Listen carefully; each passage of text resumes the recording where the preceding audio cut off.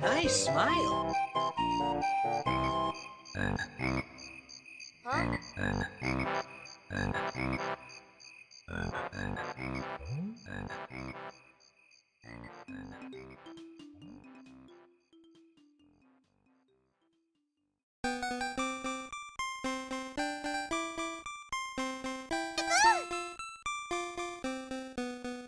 Holy moly, 36 months.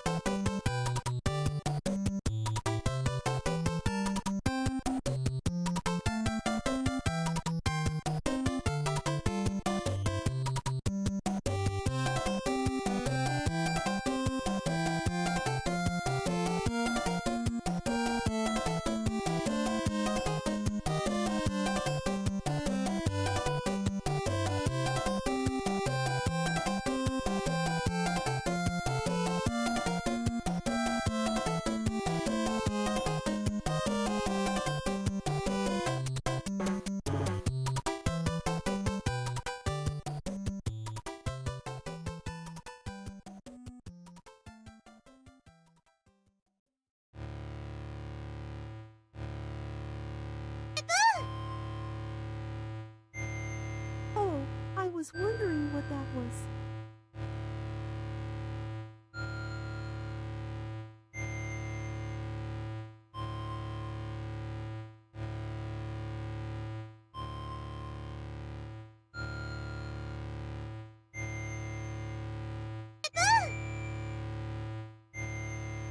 Neko kana.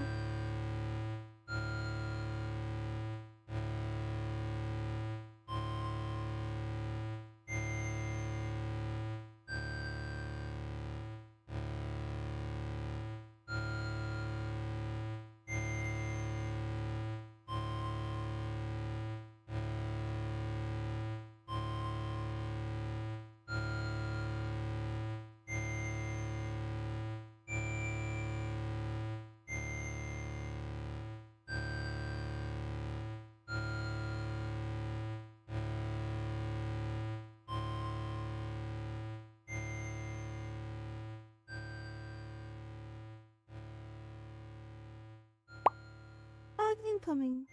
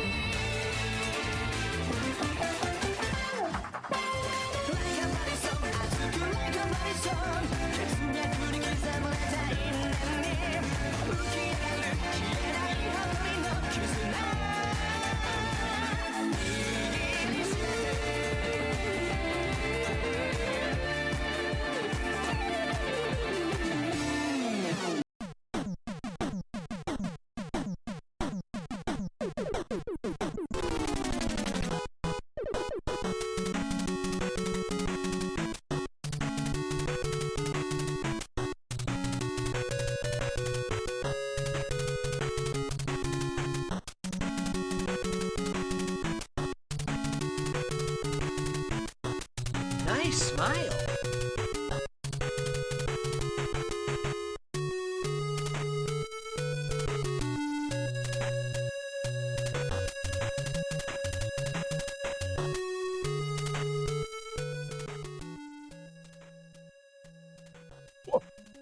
Hello. I'm not. Shut up. I'm not late. I'm right here. I swear to God. Hello. Yeah, and I can't Hey. wait to see the best games of the best thinking within months. Wow. Crazy.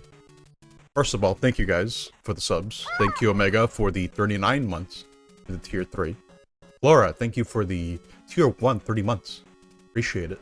And Greg, to you as well. 9 months from Greg. And 29 from Purple. 29 months! Imagine that. Hello. Join your raid? No, I can't do that. Sorry. Hello, hello, hello. Happy New Year, everyone. It's been like 2 weeks since the last streamed. It's kind of crazy. But I did need to take the time off to take care of holidays and all that crap. But now I'm here. I'm back. It's been since last year. Cry! Happy New Year to Nep, but not cool. What do you mean by this? Ah, 35 from I Shade. haven't seen you since last year, Kappa. It's true. It's true. Or I'm gonna crash out, dude. This stream is gonna be a long one. It's gonna be a yappening stream, if anything. I hope everyone's doing okay, doing well. I hope your holidays went good. You only care about Nep? You don't care about cool? I'll make you care. I'll make you yap, if anything. But yeah, thank you guys for the hype train. That's crazy. What? Wow. So, I'll talk about what I did over the holidays and, you know, what I've been getting up to these days. But let me get the schedule stuff out of the way first. So today, we're going to be going over a tier list. I haven't done one of these in like a year. It's crazy. We're going to be doing a tier list of all the games that I played in 2025. That includes games that I played on and off stream. There's going to be quite a bit. I'm counting 75. I might have missed one or two, to be honest. It's just a lot to remember. But it's a lot of games that I played. All games? Yeah, all games that came out in 2025. No, all games that I played in 2025. Including Rebirth. I forgot to oh my god, it's not in here. Alright, I'm not ready. Oh my, I knew I forgot to put something in there. Oh my god.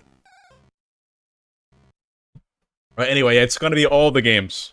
Every single one that I played from last year.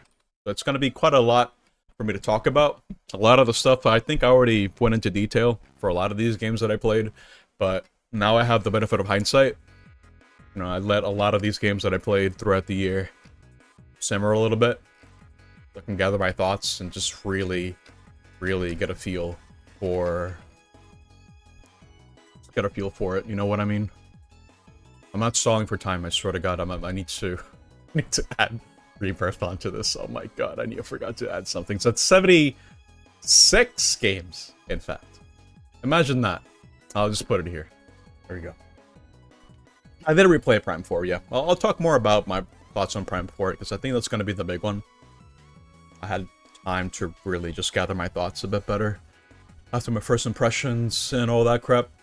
But, yeah, that'll be for today. Yeah, I'm including Legends, yeah. I remembered to include Legends Arceus. Okay, so I'll have to include Pokemon Yellow Nuzlocke Edition? Yeah, I do. Yeah, I'm including everything. I'm not going to include Tetris Time Attack. I'm sorry. I have Tetris 2. I got a copy of that game. I fixed it for the Super Nintendo. I didn't play it, though. I just tested it, and it works now. So I now have this one game that I don't see myself playing, but who knows. Anyway. That'll be for today. We're playing... we're not playing. We're rating all the games that I played last year. And then on Thursday, we're going to be starting the year with a new game. With Crash Bash. Now, I'm being told I need to 100% this game. I've never done this. It's highly indivisible for me to do this. But I'm doing it anyway. I'm gonna have a miserable time doing it. But whatever. It's on my checklist. one of those games that, you know, I did beat as a kid, but I never got everything on it. Because, I mean, there's no reason to. The game sucks. It's bad. I have a lot to say about the game, but I'll save it for Thursday. And then for Saturday, I'm going to try to wrap things up with Brave Fencer Musashi. Because... kind of meant to do that for the end of the year. But I just wasn't feeling up for it the last couple of days. So, figured might as well try to finish it this Saturday and see how it goes. Crash Bash is multiplayer, yeah. But there's a single player campaign. Oh, you can even play it as co-op, but it just makes the experience worse. So I'm not gonna put anyone through that. Unless someone wants to actually suffer with me, then by all means. Trust me, you're not gonna have a good time. I don't recommend co-op on Crash Bash. It's a bad idea. You wanna try. Oh no. Flora. Flora, you play Crash Bash, right? Do you know what this means? Do you know what it means to play co-op Crash Bash? Trust me. You don't think you have? Flora, please. I'm gonna tell you right now, it's not worth it. It is a horrible experience. Oh, jeez. I'm not getting to catch her. I'm sorry. Hey, Court! Is it that bad? It's... I don't think it's horrible. Smile, Nipko, smile, Nipko, smile, Nipko, smile. Thank you for the 41 months, Court. Thank you so much. Thank you for caring, Nice smile. as always. Also, Aiko, happy birthday. Forgot to mention that, but yeah, it's Aiko's birthday. I'm sorry if you kind of want to keep that on the down low, but... you know. Sorry. Okay, anyway. Core missed the hype train. Just barely, it's fine. I appreciate the support nonetheless. Thank you, guys. What was I saying? Yeah, Crash Bash is it's a pain in co-op. I don't know if... I don't remember how it works. I don't know if you can just tag out, or if I have to start over from a new file. I don't remember. I'll have to like look into it, but it's brutal. That's what I'm gonna tell you. Anyway, that's the schedule for this week. Also on Sunday we're doing the bonus stream. We're gonna be doing the cheese race, OOT cheese race. Your favorite. It's the third one. It's gonna be great. That started. Explain more what that means on the day proper, but it's just gathering a certain amount of an item in OOT alongside 3 other racers, so that'll be fun. You have me? Okay, alright. Let's try it, Flora. You know what? Yeah. if you want to know what it's all about, we will do co-op. Alright. I'll have to talk with you after the stream then, to get this set up. Cool. Also, speaking of which, on Fridays, I like to remind you guys that even though I'm not going to be streaming on my end, I do plan on joining Flora on her Halo ventures. Since we've been doing that for the past couple months, and we've actually been progressing through all the Halo games. I'll be talking about the Halo games on this stream as well, since I didn't technically play them. But for Friday, we're going to be playing Halo 3 proper. Not ODST. We kind of breezed through that last time. It was kind of surprising. But yeah, we'll be playing Halo 3 proper this Friday. Or Halo, that's right. Oh, man. Okay. I did make a couple other announcements over on my Discord in terms of the incentives for the marathon that were met. Just to go in a little bit into detail, I did promise I would play certain games, like an RTS, like a Kinect game, and all that crap. I already laid out a schedule. I have an idea as to how that's going to be structured for the first half of the year, at least. Where this month I plan on playing one of the RTS games that Flora recommended, Frostpunk, I believe it was. So I'll be playing that sometime during January. And then you can just look at the posts over at Discord. I don't remember the exact details, but I'm trying to dedicate 1 month to one of those marathon goals incentives. I'll be trying to do that. When it's the Halo TV series watch along, I don't think I want to impose that on anyone, so I don't think I'm doing that. Sorry. It's not a great idea. Let's see. What else? Oh, right. Another big one. So for Saturday, I'm moving the time slot from 2 p.m. to 5 p.m. Eastern, just to keep me more consistent.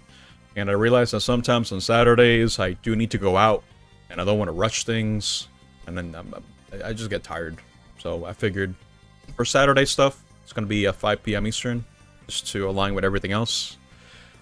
Especially considering that the main reason as to why I made it 2 p.m. just so it wouldn't conflict with raid time, but I don't think we're going to be raiding anytime soon anyway. So, no big deal. And I think that'll also include for Archipelago stuff. I figured starting a little bit later into the afternoon will be a lot better for a lot of people. So Archipelago streams are not starting at 2. They're starting at 5 p.m. It'll be, it'll take some time to adjust, if anything. I don't intend on making them last less than 6 hours, though. So if you gotta be in it for the long haul, if anything. Can I stream at 3 a.m.? No. Absolutely not. I will be dead. I cannot yap at 3 a.m. I'm dead. I'll feel awful. Awful, dude. Anyway. Is there anything else I forgot to mention? I'm trying to think. Alright, Archipelago. There's gonna be an async session being hosted this Sunday. So if you guys need, if anyone needs help with getting that set up, just let me know. More than willing to help out. That being said, we do have quite the amount of people and quite the amount of games that people are bringing this time around. So it's going to be extra cursed, for what I can tell. I did put down that the start time for that's going to be 5 p.m. But consider we're going to be doing a cheese race on Sunday. I'm going to push that time from 5 p.m. to maybe like 8 before movie night to get everything set up for that. Because the cheese races don't usually last more than 3 hours anyway. So I think that'll give us more than enough time. Async session? That's right. And Greg should join the async. I agree. Join the sync. It's going to be a sinking ship. Because it's going to be awful. We're going to make this cursed. Even shorter if you remember the owl. That's true. Yeah, he's right. You signed up for async? Let's go. We have a lot of people this time. They add a new game to the playable list that you know how to play. Wait, which game do you plan on bringing, Flora? Nice smile. Aaron, hello. Also forgot to say hello to Carl. Hello, Carl. Greetings from the work bathroom. Unless you're already home. Dyson Spear Program. I've not heard of this game, but if it's something you can bring, then oh, more power to you. Thank you for carry, Smile Knight. Appreciate it. Okay. As far as announcements are concerned, I think that's everything that I got. Now it's just a matter of... you're not even at work? Okay, you're good then. Okay. I think it's time. We're just gonna make a Dyson Spear live on stream. Yeah. Be there, Purple. Okay. Let's see. Trying to make sure that everything here is working on my end. I think it's fine. In the future, where all humanity is uploaded to the internet and live forever. Oh no. Scary. Start out as a single robot on the planet, and your goal is to build a factory to harness all the power of the star to keep the servers running. That's interesting. Don't fail your mission, Flora. Let's see. I'm checking to see if my Elgato's not... What? Bill! The prophecy was foretold. He is returned. The Nepco. Nepcoster, it's been a whole year since you last streamed. That's right! And thank you for the Prime sub, Bill. 33 months. Incredible. Thank you again, guys, for all the resubs. Appreciate it. This comes a long way. You have no idea. This helps a lot. But jumping back to what I was saying, just trying to make sure everything is fine. I think it's fine. I should be able to switch, no problem. Alright, let's go! It's time! Let's check this out! Alright. Let me know if the music is too loud, by the way. I can adjust it. I did some audio adjustments with filters and all that. just to make the sound more consistent among all the different, like, 400 plus sound tracks that I have on this. You hate Pokemon music, but you're a Pokemon, Purple. You're resub, but your sub doesn't expire until 9 days from now. I get to the rating, man. Alright, let's check this out. Let me make sure this is fine. Okay, cool. So, 76 games in all. Here's a tier list. It's pretty simple. Just get thumbnails for all these games. Look at all this. These are all the games that I played. Most of these were games that I played on stream. A lot of them. A lot to talk about.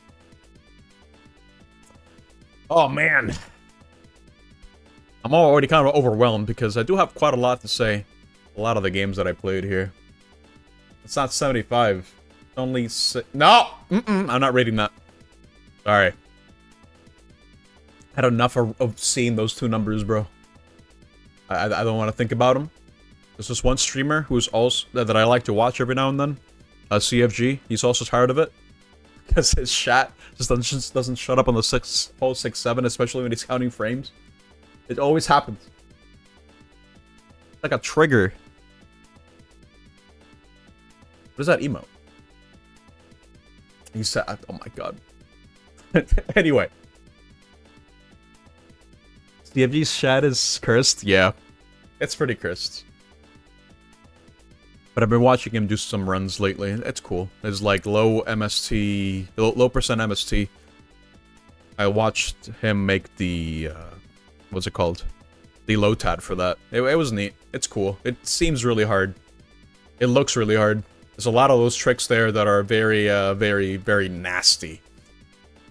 A lot can go wrong in that run. Yeah, Lotad, yeah. Like the Pokemon. Wow! Crazy! Anyway. Okay. How about we get started? I got 3 hours to kill. I don't imagine I can yap about all these games for 3 hours. Maybe. I'm not sure. I wish there was a way for me to shuffle these, because I kind of want to leave the Metroid stuff for last. If anything. I kind of want to do that. Let's leave the Metroid games for last. Since I did dedicate a whole marathon to them after all. And it's going to be really interesting to rate all these games alongside each other. Especially if you consider the fact that, you know, it's literally every Metroid game is in here. I don't know how this is going to be placed. I think 5 tiers is probably fine. I can think of a couple of what's going to be belonging on top and what's going to be belonging right at the bottom. Okay. Alright. No, Murray. No, I gotta stop. There's no prediction on this one. Sorry, there's no even or odd for this particular stream. So you're not gonna get your wins on this one. Clock, put the boss music on, true. Oh yeah? Okay, well, you can't do that, Purple. No, it's not gonna count. There's nothing odd about this list. Even or odd counter for if Nep sneezes and resets the tier list. No, absolutely not. You just did? What are you gonna do about it, huh? I'm gonna delete your entry, Purple. I'm just gonna leave it there, don't worry. You know what? You guys can vote. It's not gonna do anything, but you guys can vote. Sneeze rating list. Only one bad sneeze and muscle spasm to F5 away. I would lose it if that were to happen. Even or odd S ranks. I don't know, dude. I feel like that could be as rigged as I could possibly make it. We'll think of something. But it's time to yap. Okay. The way I like to do these things is that I ask someone in chat to give me a letter, and then I'll just pick a game that starts with that letter. So, first letter that I see, you know, alphabet letter, I'll be choosing that. H. All right. Guess we're talking about Halo. Oh, sorry, Silksong. We're talking about Silksong first. All right. Do I want to yap about Silksong right now? Actually, no. We'll talk about Halo Wars. We'll talk about Halo Wars for a bit because I did play this for Flora earlier during the year, It was my first RTS game that I actually played from start to finish, campaign-wise. And it was an interesting experience, given the fact that I was being hard carried by the queen of RTSs. And especially due to the fact that we were playing on Legendary. So it was a trial by fire. There were some missions that were just absolutely awful. And technically, this was the first Halo game that we played for our little marathon. And so it was kind of interesting. Play this before playing any of the traditional FPS Halo games. And I do have to say that for Halo Wars, I think it's a pretty good entry point if you are Babi to RTS games like me. Because it's a genre that I honestly never really got into as a kid.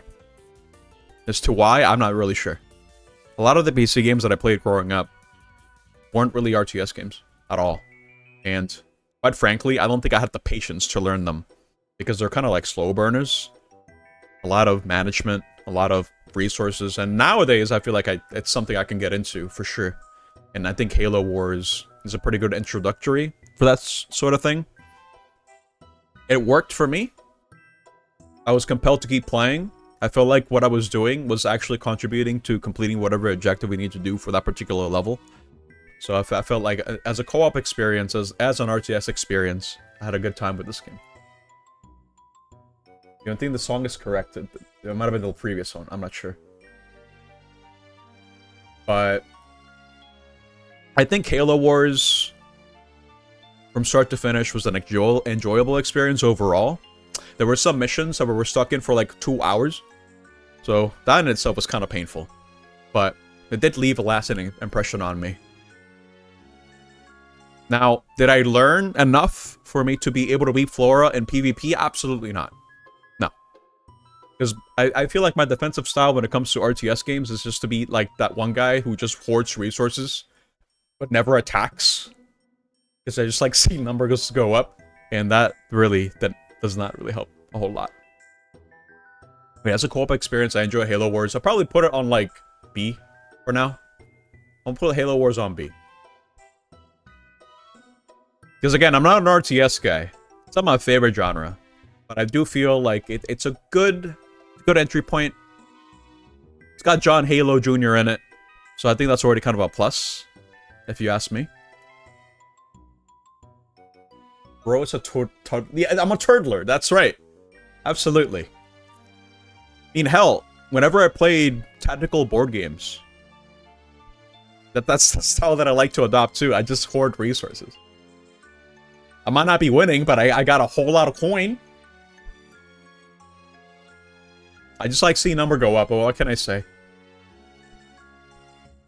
But I don't have too much else to say when it comes to Halo Wars. I'm not exactly well equipped to really talk about how it compares to other RTS games, because the other ones that I really played were stuff like Command & Conquer, Red Alert 3. And even then, I kind of feel like that was still kind of too overwhelming for me.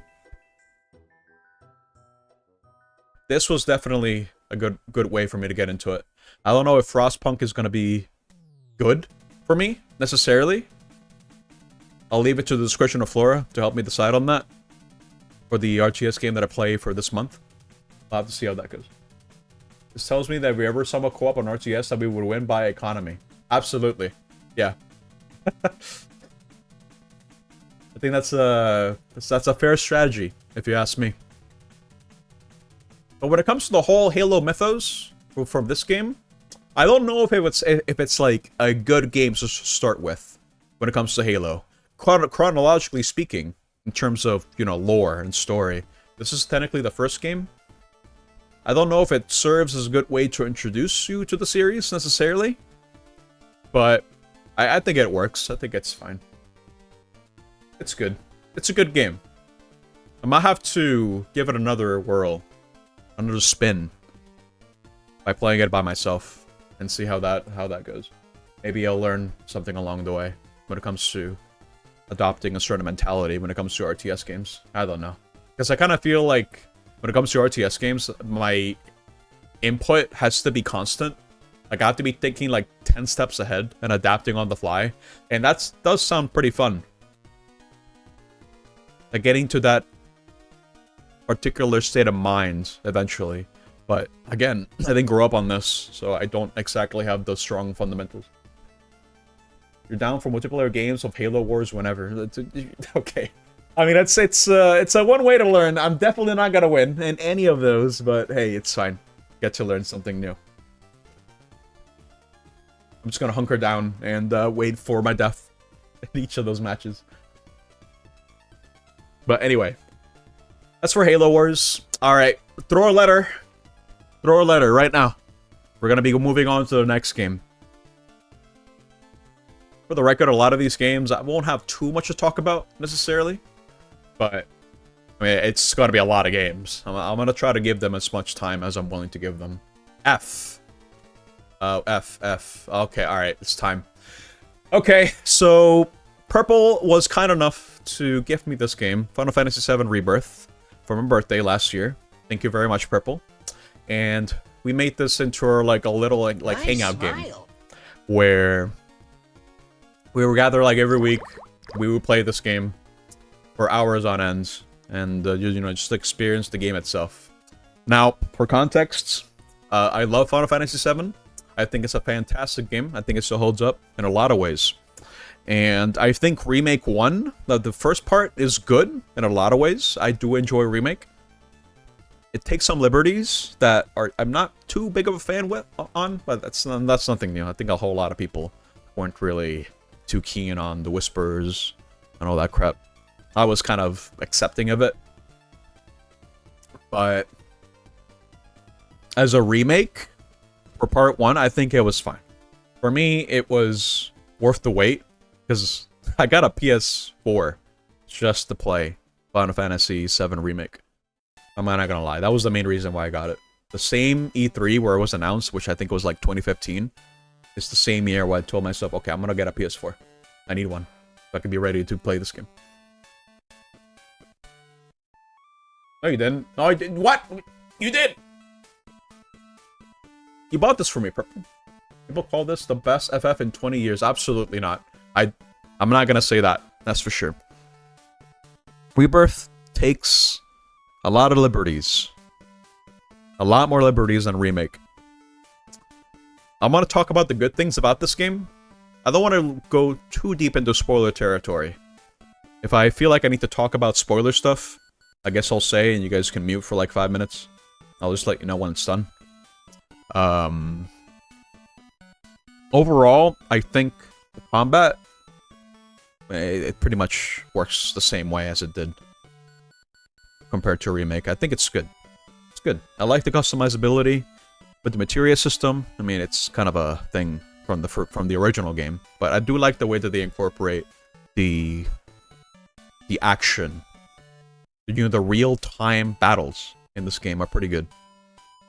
Pretty varied, a lot of bosses, a lot of different strategies. I like it. Not to mention that every party member in the game that you play as do feel pretty unique. All have the different styles, and you can customize them in various ways. Customizability is always a good thing, if you ask me. In Remake it was good, and this game is also very good, if you ask me. When it comes to the side content of this game, though, it's pretty bloated. I'm not gonna lie. I mean, sure, the side content is not something you're supposed to... You don't have to engage with, necessarily. It's not necessary, but it can be very tiresome. Especially if you're the type of player that does enjoy doing the side content. Especially when it's relevant, because, you know, it's an RPG. If you leave things for way later, you could run into the risk of things not scaling to your level, and just things being just way too easy. So, the way that I played this game was, for every region, I would try to do everything on it. Every side quests, everything in this stupid open world. That's another minus to this game, though. That's for sure. It's got an open world. But it's like Ubisoft open world. Where you get all these different markers, all these different tasks that you have to do in the open world. And they're very tiresome, because it doesn't change in between regions. You always gotta go to Springs, you always gotta fight these particular enemies, You always got to visit these particular landmarks in order to obtain some materials. They do mix it up every now and then by having different objectives for one of the main side quests of the game regarding Gilgamesh. So that's good. It does have towers. Yes. Absolutely. And yeah, I got a PS4 for remake. PS5 was out by the time it came out. I mean, PS5 was almost out. It wasn't out by then. It was almost out. Yeah, yes, you always do all the side things. Absolutely, I agree with that. Yeah, every area took 20 years, and you only actually played the game for maybe 20 minutes of that. Yeah, that's also another thing. That's also another thing about this game. Where did I put it? Oh, crap. Wait, where did it go? I right-clicked and... Where did it go? Is the game gone? Wait. Incoming. Am I blind? Wait, what did I do with it? Okay, wait. Oh, whatever. I'll just add a new one. Hold up. let me just add a new one. I don't know what I did with it. I can't add a new file. What? Oh, here we go. I deleted it by accident. I'm gonna leave it on top. How about that? I'm gonna leave it here as we talk about it. So, yeah, what Purple said, more or less. There were times, there was a lot of downtime in this game. A lot of downtime. I also need to point out the fact that this game has a lot of minigames. And when I say a lot of minigames, I don't even think words can really do it justice. How many minigames there are in this game. It's kind of insane. You spend most of the time playing minigames than actually doing battles in this game. I'm not even kidding. There are way too many minigames. Oh my god. I just put it there. Oh, wait. Okay. Whatever. I mean, we'll have 2 copies. Oh my god. Okay, anyway. Yeah, way too many minigames on Final Fantasy VII Rebirth, for sure. When it came to the story liberties, I was open to them. I think when it comes to characterization, there were some moments that I really appreciated. I feel like some moments kind of fell flat. I guess I'll use one particular scene as an example. In regards to Barrett, if you're familiar with the source material, Barrett's main arc with the mining town and with his partner, you know, with his counterpart. I forget his name. I think it's Dyne. Yeah, I think it was Dyne. With Dyne, I feel like the way that it was handled in the remake was good in some ways, but also very strange. Because in one moment, you're having this like melancholic moment between the characters after you finish boss fight with Dyne, and it's just very sad. And then you get a complete tonal whiplash of just having to fight a very silly boss fight right after. So I kind of feel like the scene does hit, but it has moments where kind of feel like the game doesn't really know how to present the narrative. Yeah, I would say some of the games are fine, honestly. They're okay. But yeah, overall, I mean, presentation-wise, I think the game looks great. I don't think the open world really does anything for the game, though. I mean, I say open world in quotes, honestly. I mean, it's just a lot of busy work. Again, you don't have to engage with busy work, but I did want to do the side content. I do know that there was a big reward waiting for you, and I guess I'll go into spoiler territory for the moment, because again, if you guys don't want to know, just mute right now if you don't want to know the details regarding Rebirth.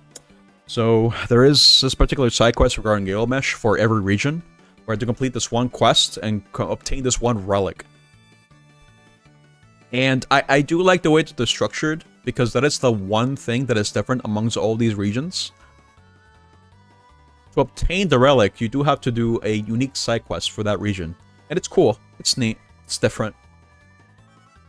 And it all culminates with the super boss of the game, which is Gilgamesh, and that was a fun fight. Honestly, I think the build up to it was pretty good. I enjoyed it. It's neat. And I do think there is some good side content in the game, and that's definitely the highlight for me, if you ask me, when it comes to just everything that you can do in the game. Everything else in between is hit or miss. I like some minigames. I feel like some things should not have been minigames. It's a lot of busy work. The game just really likes to keep you busy. And again, you spend a lot of the game playing the minigames instead of doing actual fights. But that's beside the point. You have a choice. And yeah, I already talked about the presentation. I think it's good. I think it's fine. Music, fine. No, it's good. I mean, again, the presentation of the game is really good. And I'm interested to see what they're going to be doing for part 3, especially with the way that the ending was handled. I think it was interesting. A lot of Nomura staples are in there. You know, just very convoluted stuff. A lot of symbolism. You know, I wouldn't call it preachy necessarily, but I do feel like it's overly complicated than it needs to be. When the original game was pretty clear-cut in a lot of its plot, but whatever, it's fine. It's just a reimagining of Final Fantasy VII. And I didn't hate the game, but I was exhausted by the end of it. I think both Purple and I were just tired of it, if you ask me. There are a lot of member berries, considering this is a remake, right? A lot of member berries. I was like, oh my god, the attention to detail to just even the most minor things. Like, only like a fan of the game would really know about, like, this one obscure enemy that only appears in this one area of the game, for example. And they just remember that the enemy was there. It's cool. It's neat. How many hours? I think it was like 80 hours, right? It took me months to beat the game because of the way we were playing it. But I would definitely recommend, if you're going to be playing Final Fantasy VII Rebirth, is to, you know, take your time. If you really don't feel like doing the side content, just don't do it. You're not going to be missing out on too much. Honestly, just do it at your own pace. Don't do it like me if it makes you tired. When the remake of a game remakes the game. Yeah, exactly. It's exciting. Like, oh my god, finally. This is what I've been asking for. I do like it when it's faithful to the source material. For sure. You know, just being able to reimagine these moments with this graphical fidelity, with this graphical overhaul, and not, you know, see them as Legos. It's cool. It's neat. But I don't think I'm playing this game for another 20 years. I'm not gonna lie, I'm just tired of it. And again, it has stupid open world stuff that I don't really agree with. It's just busy work. No, I don't want to think about that. Yeah, it's less than Persona. Yeah, my P5 playthrough was like 100 hours. I think P4 was less than 100 for sure. And I never finished P3. I might fix that this year, but we'll see. Let's see. So, final thoughts. I would probably put it like, I don't know. I liked it. I think it was fine. It's good. A P3R I'll play. Yeah. P5R would kill you. I also heard it was worse than original, but not really sure why. Anyway, you can tell Florida to unmute now. It's safe to unmute. I'm done talking about Rebirth. I think I said everything I need to say about Rebirth. It's good. I recommend it still. You should still play the original, I'd say, to get the full context. Is it a good substitute? Maybe. I don't know. I can't really speak on those terms. I played the original, so I can't really speak on that. But yeah, it's good. Play it. Let's take your time with it. And you'll probably have a good time, maybe. P4 is better than the original in every way except the difficulty and fixes the really bad story in a lot of ways. Okay. I heard it was too bloated. But I don't know if that was like a good or bad thing. I don't know. But anyway. That's Rebirth. It's staying at B. I think it's fine. It's gonna be. That's just Persona. Yeah, it's true. Anyway. Let her time. Yeah. Flora gonna mute. Yeah, she's gonna mute. Nah, I'm done with talk about Rebirth. H. Okay, sorry, Purple. Ico 1. We're going back to Halo. All right. Let's talk about Halo Combat Evolved. Okay. So I played this recently. From start to finish for the very first time. I did play Halo 1, for the record. I played Halo 1 when I was a kid. I played the PC demo. I don't remember how I got it, but I do remember playing it. And I do remember playing the one mission. I think it was like mission 4, where you actually land back on Halo. And, you know, you have like the beach side, and then you have to go into the library. Not the library, but the thing to open up the library. You know what I mean. I was that level. And I liked what I played, but I mostly spent most of my time on that demo on Blood Gulch. And just playing with other players. It might have been my first multiplayer online experience. Or at least one of my firsts. Where I got to actually play against other people. And it was kind of cool. It was always on Blood Gulch, but whatever. I mean, I got to experience the game. But I never played the game from start to finish proper. Much less in co-op. Yeah, the Silent Cartographer, that was a... Yeah. Yeah, I had a flamethrower. Yeah. I remember that. What was I saying? Alright, so... I never got around to playing Halo 1 from start to finish. Much less in co-op. So, when Flora and I were doing the Halo campaign stuff, you know, just going through every Halo game that's been released so far. I know I'm going to be dreading that once we go through 3 games, but... Well, we'll enjoy the Bungie era. And I really do like the vibe of Halo 1. In a lot of ways. Especially with the way the game looks. You know, putting myself into the perspective when the game first came out. I really feel like I would have enjoyed this very much. And I think the aspect that I really enjoyed the most when it came to Halo was how the combat worked. I mean, it's combat evolved. In the sense that, you know, you have shields. It's cool. But I'm still kind of incentivized to still play aggressively. At least if we're talking about like PvE.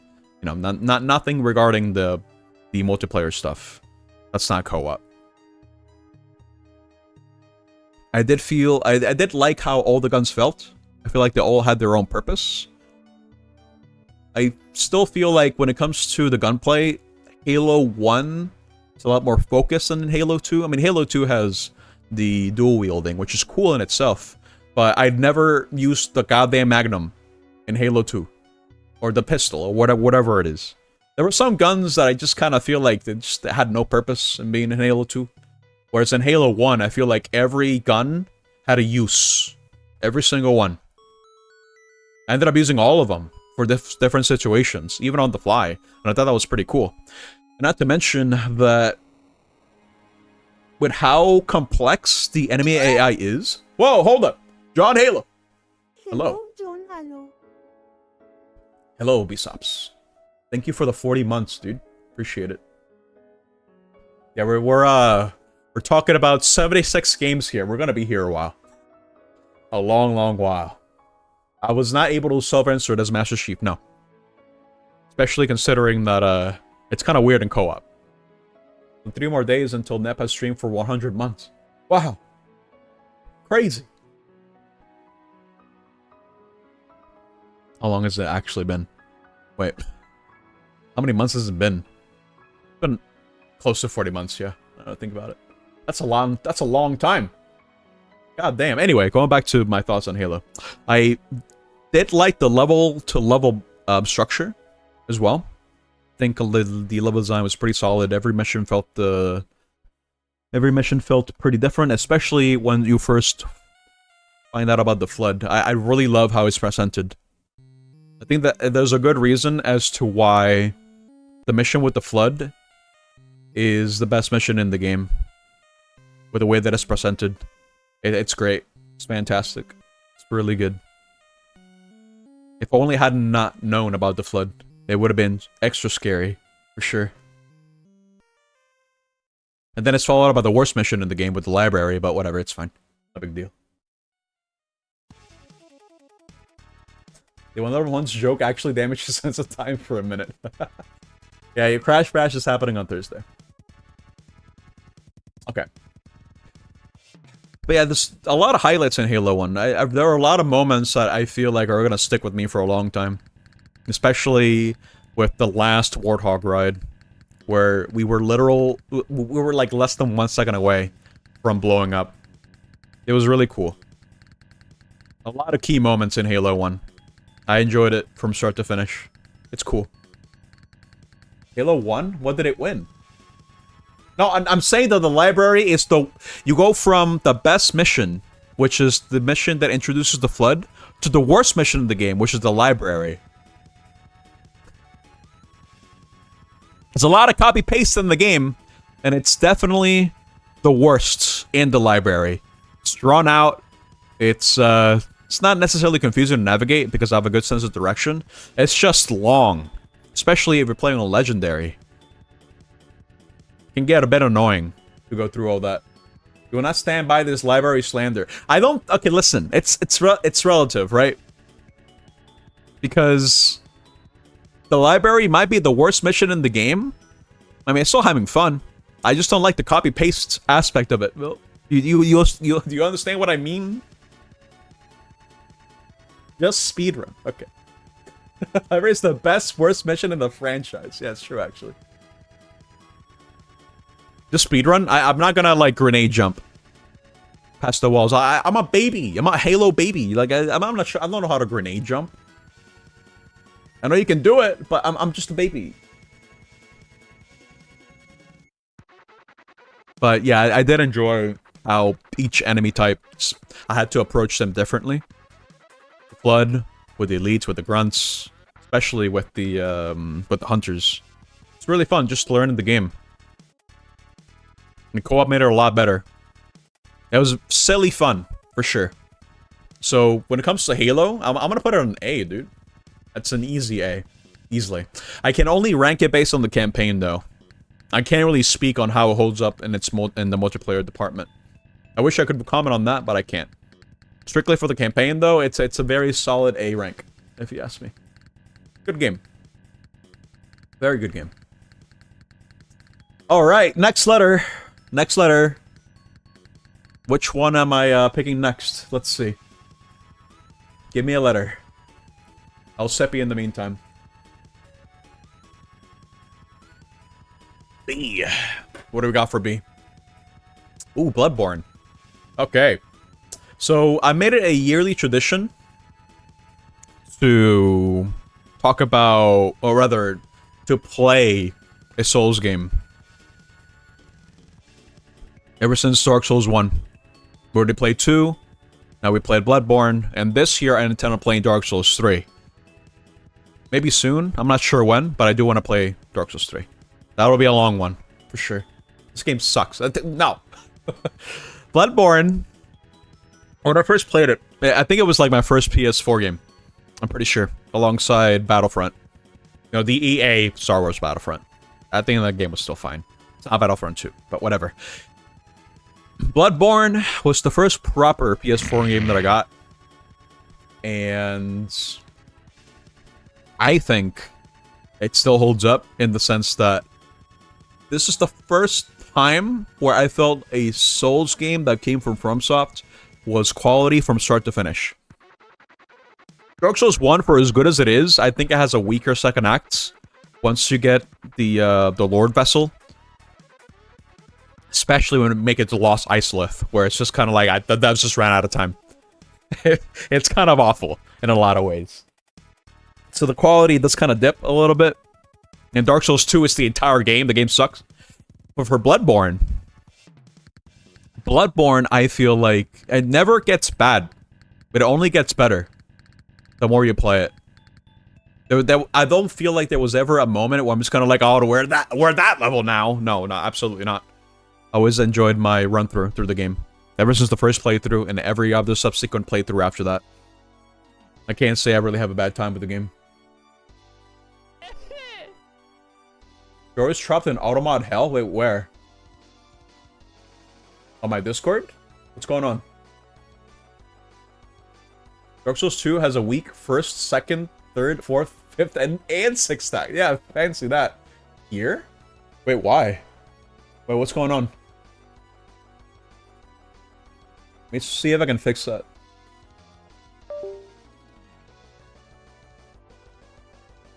Let's see.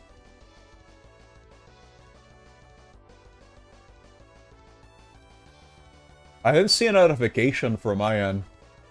I'll have to open up Twitch for this.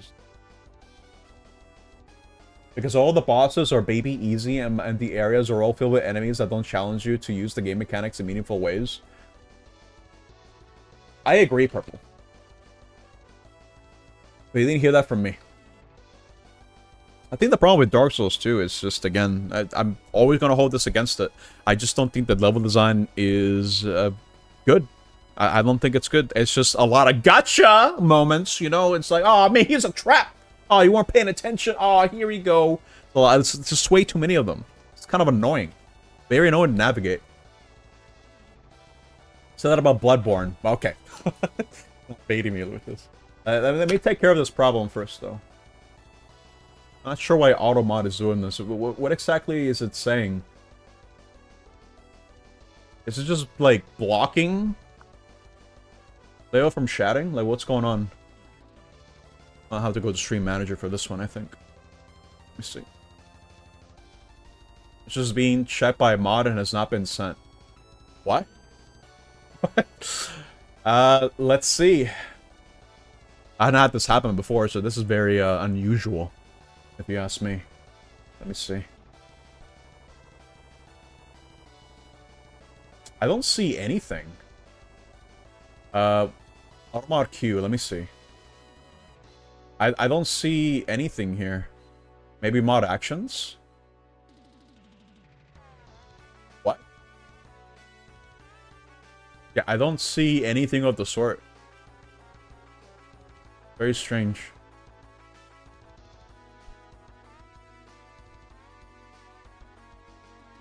We're trying to talk since the very start. Yeah, I don't know what's going on. I can't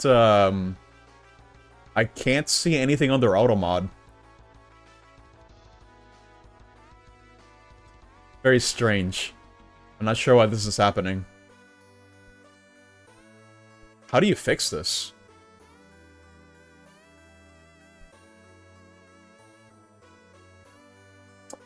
I suppose, I'm not sure if we tried this already, but I guess just try to log in again. Like, log out and log in, because I just don't see anything. In fact, just try to send a message now, and maybe I can see the queue. I can also try to see the Automod messages here, maybe. Because I don't see anything user-specific for this. You tried 3 different devices already. I don't know what's going on. I don't see your name being filtered out or anything.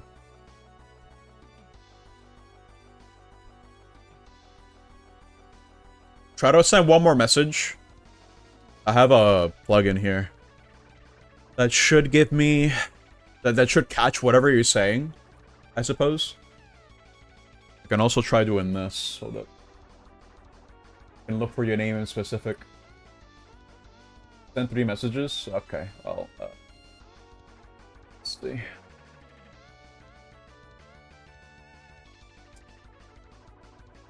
How do you look for specific users? Let me see. Give me a moment. I had to put this on hold. Never had to do this after all. It would help if I could actually see the name. Where's the name, bro?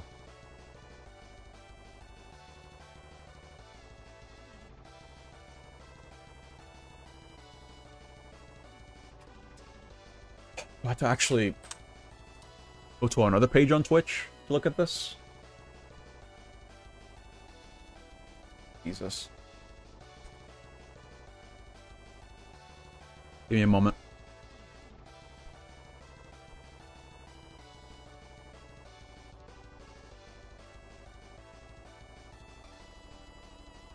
On here. What? There are no warnings on this or anything of the sort. What? Not on my channel, that is. I don't see anything wrong.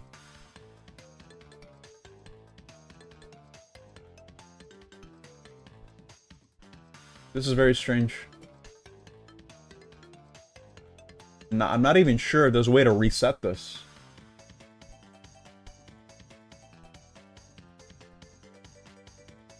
At least according to my own chat, you should be in the clear.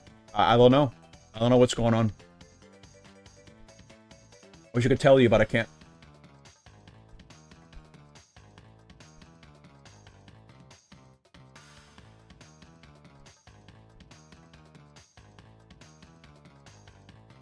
Even message-wise, yeah, it's like you're not being sent anything. What is Automod doing, dude? I have no idea.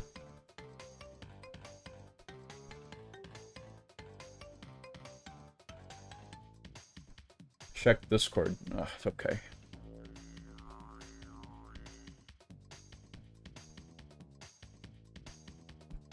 Let me see.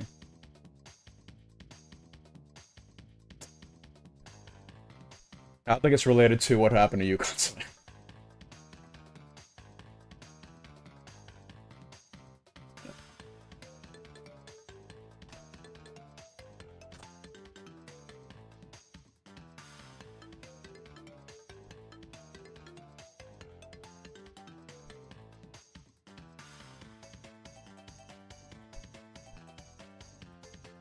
Yeah, nothing's being sent.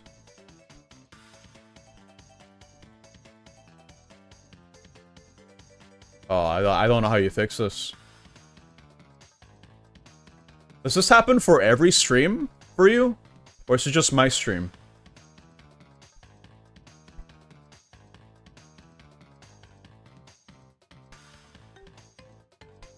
Because I'm not getting anything for me to check.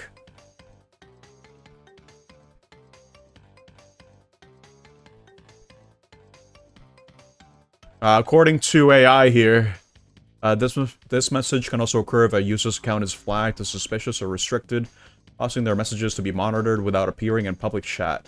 In some cases, third-party browser extensions or connection issues may trigger automated blocks, leading to the same message.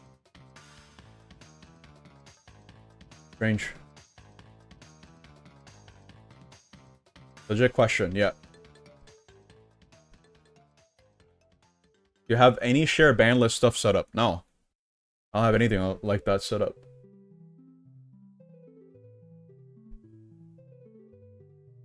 I have nothing of the sort. I honestly don't know what this is.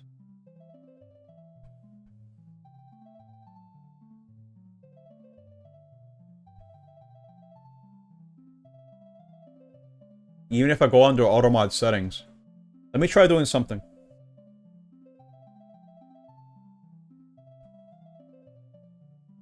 Don't want to do this, but... Try turning it off. Let's see if that does anything.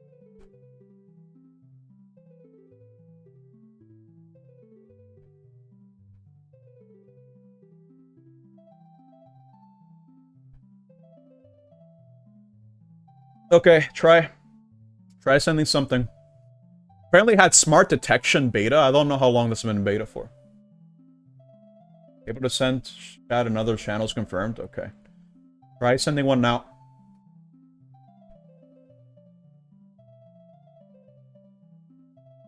Automod should not even be on.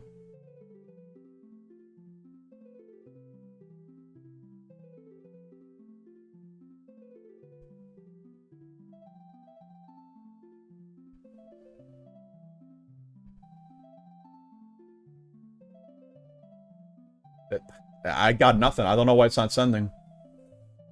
Mod management. No, this is different.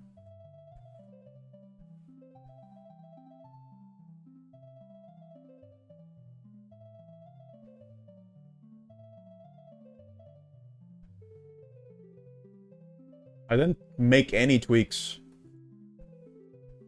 to anything here. I don't know what's wrong.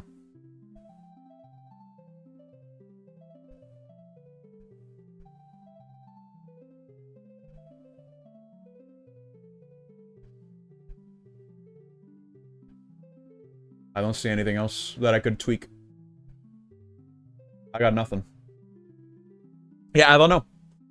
I don't know what I can do on my end to fix that. If someone figures it out or tells me to like do something, I'll try it. But I don't want to delay this.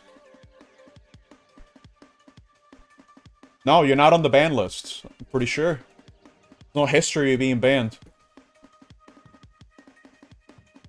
I clicked on your name and everything. I don't see anything of the sort. I don't know.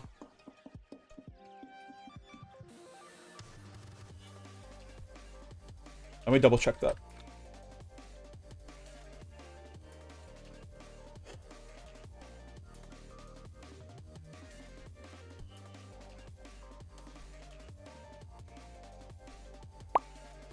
Incoming.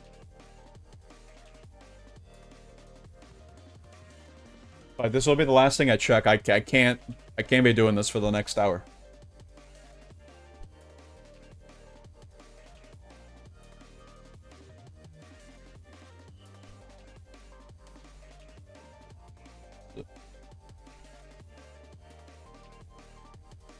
It's under this.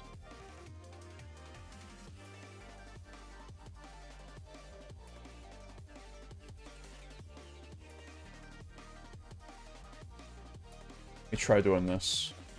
Just double check. Okay, what if... Okay, this will sound insane, but what if I ban you and unban you? Would that do anything?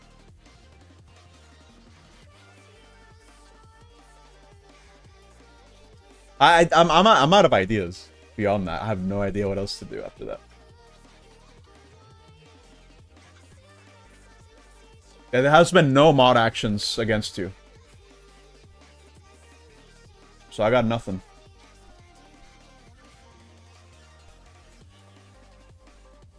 Let me check.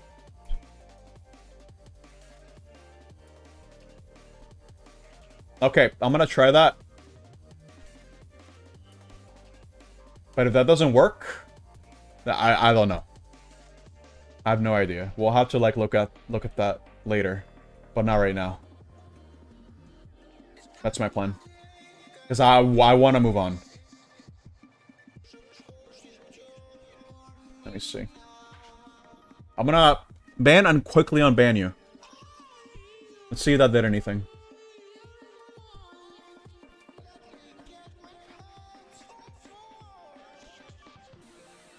Try to type something now.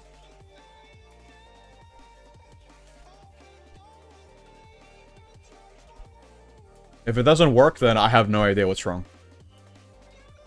And sadly, I have to move on. Let me move this out of the way now.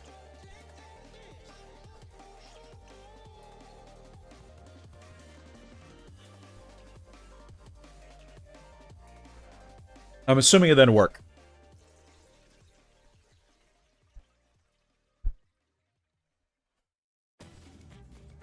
A Twitch-wide ban? No, because they was able to send messages on other Twitch chats. I don't know why it's specific to mine. I have no idea. I did not make any tweaks.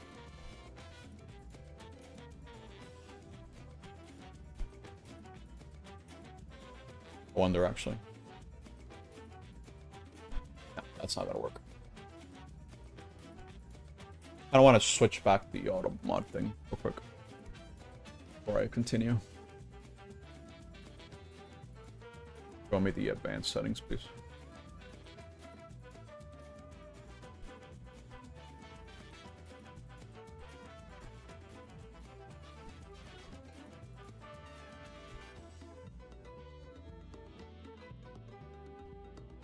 That account works. Yeah, I have no idea. I wish I could help you, but I don't know. I'll have to look into this. Various stuff. Anything related to that super mod feature they're introducing? I have no idea. No clue. Oh, there we go. What? Wait, what'd you do?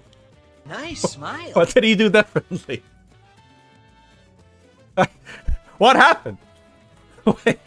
Okay, whatever. It works now. Alright, moving on. What was I talking about? Let's see. Oh, I was talking about Bloodborne. Alright, let's go back and talk about that. So, let me try to regain my train of thought. Not Badborn. No. None of that. Bloodborne, like I was saying, is the first time where I felt like FromSoft made a quality release that didn't fumble at some point. As I already mentioned, Dark Souls 1 fumbles after you get the Lord Vessel a little bit. Dark Souls 2 fumbles everywhere. And Bloodborne, I don't think I've ever felt like I'd been dreading to go to this one area because I honestly feel like it was rushed. I feel like the whole game is pretty focused. You can probably make an argument for those chalice dungeons, but that's side content. And probably wouldn't really say anything beyond that. Bloodborne is their more consistent game. It's consistently sleeper. No! Why do you hate Bloodborne so much for? No, it's good. It's fine. I really like Bloodborne, and every time that I play it, I'm soon reminded why. It's good. I enjoyed it. It's a very good game. I'll place it up here. I don't have a whole much else to say about it necessarily. If anything, I think I'll have a lot more to say about Dark Souls 3 once I eventually get to that. But yeah, overall, I have no complaints when it comes to Bloodborne. It's good. It's, if anything, it's a blueprint. The blueprint to how FromSoft would be designing their games moving forward. Especially when it comes to the speed of combat. It's insane. Armored Core 6 is the best Souls game. Okay. You know, I should play Armored Core 2. It's here, I think. The loading times are definitely not a problem. Well, that's... yeah. I got nothing to say about that. That's whatever. I didn't mind them. Now, I don't mind them. I didn't mind them back then. I don't really mind them too much now. It wasn't that annoying. It's a PS4 issue. Got distracted and you forgot to unmute. What did you miss? Well, you didn't miss too much. I talked about Halo 1. I ranked it up here. Welcome back, Laura. I ranked it up here. And I just finished talking about Bloodborne. That's it. Let's see. So, I want to move on to the next game. Give me a letter. Letter time. Letter time. I don't have much else to say about Bloodborne. S. Oh boy, we're talking about Sonic. Alright. Which Sonic game do I talk about? We played 4 Sonic games this, last year. I want to talk about, writers. Okay, yeah. So, history. History of writers. Played it back when it was new. I was confused. I was, filtered out. It took me a while to learn the game proper. Back when I was a kid. Now, I feel like it's a lot easier for me to learn. Because those fundamentals never really left me. Despite not having played the game for a very long time, I think it makes sense. If there's anything that I feel like the game does a pretty bad job at, is teaching you how to play the game. Because there's a lot of nuance with the way that you can that the game controls and the way that it behaves. And it's cool. It's a big learning curve, and I do like games that allow you to experiment and just learn as you go, and just have a lot to offer for you to learn and optimize. I think the idea behind that is cool, but it's the type of game that I feel like you have to play when you're in the right mood for it. Because when I first played Riders, I figured, oh yeah, it's just a Sonic racing game. Wow, I love these. And I was filtered out as a kid. Yeah, streamer skipped the whole video tutorial. Right in the menu. I think there's a tutorial that plays when you just leave it on the title screen. But even then, I don't feel like learning the game is as intuitive as it could be. Especially if your first instinct is to just do the story mode first. So I remember being filtered out in the first Tails race for a while. Now, when I played it last year, I think I was able to adapt just fine, and I was having a good time with the game. Also, hello, Val. Sonic matters. Nah, dude. Purple, you can't say that about Sonic. Come on, dude. And at least for the campaign stuff, I guess that's mostly what I played, really. Played both campaigns. The Sonic one and then the Babylonian one. I got a pretty good taste, at least on a surface level, of what the game can offer. And I can only imagine just how far you can push the game once you start getting to, you know, more competitive races, playing with people that actually know what they're doing. I feel like that would be pretty fun to watch, maybe, and maybe pretty fun to play as well. But again, you have to put in a lot of practice. It's one of those games where it's not pick up and play. You have to learn as you go. And if you don't know what you're doing, you will never win. No, there's just no way. There's it's all about skill, and there's plenty of skill expression when it comes to this game. And I feel like if I did give it the time of day back when I was a kid, I would definitely appreciate it a lot more now. But in concept, I like it. I like the whole idea of being able to just learn a lot. You're right. Your Sonic series has never had anything even approaching mid. They got all 7 people who actually got good at the game. You love when your kart races have 0 items. Yeah, that's another highlight too. Again, it's not really a whole lot of RNG. It's all down to execution, and I like that. I feel like as a time trial game, this would also go pretty hard. For what I can tell, there's also like a lot of different boards, so it's a whole lot of different options. And I do like how the courses are laid out.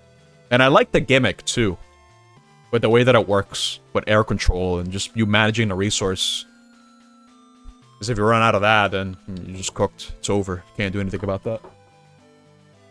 Give me one moment. I need to mute and take care of some.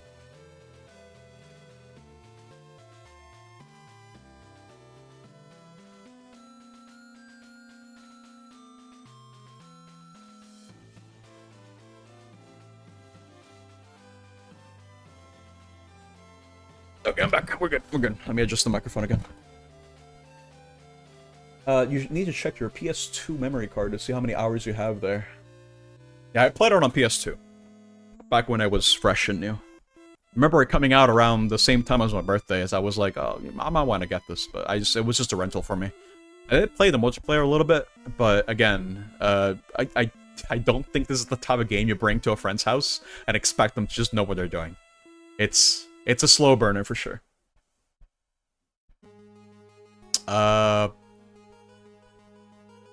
As to where I would rank it, I would say, when it comes to enjoyment factor, I'd say it's a solid B.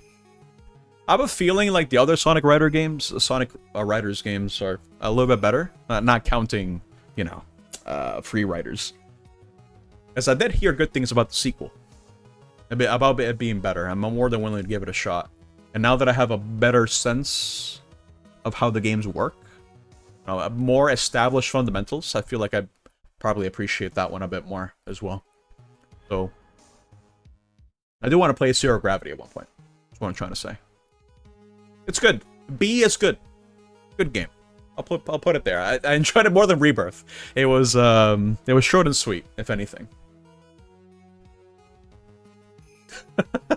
I'm sorry. What do you want me to do? B is fine. It's not C or D. Come on, it's a passing grade. I feel like I can't put it here because I did not experiment in this game. I only played the campaign. You know what I mean?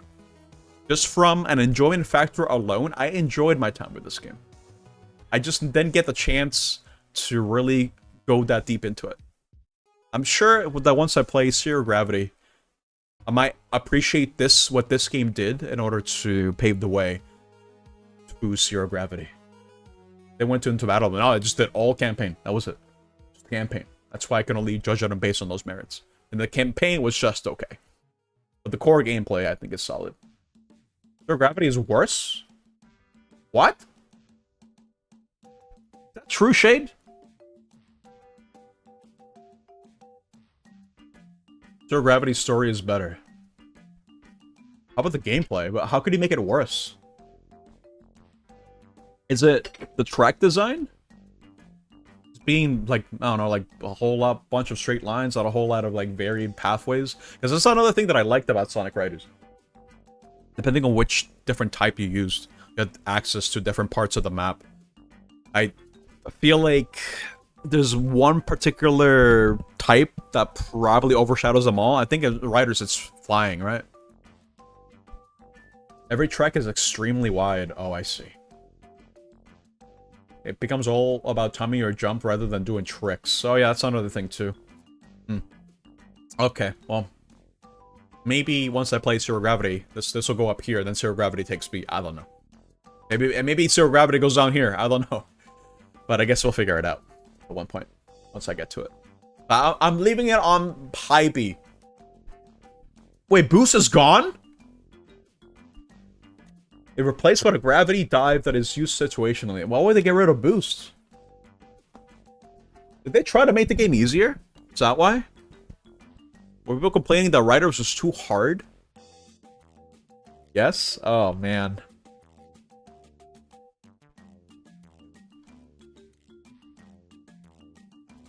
I see. I guess they overcorrected. I mean, it was. No, I agree. No, I feel like that's the reason as to why I kind of want to leave it at B. Because it takes a long time to learn the game. Once you know how to play it, then great. You're going to have a great time. It's just a long, long commitment. Wait, Air System is also gone. But what the hell is the... It's not even Sonic Riders anymore. What? That's crazy. For me, the Air System is what defines... It's what sets it apart from other racing games. Why remove that? What? That's crazy. But now you can do like a super gravity boost where you get to go into a straight line. What? Oh my god, no, this is lame. You know what? I'll learn to appreciate Sonic Riders more now, I think. That's kind of lame.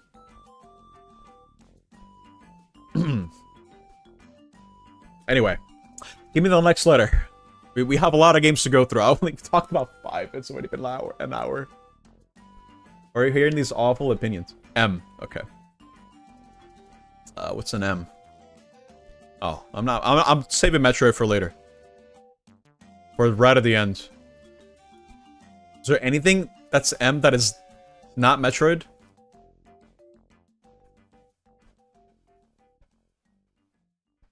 This is why you say the first Riders was the best one? Yeah, I can understand why now. Oh, Mischief Makers, thank you. Yeah, you're right. Okay. Oh, it's also Mario Kart. I'll talk about that later. Okay, Mischief Makers. So, this was a hidden gem for the N64. Not a whole lot of people played it. If anything, I remember seeing this on Blockbuster a lot. And the only reason as to why it stuck out is because, I mean, the box art was just, you know, the characters right up on your face. But me being the Mario kid, I didn't give it the time of day because it didn't have Mario in it. Did they have red or blue or overalls or mustache? No, sorry. No, I don't want to get that. This is a treasure game.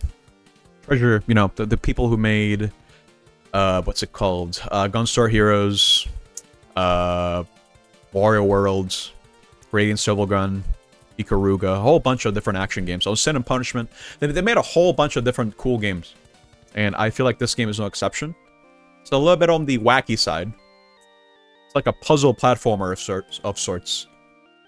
With very cool boss fights, if I'd say so myself.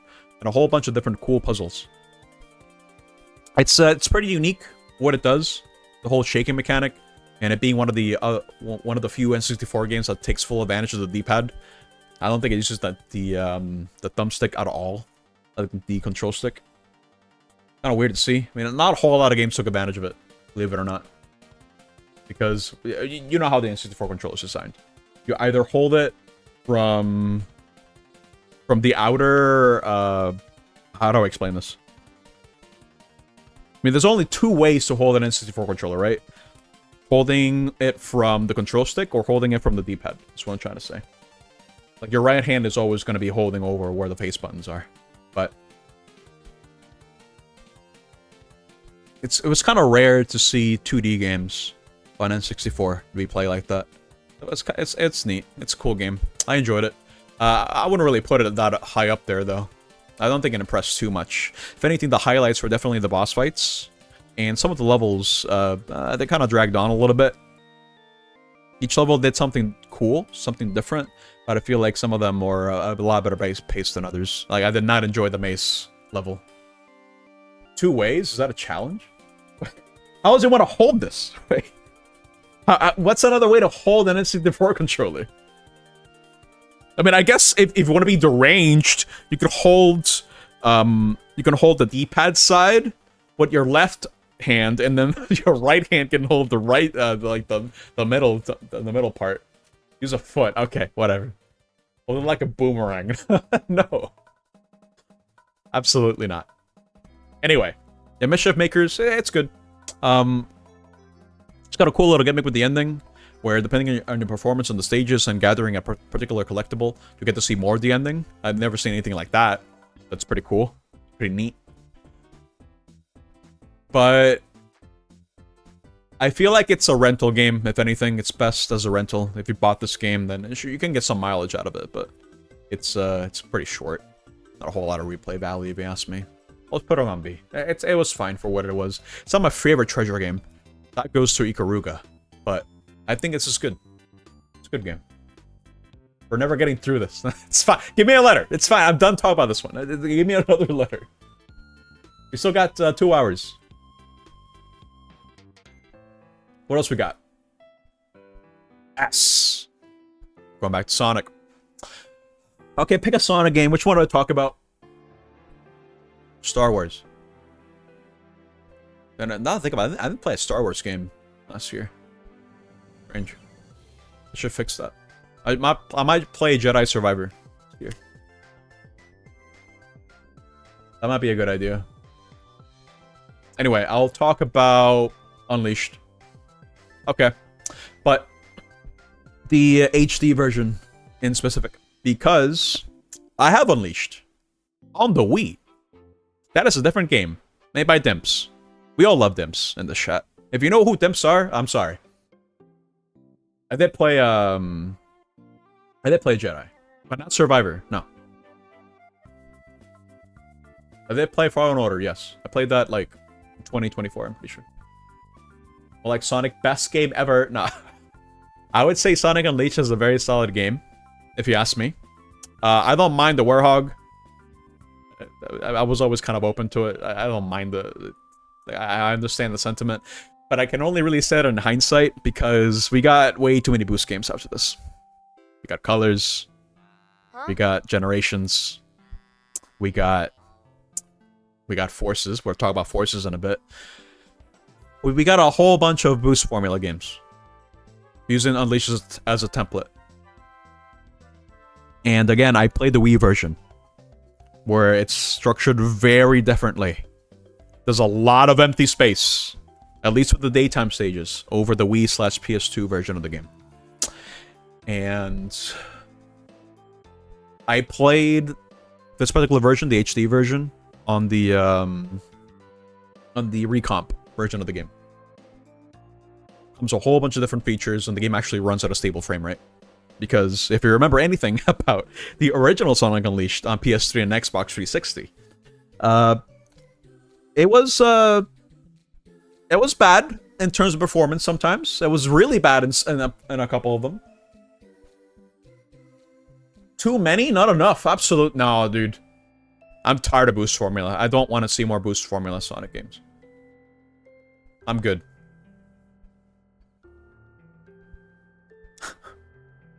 Anyway. What was I saying? Okay. I would definitely say, I don't think it's a hot take. It's probably the coldest take. I'm probably going to mention this.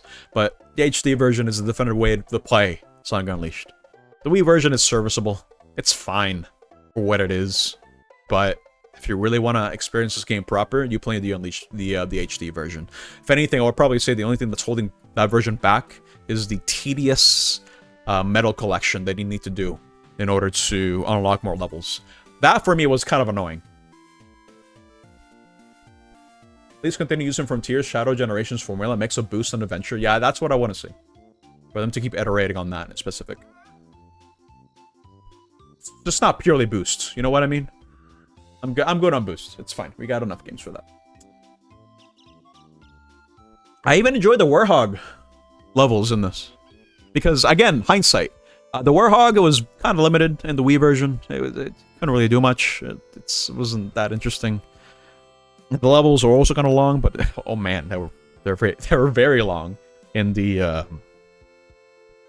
HD version. But I didn't mind it because I've kind of felt like there's a lot more stuff you could do in combat. That's what it felt like, at least. Maybe there's like a one and tried true attack that you could always do where you could always win. But I don't know, I kind of feel like it was a bit more varied. I didn't really mind the nighttime stages that much compared to the Wii version. The Wii version has so much empty space. There's not a whole lot to do. I kind of feel like the HD version is just always something going on, especially when it comes to the daytime stages where you have to adjust on the fly. That's what makes them fun, especially when you're learning them.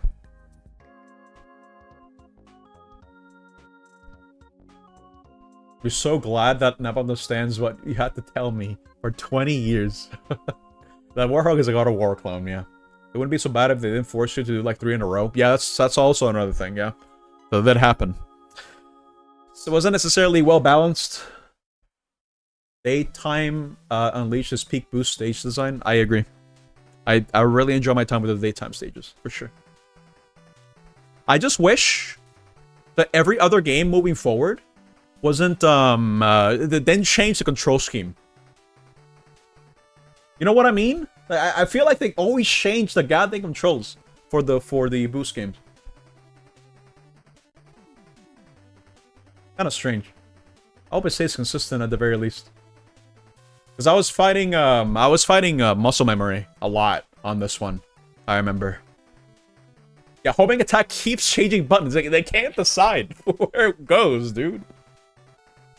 Yeah, boosting on RT, I feel like, yeah, it's good. Makes sense. Okay. Where would I rank this? It's better than Riders. I'll put it at B.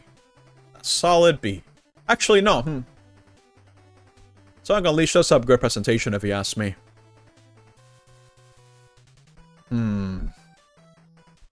ECS? No. I don't know. I kind of warmed up to Sonic Unleashed a bit more over the years, especially now having played HD proper. I think it's a solid A, if you ask me. It's only really held back by pacing issues when it comes to the metal collecting and the, what's it called? And just, it's having 3 nighttime stages back to back. It's kind of annoying. Yeah, it still holds up today graphics-wise. The Hedgehog engine, dude, is insane. It's the reason why they kept using it for every other game. Did you know that PSO2 uses that modified Hedgehog engine? Wow, it's crazy. Anyway, give me another letter.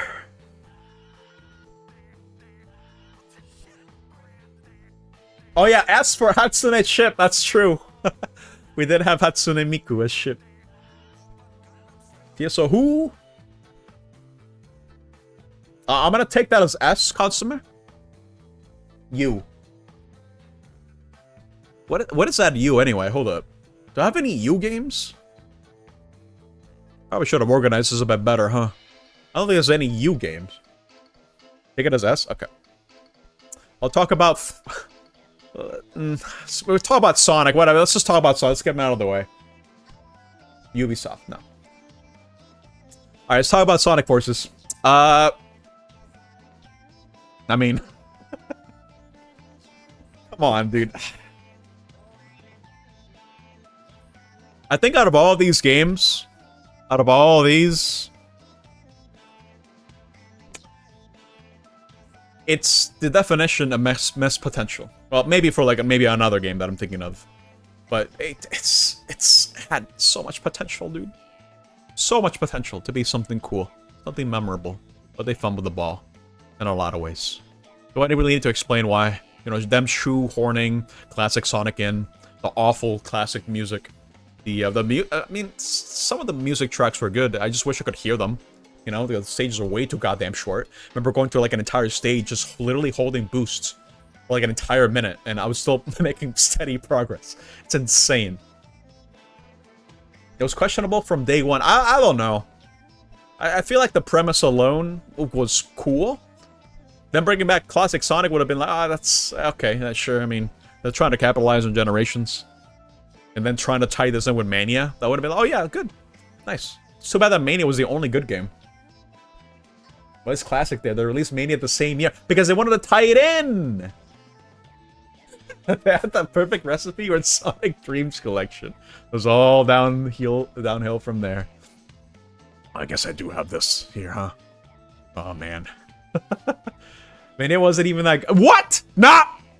I'm gonna time you out! I'm not hearing this.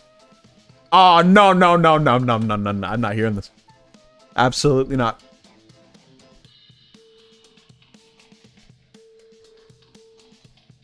No.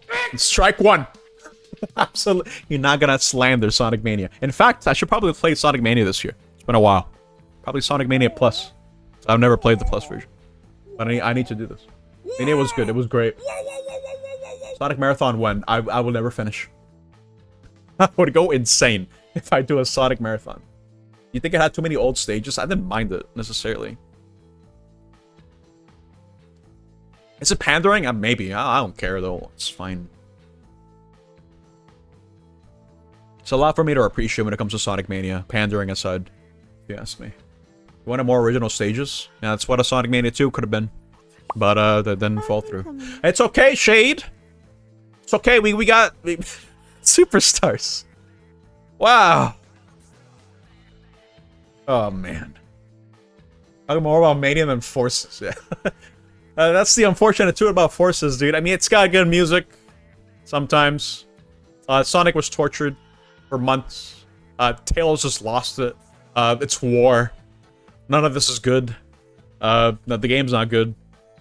It's just very, very messy. And do I really need to talk about the main villain? Do I really need to talk about Infinite? There's nothing to be said. His backstory is literally Shadow beat him up, and he's just really upset about that. He's just really angry, and that's it. That's his whole motivation. It's so stupid. This whole game is stupid.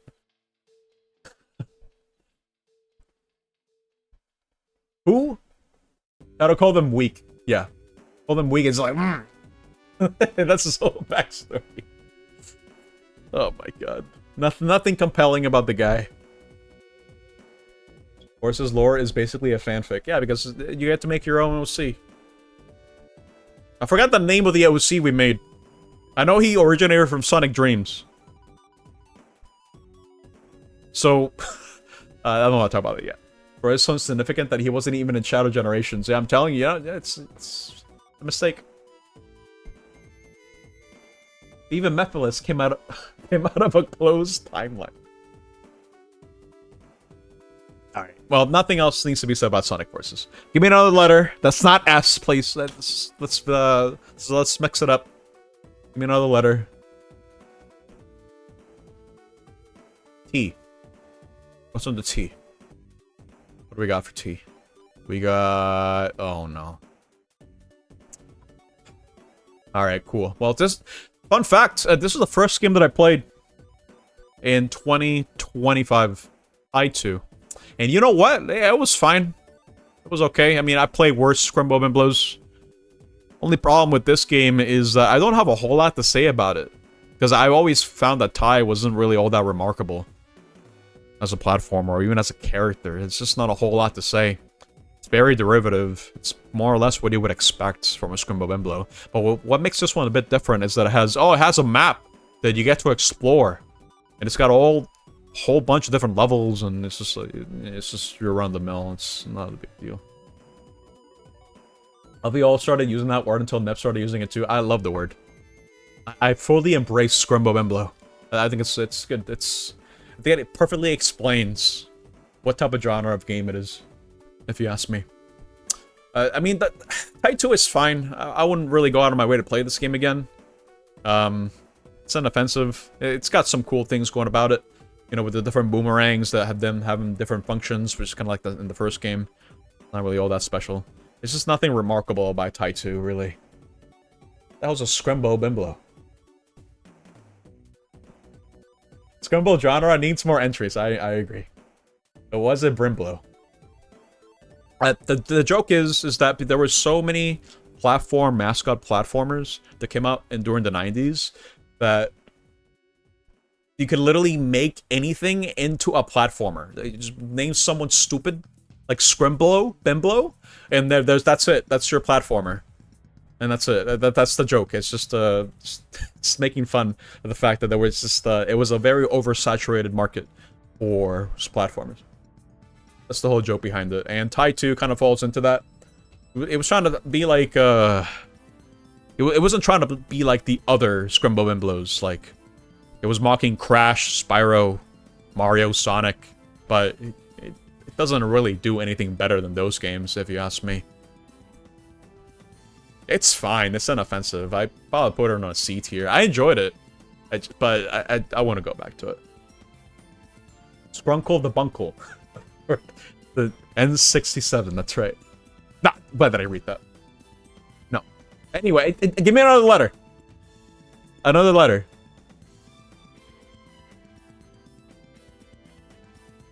I got nothing else to say about Tai 2. What the hell? What is that letter, Greg? F. What do we have for F? F. Oh, I guess I can talk about 11. Flora, wake up! It's time to talk about Final Fantasy 11. This will be an interesting one. Final Fantasy 11. So, the main reason why I started playing this game is because we finished playing. By we, I mean, like, Crit, Enz, and Kai. We finished playing PSO1 Blue Bursts from start to finish. We were pretty satisfied with our progress there, but we figured we need to have another game. And Final Fantasy 11 came up in discussion a lot for another game for us to try out. And I was aware of Final Fantasy 11, but I never really got around to playing it myself. It didn't really look all that interesting to me, personally. And, you know, given the fact that, you know, I might as well give it a shot now. I think now's as good a time as any, especially considering we're going to be having a whole lot of people jumping into it for like a little bit. I think I might as well. And first impressions were kind of rough, I'm not going to lie. It's how do I explain this? Whatever quality of life thing you can think of when it comes to just menuing or anything when it comes to just MMOs, this one was before WoW, I think, and it was very, very slow. It's a lot of menuing that's fairly slow. It's a very slow game, not to mention that it's very, very punishing. Super punishing game. If you die, you lose progress. You have to go back to where you last set your home point to. You have to walk. There's a lot of walking in this game. Oh my god. You have to walk so much in this game. It's so slow. Oh my god. It is such a slow game. Oh my god. But once you look past that, once you get used to it, once you get into the proper combat flow, where this game in particular really relies on you having a solid party. Because if you do not want to get wiped, getting wiped is really bad.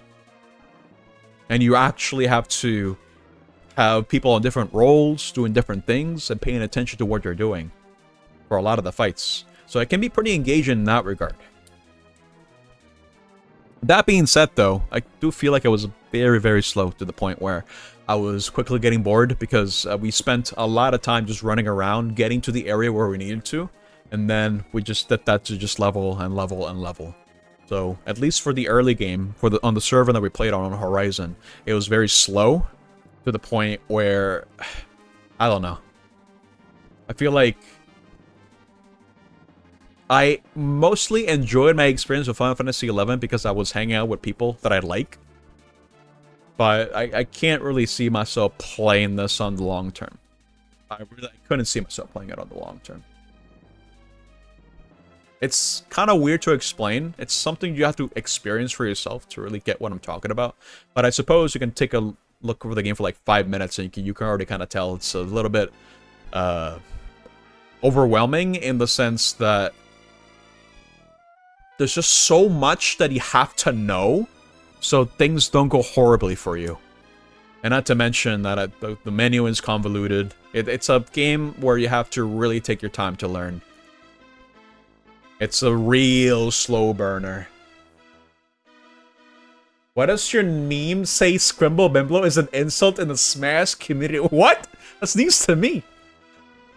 I only know it as a meme as Scrimblo Bimblo.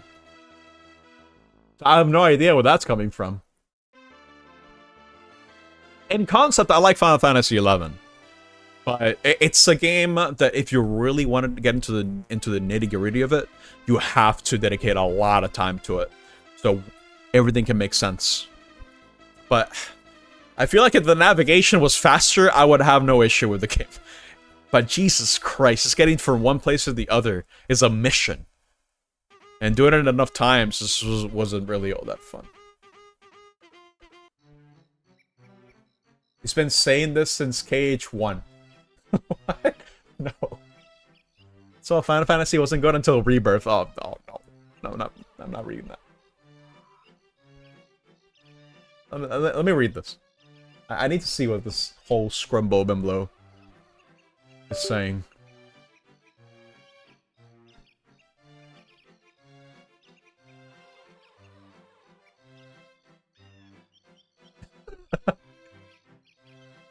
I mean, yeah. Is it an insult? I never looked at it like that, necessarily. If you ask me.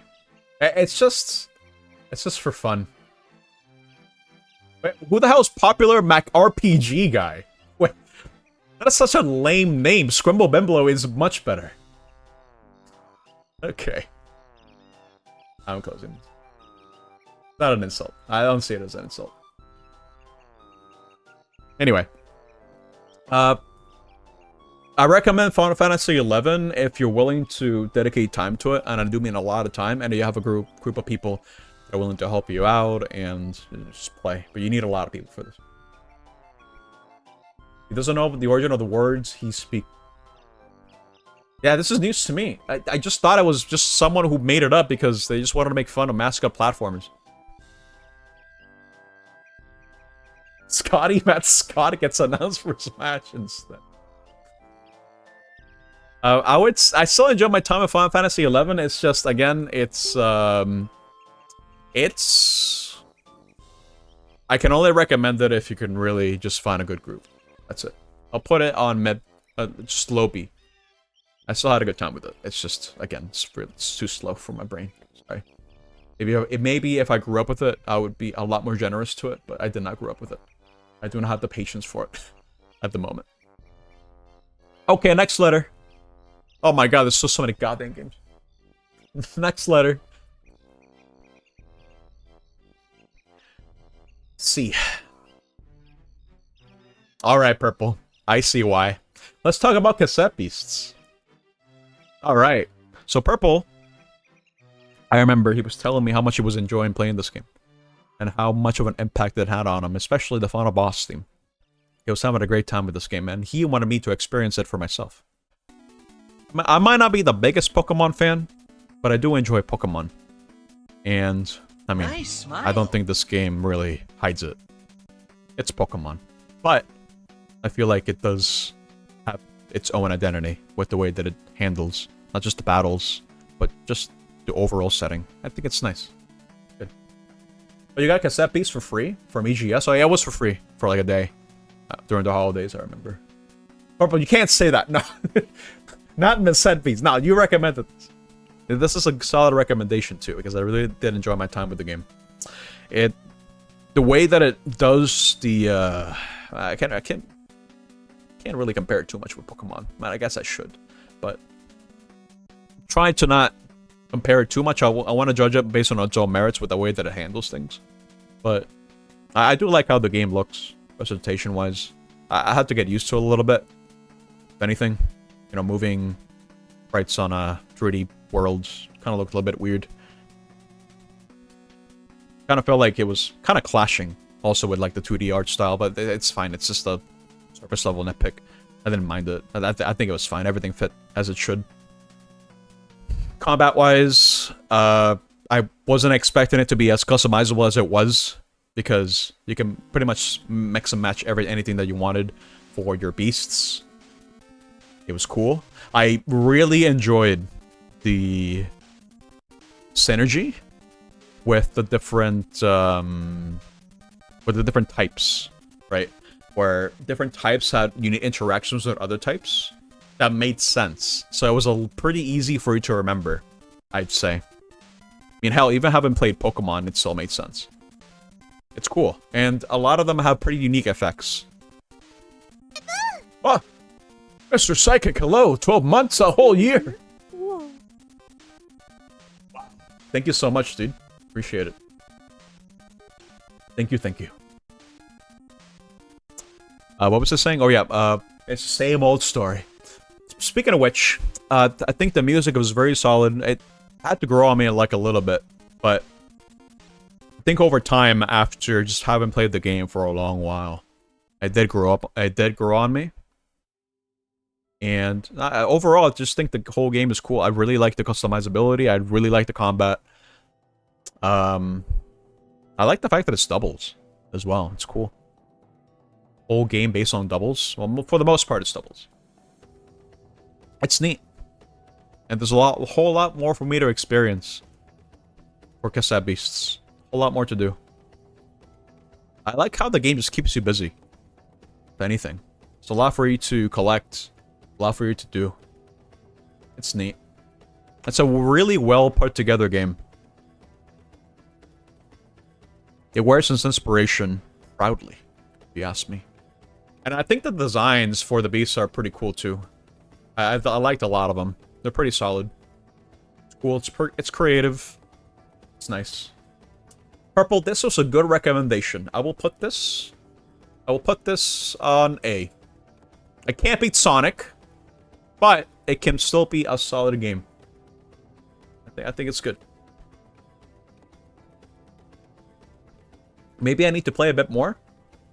So I know there's a lot of stuff that I kind of missed out on. But I do recommend you guys play Cassette Beasts. You're welcome. It's only awful recommendations from here on out. Oh, I'll be sure to appreciate the one good recommendation. Thank you very much. Alright, moving on. Which letter next?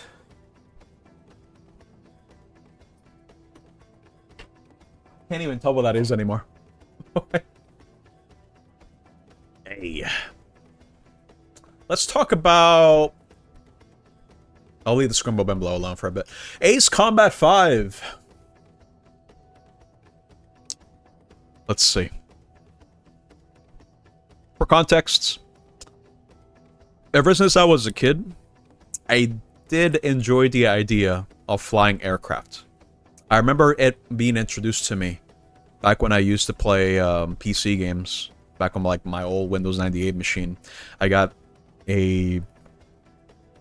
What the hell was it? I think it was like an F-16 fighter jet game that came bundled with a what was it? Like with like a flight stick. It was more or less a simulator for flight. And you know, for 6-year-old me, that looked really cool. And I really enjoyed it. And I played a whole bunch of games that also involved aircraft. So, but I never really got too into the whole idea of aircraft necessarily. You know this game. But I was always partial to the idea of just flying aircraft in general. I always found the idea to be pretty cool. And I played a lot of aircraft games over the years. But Ace Combat 5, I feel like, was definitely the most solid that I played in a very, very long time.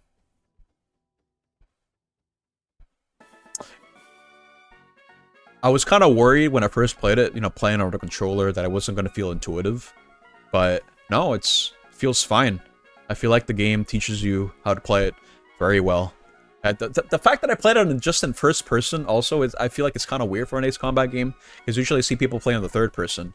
But I'm just kind of harkening back when I used to play, you know, those simulator games back when I was a kid. I would always play in first person for the immersion factor. And I feel like it worked in this game too. I did enjoy the mission structure. I did enjoy the fact that me having learned after the fact that there are branching pathways to this game. There are some missions that I missed out on because I didn't make certain choices. So your choices do actually kind of matter here when it comes to experiencing different content of the game. You can also customize what kind of planes or what kind of fighter jets you're going to be bringing out to the field. They all feel pretty different. It's good. It's nice. Most importantly, it feels nice to fly.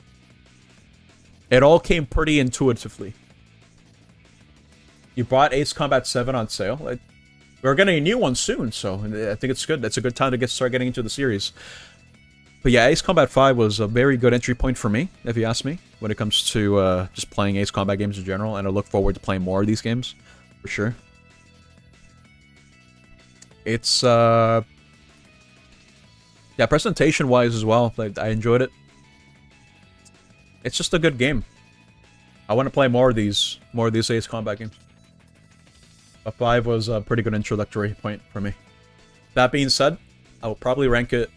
man, that's actually kind of hard. I want to leave it at A. Did I like it more than Sonic Unleashed? Kind of.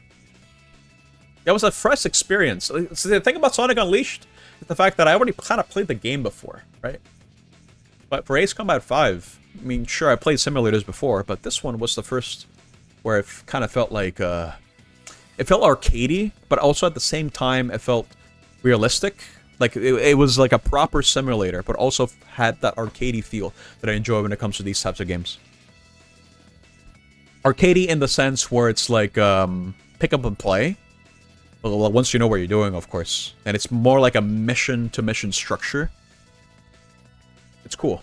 I do enjoy that sort of gameplay and structure when it comes to games like this one. But I'd say it's a pretty solid A game. A for Ace Combat. It's good. Thank you for the recommendation for Ace Combat 5, Flora. I do want to play more of these games, for sure. Especially after having watched you play the other Ace Combat games for a bit during your own marathon. Just gotta decide on which one to play next. Maybe I might play 7 next. I don't know. We'll see. Alright, next letter. What do we got? What is it gonna be? Still have a lot to go through. Oh, jeez. P. P. P. Which one's P? Pokemon. Pico Park. Plock! You know what? It's Omega. But Omega said P. He wants Plock. Let's talk about Plock for a bit. You gotta do 4 before 7. Gotcha. I'll play 4 then. I'll play 4. Well, let's talk about Plock. Alright. Yeah, honestly, yeah, it's kind of game of the year. Look at him. Look, dude. Look at the sled. He's angry. He's a dude with an attitude. Wow. I love Plock. Look at him. Alright, I'll jokes aside. Bro was out for blood. It's this is as Scrimblow as you can Bimblow. I'm telling you. I wasn't expecting too much from Plock. You know, it's easy to make the Rayman comparison, but having played the game proper for once, I think it's cool. It's a cool little game. It's a bit hard. I would definitely not have beaten this as a kid, for sure. It's got some cool ideas, nice, especially when it comes to using your own limbs to solve puzzles. I think those were my favorite levels, where you had to activate a switch, but then you would lose a limb, or maybe like put all your limbs in one place so you can navigate one part of the level. I think that was really cool. Just taking the gimmick to its absolute, or rather, making the most out of the gimmick is what I'm trying to say. But I did kind of get annoyed with some of the level design of the game. It felt kind of ROM hacky. In the sense where a lot of the levels have like the beginning is like the lower half where you go all the way to the end, and then the second half of the level you go above and then you go to the left instead. It kind of felt a little bit uninspired and also very annoying because if you fell off, that means you had to backtrack back there. I kind of feel like that's kind of lame. It's not great. But for the most part, I'd say a lot of the levels were pretty well structured. But the carry of the music and rather the carry of the game is the music, for sure. They really cooked with this one. It's kind of weird. It's a very complex soundtrack too. I don't know what kind of magic the Fall. It was like Tim Fallen, wasn't it? And his brother, the Fallen brothers. They did some magic to have more instruments than they would normally have access to, using the Super Nintendo's sound hardware. Yeah, they were the gods of sound chips, because they also worked on other games too, where they just worked. They went way too hard on the soundtrack, like Silver Surfer, or that Pictionary game on the NES. It's insane. They always go the extra mile when it comes to game soundtracks, and Plok is no exception. It's cool.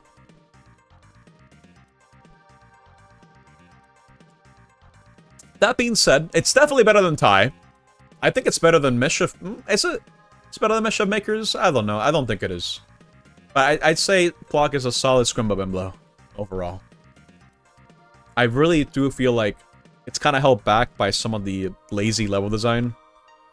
And I like the Plok system, like the continue system. I think it's cool as well. Where you have to spell out, I think you have to spell out Plok to get like a Plok continue. And so that would essentially serve as a checkpoint. I thought that was pretty unique. It's pretty fun. I just kind of wish that the levels were a bit better. Yeah, Plok is good. It's fine. Alright, moving on. Next game. I think for the Metroid stuff, I'm just gonna be like, I'm gonna leave that for the end. Metroid stuff was for the end. Next game. Next letter that I can actually read. Where is he getting these from, dude? L. What's an L game? Looking around, wait, what's an L game here? H? I don't think there's an L, yeah. Let's do H. Do I talk about Silksong now? Nah, I'll leave that for later. Let's talk about Reach. Talk about Halo Reach for a second. So this is the second game that we played for the Halo Marathon. And it's kind of weird. That's a starting point. Because, again, this is the one Halo game the Bungie worked on that added a sprint button. Kind of weird. And this was the first proper co-op experience we had as well, actually. Now to think about it. It's kind of like a predecessor to Halo 1. It's kind of why we played it before Halo 1. This directly leads into it. It does provide more context. But I enjoyed it, I suppose. Honestly, I don't think I enjoyed it more than Halo 1. I don't think so. I can't really explain why, but something about Reach didn't really stick out to me too much, other than the multiplayer fumbles that we had every now and then. Because honestly, I can only really remember the ending of the game, like the final mission. Survive. And everything in between, I suppose.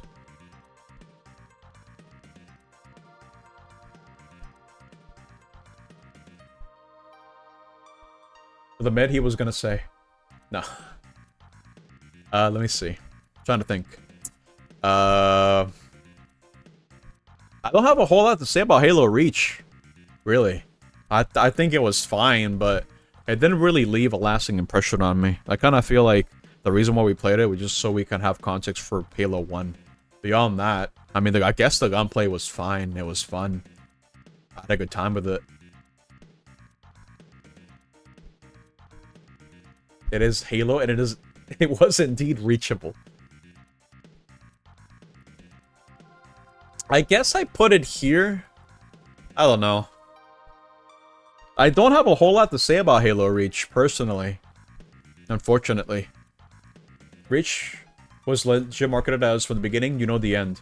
It hits harder as the last game. Yeah, that might be why. We played it as the second. So... And then... Like, I missed out on a lot of context, is the problem, I feel. I haven't played it in chronological order, in terms of, you know, lore. So it didn't really do much for me. Necessarily. It makes the autumn leaving and that shot of Halo hit real hard too. Yeah. I guess that's the consequence of playing it the way that we did. Oh well. Maybe I ought to play Reach after we finish Halo 3 or something by myself. Maybe I'll have a different opinion of the game. But as it stands, I think I'm gonna put it on B. Ad incoming. Okay, next letter. What do we got? It's not even a letter. What is that? It doesn't even show on the chat preview thing. Reach credits were the perfect denouement to the series. Is this interpretive Garfield? I don't know how you got that. What is that? It's not a letter. I don't know what I'm looking at.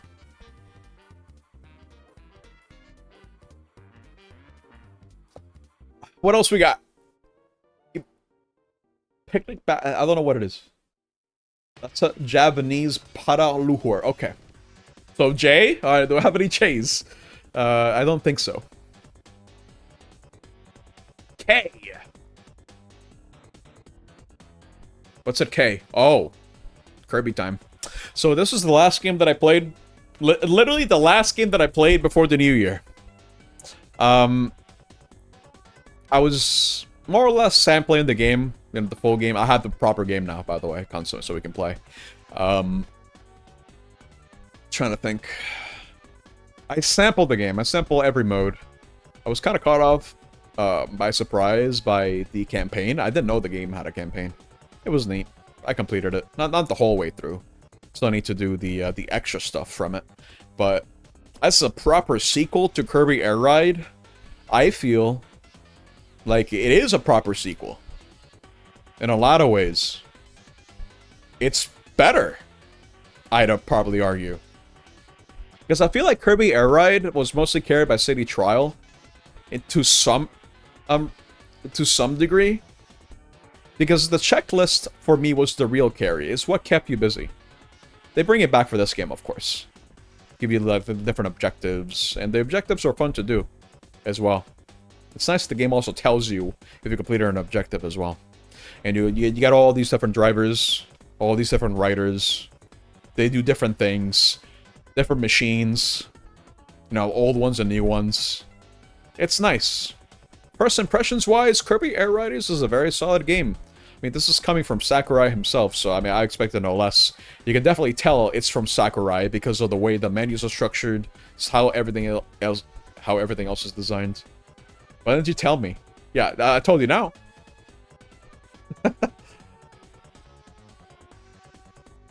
Let's see.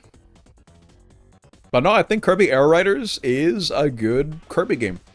I don't have a whole lot to say other than first impressions. I intend on playing the game a bit more during my off time, just for the hell of it, just to play more. I like the game. I do still need to try the multiplayer aspect of it though. But yeah. Collab soon. Oh, first impressions wise, I probably put it. I don't know. I guess here. I didn't like it more than Kasepi's. No. Here. Not yet, at least. I'm still playing the game, so can't really comment too much on that. But it's good.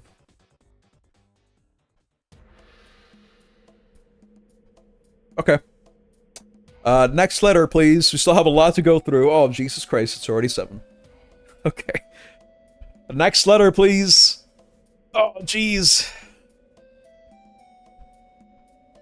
Time to Sippy again. Not Amogus. That's an N. Okay. Which N's do we have? Oh, these two. Alright, N++. Otherwise known as the Yap streams. Because it's a pretty, what's the best way I can describe this game? It's a platformer. It's got that same vibe as, like, Flash games. Where you have, like, the whole screen, where you have to, like, complete something on the level. You know, get to the end of the level. And you die in one hit. It's pretty much reliant on community content as well, when it comes to making different levels. But it's the type of game you just kind of just play. It's not really that deep. You just kind of play it for the hell of it. It just feels good to play. It's neat. But it doesn't really leave a strong impression, if you ask me. I did play N on the PSP back when I was a kid. And playing N++ was a nice little nostalgic trip through memory lane. It's essentially the same game, it just has a lot more content. A whole bunch of levels. It's cool, it's neat, but I can't really comment too much on it, really. Personally. So, I suppose I'll just rate it and put it, like, here, I guess. You ever heard of C++? Oh, hell no. I want to think about that. Like, imagine going from learning baby Java to C++. For one semester to the other. Absolutely not. That was a horrible time for me. It prepared me for other courses, for sure, but that was a mistake. Yeah, baby Java. You know how people use Java to just learn about OOB? Or just, hell, just to learn how to code anything outside of OOB. Just learning how to code.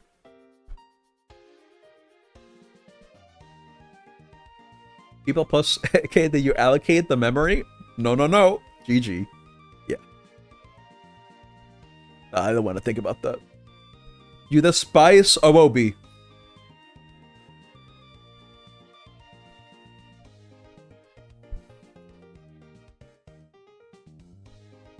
But that's how it went for me. Over from Java to C++. Then back to Java. It was very strange. I learned a lot of languages. I learned C#, F#. Oh, hell, I don't want to go back to F#. Absolutely not. Oh my god. All you know for Java is that it can be used to make one of the best-selling games of all time, but it will never be optimized because of its existence. Yeah, it's a Minecraft. There you go. Yeah.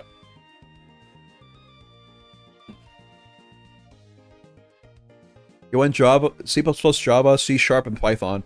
I went Python like maybe like a day, and then I switched to something else. Okay. Next letter, please. It's gonna be C.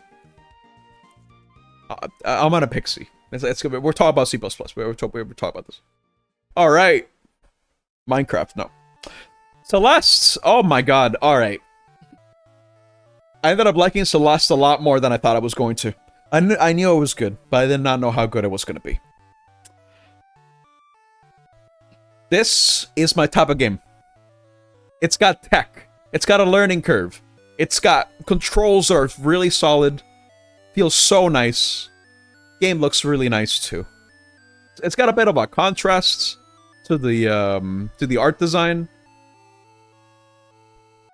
By that I mean you have the world map which is in 3D. You have the world, you have the actual levels just in 2D, and then you have like the portraits which are in 2D. It's kind of weird. It's got pointless controversy. Hey, what are you talking about? What do you mean pointless controversy? Princess of the Night? Well, I'm not gonna spoil it. It's going up here. Especially after... just... in retrospect, right? When you first start and you are baby. You are baby and you don't know what you're doing. You don't know about the tech. You don't know about anything. And you're just making the climb. You're making the climb. And it's really nice. I like the narrative of the game. I like learning not to hate yourself. That's for sure. That's a hard lesson to learn. Believe me. The less bounce. That's true. Trying to think of a way to really put this into words. But when it comes to a platformer, there's a particular thing you really have to nail for me for it to be something that I just want to go back to and just keep improving and playing. And it's just about the control, but it's also about the feel. About the way that the jumps flow. And the playground that's assigned to take advantage of whatever movement the game allows you to do. And believe me, this game allows you to do a lot. Outside of the insane tech that you can learn. I really like how organic it feels for you to just experiment and just learn how to do all this different tech. And it feels really good once you just know how everything works. It really helps with the way that the game is structured, because it gives you more than enough time for you to just get used to whatever new mechanic is thrown your way. I mean, hell, the game is still teaching you new things by the final chapter, by the hardest level of the game. You do not have this lesson. It's a really hard lesson to learn. It has the feel and the feels. Yeah, exactly. It's got a lot going for it, honestly. It compelled me to try to get everything in the game. It just felt so good to play. It's so nice. Definitely one of the best games that I played last year. It was so good that I almost forgot about Raid. Because I was just so focused. I lost track of time because I was just having so much fun. I never got frustrated in this game. At all. I always felt like I was learning something new. And the challenge that the game brought to me, like, I love challenging games. I love building a muscle memory. I just love just getting a better sense of how things work. And just seeing my progress throughout the game. And that's the whole point of the game, too. As well. It serves a narrative purpose. It's crazy. It all ties in very neatly. A very solid game. Good music, too. I really enjoyed my experience with this. So it's definitely the servant of the first S rank. Very cool. Thank you for the recommendation for Celeste Consomme. I knew I was gonna like the game, but I was really not expecting to like it as much as I did. Literally peak. It's so good. Oh my god. So what is this pointless controversy you're talking about? Get it? Because you go to a mountain peak. That's right. Wow.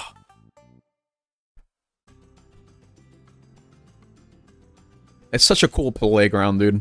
Celeste is just so good. Anyway, next letter. So I got a lot to go through. I didn't even post anything, Greg. Oh my god. Hey, alright. I had in time. Alright. Nice, Mike. You know, we played a lot of platformers this year. A lot of Scrimbo and Blows. I had in time. Cool. So, you guys like Banjo? I like Banjo. Banjo's cool. Tooie is one of my favorite games of all time. Hell, just collecting anything in a platformer, it just always feels good to me. That'll always be a joy. I grew up on those games. It's a feeling I will never get tired of, for sure. And I had in time capitalizes on that nostalgia perfectly, if you ask me. Again, controls, very good. Very good controls. Because that's what matters to me the most when it comes to a platformer. It's gotta feel good, dude. It's gotta feel good. And it feels fantastic. I'd probably sooner compare it to more of a Galaxy game compared to other Scrimble Bimblos, especially with the way that it's structured. Because it has an act structure. Kind of like Galaxy. And I guess in some way, Sunshine. But Sunshine sucks, and this game doesn't. Oh, Jora won today. Okay. Wait, can she not speak? Wait. I saw her chat messages before. He hates sunshine, yes. I hate sunshine. In fact, I hate sunshine so much, I have vitamin D deficiency. I'm not even kidding. I have to actually go outside more. Imagine that. Can only speak on mobile data. That is so strange. Okay. Twitch moment, it seems. Yeah, it sounds like it. Yeah, I don't know what it is. But anyway. Hat in Time follows an act structure where the level changes depending on which act you pick. It's cool. It's neat. I was actually kind of expecting more hats. Honestly, I'm not sure why. I was expecting to have a lot more control over what type of hats you would have. Kind of like, I don't know, like Tai 2. Horrible comparison. But in Tai 2, you had a boomerang for everything, more or less. And a Hat in Time, I suppose it's designed solidly enough where you only really needed, like, what was it, like 5 to 6 hats? Something like that. But it's good. I enjoyed it. They sponsors NetVPN. Wow, that has a nice ring to it. Maybe I should work on a VPN. Wow. Anyway,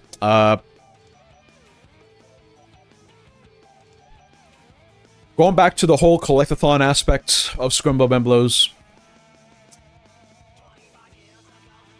I'm trying to think what would be the best way for me to describe what makes it feel good when we play a game like Banjo-Kazooie, Banjo-Tooie. I suppose for me, it's the sense of completion, where I know I collected everything in level, and now I feel good because I was like, I was very thorough with my exploration.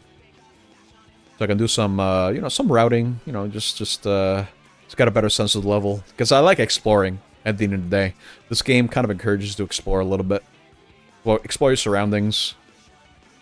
It's got a lot of variance when it comes to how the levels are structured.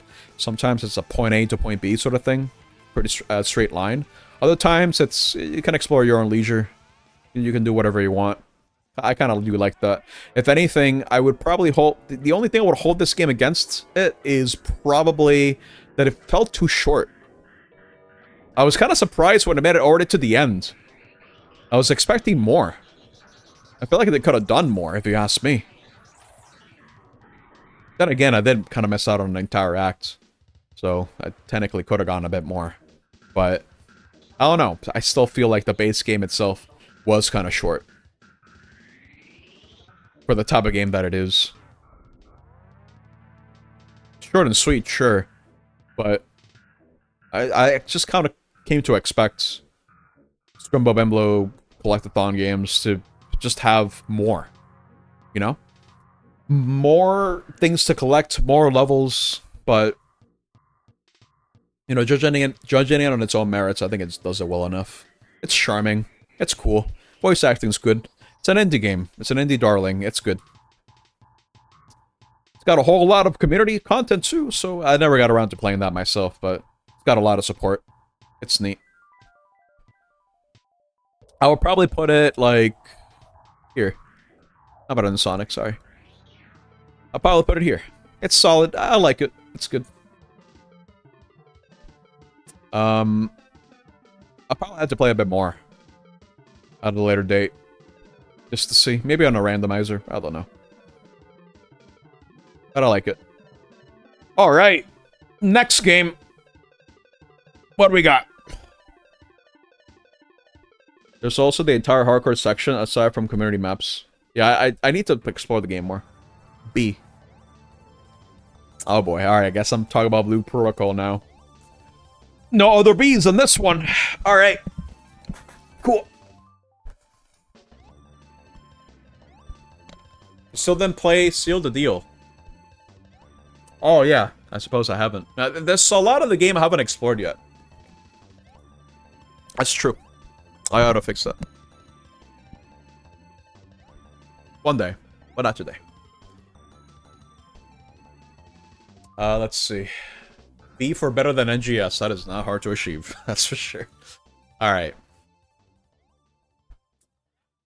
So going into Blue Protocol, I think we're all looking for a replacement to NGS. A lot of the people here were looking for that. So to fill in the gap that was left behind by NGS. Because quite frankly, that game just did permanent damage. A lot of things. And Blue Protocol was shaping up to be a pretty good replacement. Something better. Maybe. So we gave it a shot with the first closed beta. It was fine. I had my fun with it. I had my fill. I didn't get to experience the whole thing. I played it for like a week because the week after I had to do the Metro Marathon. But when the game came out for real, I had fun. I played day one. It was neat. I like the way that it feels in terms of movement, in terms of combat. Well, sometimes because, you know, Win Knight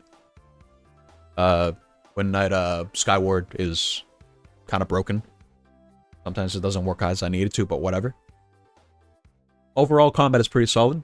I did enjoy the mechanics that we've seen so far. The game is still being updated. In fact, it's supposed to be getting into Season 2 pretty soon.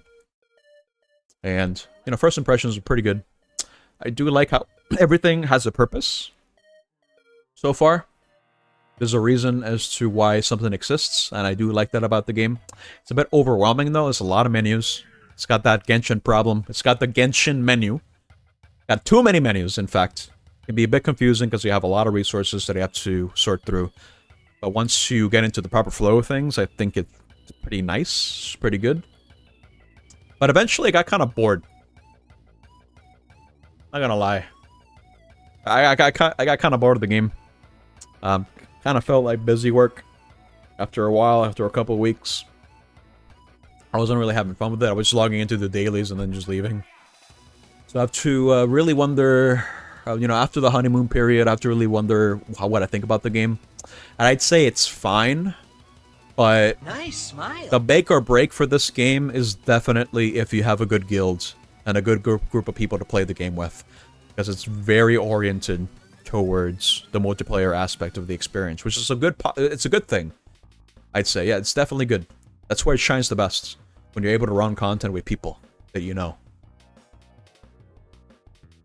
But a lot of the game hinges on that, on you just knowing people. Playing it by yourself, you're not gonna really get much out of it. You never got your spider. I'm sorry, Purple. You play BPSR for 30 minutes and you said out loud you'd rather be playing NGS. Oh my god. Insane. Cord and I got the third clear in global for M20 Dragonclaw Valley. Nice. Who plays MMOs by themselves? 14 players.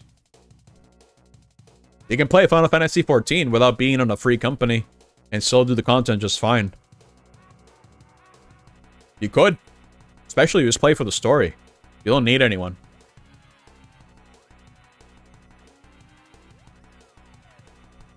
It's probably the most solid example I can really think of when it comes to just playing MMOs by yourself. Because 14 does validate that. And at the same time, like, I get it, right? Like, MMOs, like, so multiplayer is in the M. M is right there. It's multiplayer, right? But I don't know, it leans way too heavily on the guild stuff.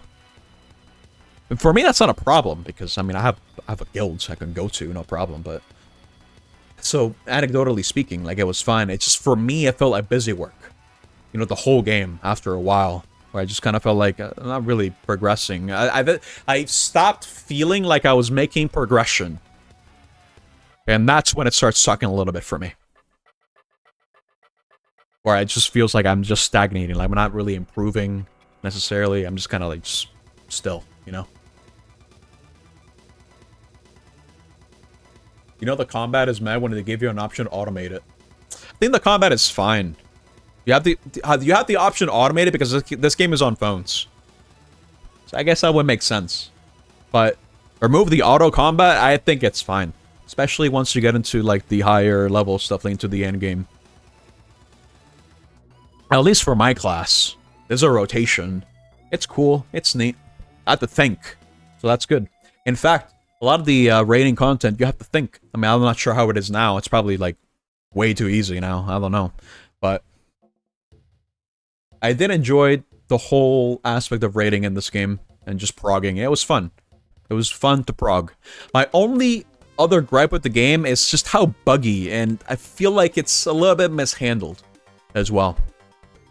I like to call back on the moment when we were progging. I think it was like Hard Ice Dragon or something. And things just kept breaking, and it was kind of frustrating as well. Not to mention that, you know, there was a couple of fiascos with, I think it was like a seasonal point thing, where you could buy like a particular ingredient for dyeing clothes, unlimited. People were exploiting that. And then there was like a whole thing about a refund or whatever. I don't know. It kind of feels like it was a problem that didn't need to be created in the first place. And I just get the impression that it's being a little bit mishandled at the moment over at the global side. Like, it's not awful, necessarily, but I feel like they could be handling it a little bit better. You know what I mean? You couldn't? You tried, but all the animations feel so disconnected, they just snap together. Because they're all literally copy-paste from 30 different games. That's fair shade. I mean, no big deal.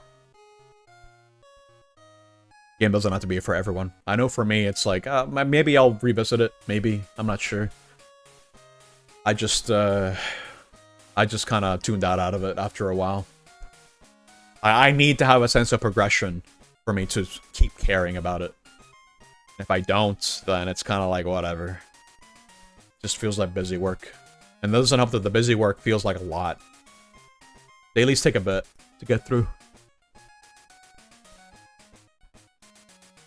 That being said, I'll probably place it like, I don't know, like maybe here. Right in the middle. I really enjoyed my first couple weeks with the game, but then I kind of plateaued. And it wasn't as enjoyable as it once was. So it might be one of those games that I just come back to every now and then and not play it every day. I don't think this is the type of game I can play every day. Put it above Sonic Unleashed. What? No. Below Purple. It's literally right below it. Why he do this? Is it above or below Halo? Below Halo. Below Halo, I'd say. It's above Sonic Unleashed. Look at the list. Okay.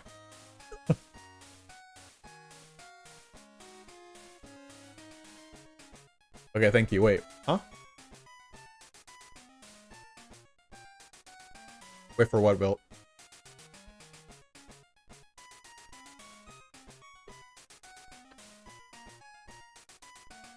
Alright, next letter, by the way. Next letter. I said everything I need to say about Blue Protocol. It's fine. It's cool. I just don't think it's for me at the moment. You're dummy, you thought you said Halo was below it. No. The game is below Halo. X. There's no X, I don't think. No. Not a whole lot of games with X. Next letter.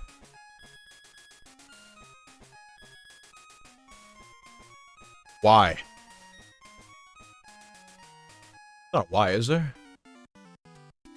P. Okay, let's do P. I don't think there's a Y, right? I don't think so. P. What was the P? Pico Park!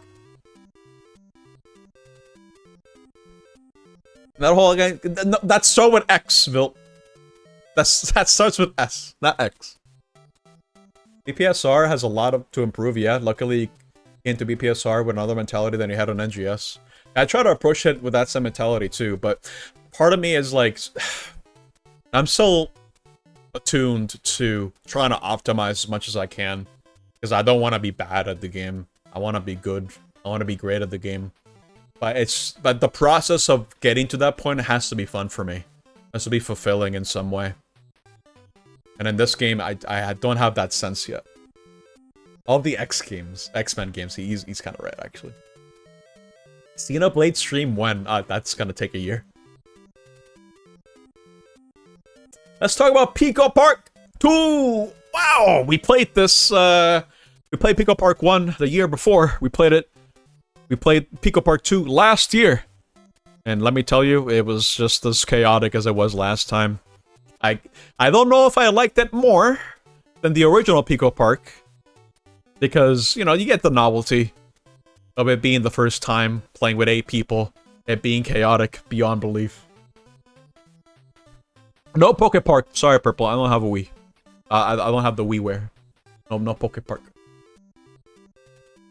Oh, the Poke Ranch was the WiiWare one. Poke Park was just a standalone title. Anyway, Pico Park 2. It's Pico Park, but more. It's got gimmicks. More gimmicks. It's got shooty. It's got more pain. Because I think we had a more painful time with Pico Park 2 compared to the original. And that in itself made for a lot of goofs, a lot of gaffes, a lot of laughs. And I had a great time playing with you all with Pico Park 2. Pico Park 2 was a pretty good experience overall. No, it goes in A.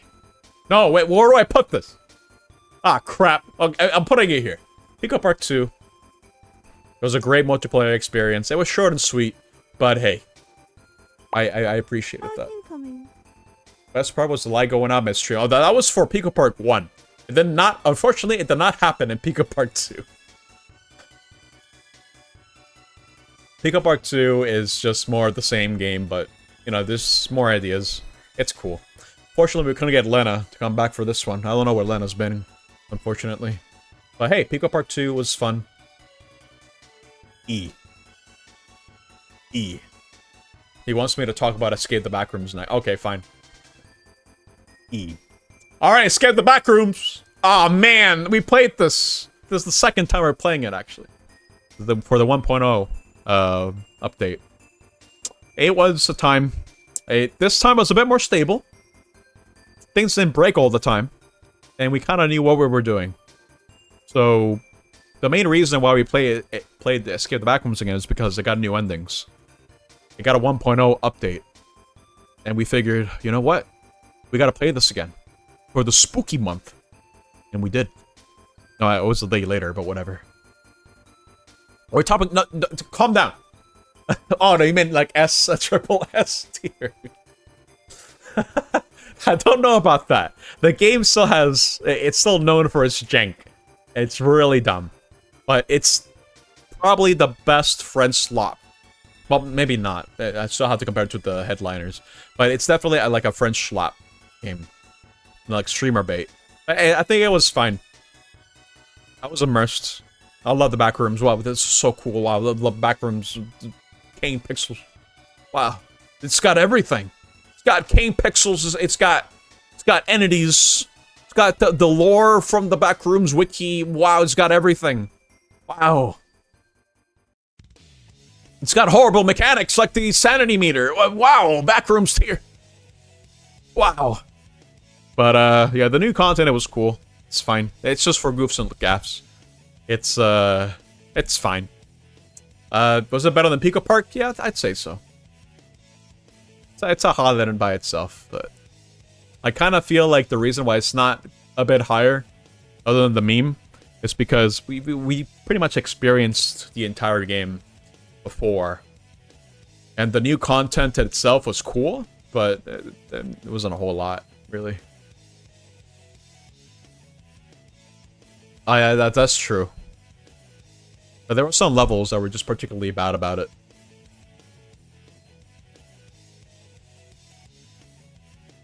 Okay, what else we got? Next letter. Next letter. We gotta go through these a bit quicker. D. Ooh, I could just talk about Deltarune. Alright. So I didn't play this on stream. In fact, I guess other than Kirby Air Riders, this is the first game that I'm talking about. I guess some Blue Protocol as well. And I guess Final Fantasy. Okay, it's not the first game I'm talking about that I played off stream. But Deltarune is a release I've been anticipating for quite some time. I think, having played chapters 3 and 4, I want more. I can't talk about Deltarune too much without going into spoiler territory. I know Greg's been meaning to play chapter 3 and 4. Because he likes it. I mean, he likes Undertale. He likes Earthbound. He knows. It's almost stream end. You're taking too... You're Nice taking smile. too long. Oh, no. Well, I can't really go too much into detail, but Deltarune Chapters 3 and 4 are definitely a high recommendation. I'm really looking forward to see how everything unfolds for Chapter 5 and beyond. It's going to be happening this year. It's going to be happening this year. Where would I rank it? Oh, man, it's kind of hard to say, really. I would probably put it on A rank somewhere. Maybe here, actually. Deltarune keeps getting better with each subsequent chapter that gets released. Chapter 4 was especially good. S? I don't know. I need more purple. I need more for it to be S. You know what I mean? We need to see what's happening. Because it's still an ongoing project. Still not further released. I will say, if you haven't played Deltarune, now's the time. Play it. However you can, play the game. It's really good. Let's see. Next letter. I would say more, but that would be spoilers. I don't want to spoil. Let's see. I guess I can talk about Conquer then. Alright, cool. So, me and Conquer go a long way. A long, long way. I played this game when I was 8 years old. Game's rated M. It's got raunchy humor, innuendos, up the wall. It is not a game that a kid should be playing. But a kid played it anyway. And that kid was me. And a lot of that flew over my head. And if anything, the thing that left me, or rather left the biggest impression on me, well, two things. One, the multiplayer mode that I played all the time with my sister. And the zombies. That scared the living hell out of me. I didn't know you had to shoot them in the head. I didn't know how to shoot. I was scared. That was the first time I've ever been terrified playing a video game. And then look back. The game scared me. For all the wrong reasons. Now, go back into my teenager years. I grew to appreciate the game a bit more. For the references, I mean, it's a parody for a lot of movies. And I do mean a lot of movies. Almost every scene is a goddamn parody of something. It's satire. It's the type of humor that I suppose I'm not really an acquired taste. But if you don't find raunchy humor funny, if you don't find, like, you know, the shocking, like the whole, like, shock factor of it being like a cute little squirrel game, but the squirrel is not really cute, and there's blood and guts in a cute looking Scrimble Bimblo. Like, the shock value doesn't do anything for you, then this game's not going to do a whole lot. But if anything, it's more like a swan song for Rareware. That's the way that I choose to look at it. You know, before the transition, the last N64 game they released, no, before the dark times for Rare. I think they ended on a high note as well, if you ask me. Even if the game didn't do too well commercially, I still think it's still looked back upon because it's kind of a one-of-a-kind. This is the type of game that even if you tried to remake today, it wouldn't really hit the same. It was just so unique. It was so rare in what it did that I kind of feel like it's cemented itself as that one game that kind of went beyond, I suppose. I don't really know any other way to describe this game. I can't even call it of its time because this is the type of game that just doesn't come out. Scramble Bimblo Gorbo. Honestly, I feel like if they made another one, they push it even further. There were plans for another Conquer game as well. We do know how the game was going to be structured as well, and it was going to be a lot more ridiculous. So you're not wrong on that, Purple. But given what we've seen about the game itself, it's just so ridiculous. So stupid. But in itself, I would say it still has some sort of charm. Does it hold up? Does the humor hold up? Nah, not really. I don't think so. I just know I kind of ate it up when I was a teenager. And it's got a whole bunch of movie references too, so I think that's good. You mean nowadays? I just don't think it would have the same shock, right? Like we've seen a lot of like, and I'm not really sure how to really explain it. It's just weird. It's the type of experience I'm never gonna have again. When it comes to just playing like a cute little scroll game. But, you know, ignoring the big M on the box. And being introduced to such adult concepts as a kid. Of course, they flew over my head. If anything, the bouncing sunflower just made me angry. Because I just didn't know how to bounce on the breasts. I didn't know.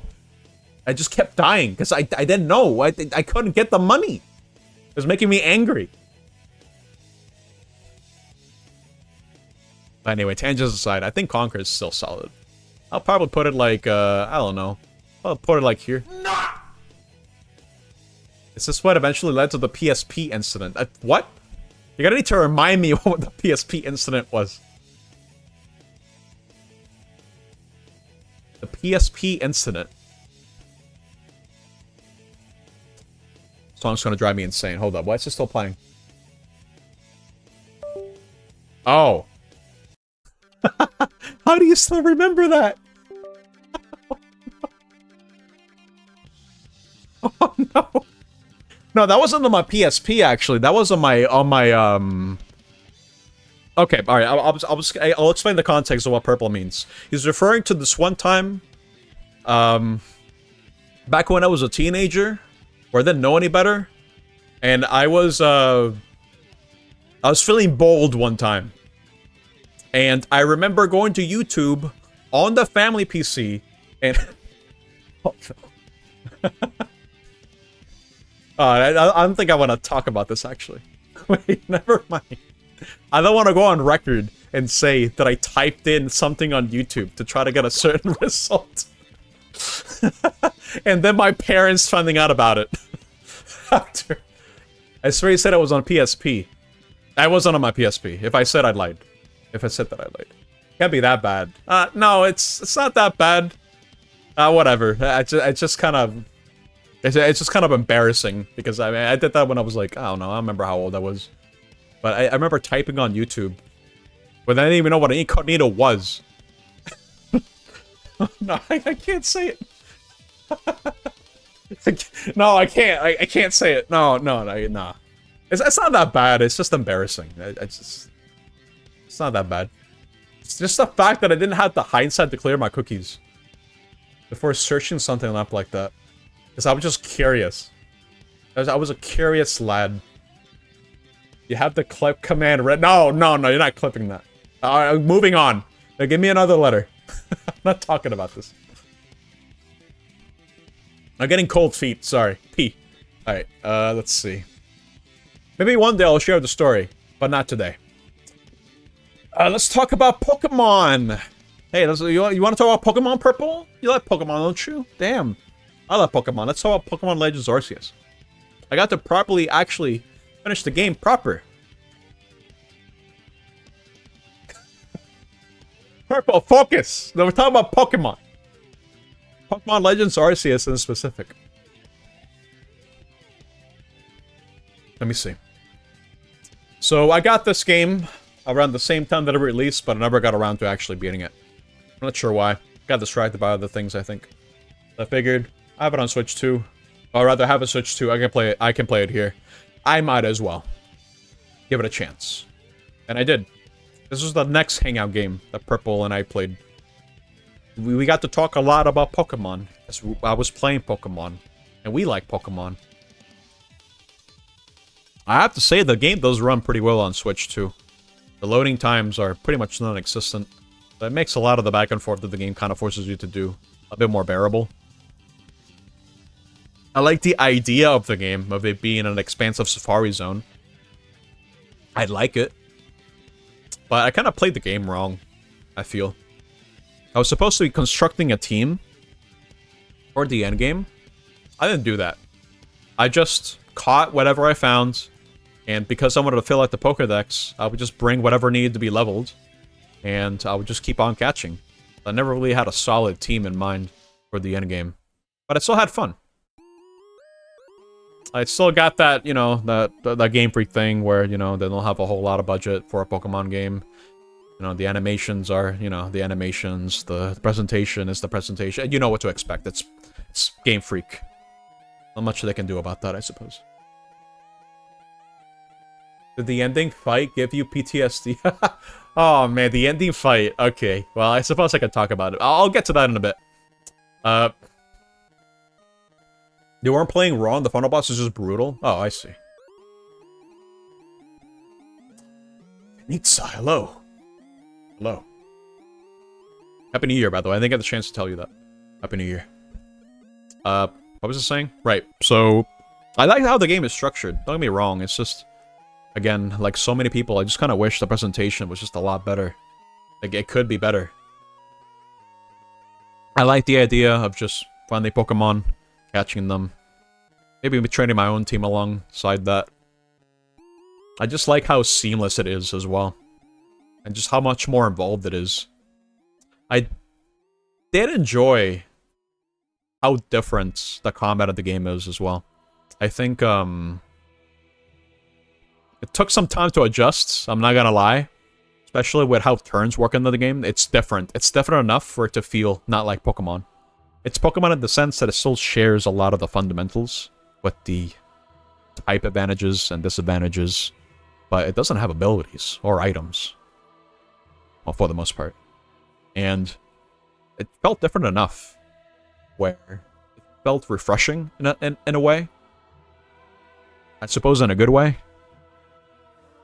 But I do feel like the game does kind of fall flat in a couple other places, especially when it comes to the last bit of the story. Spoiler alert. Just real quick.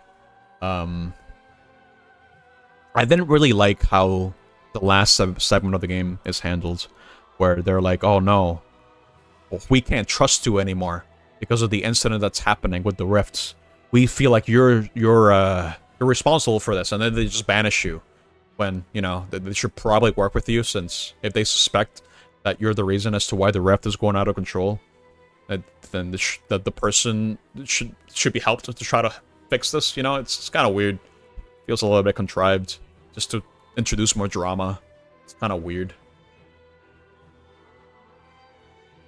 I'm still gonna get Arceus, yeah, for sure.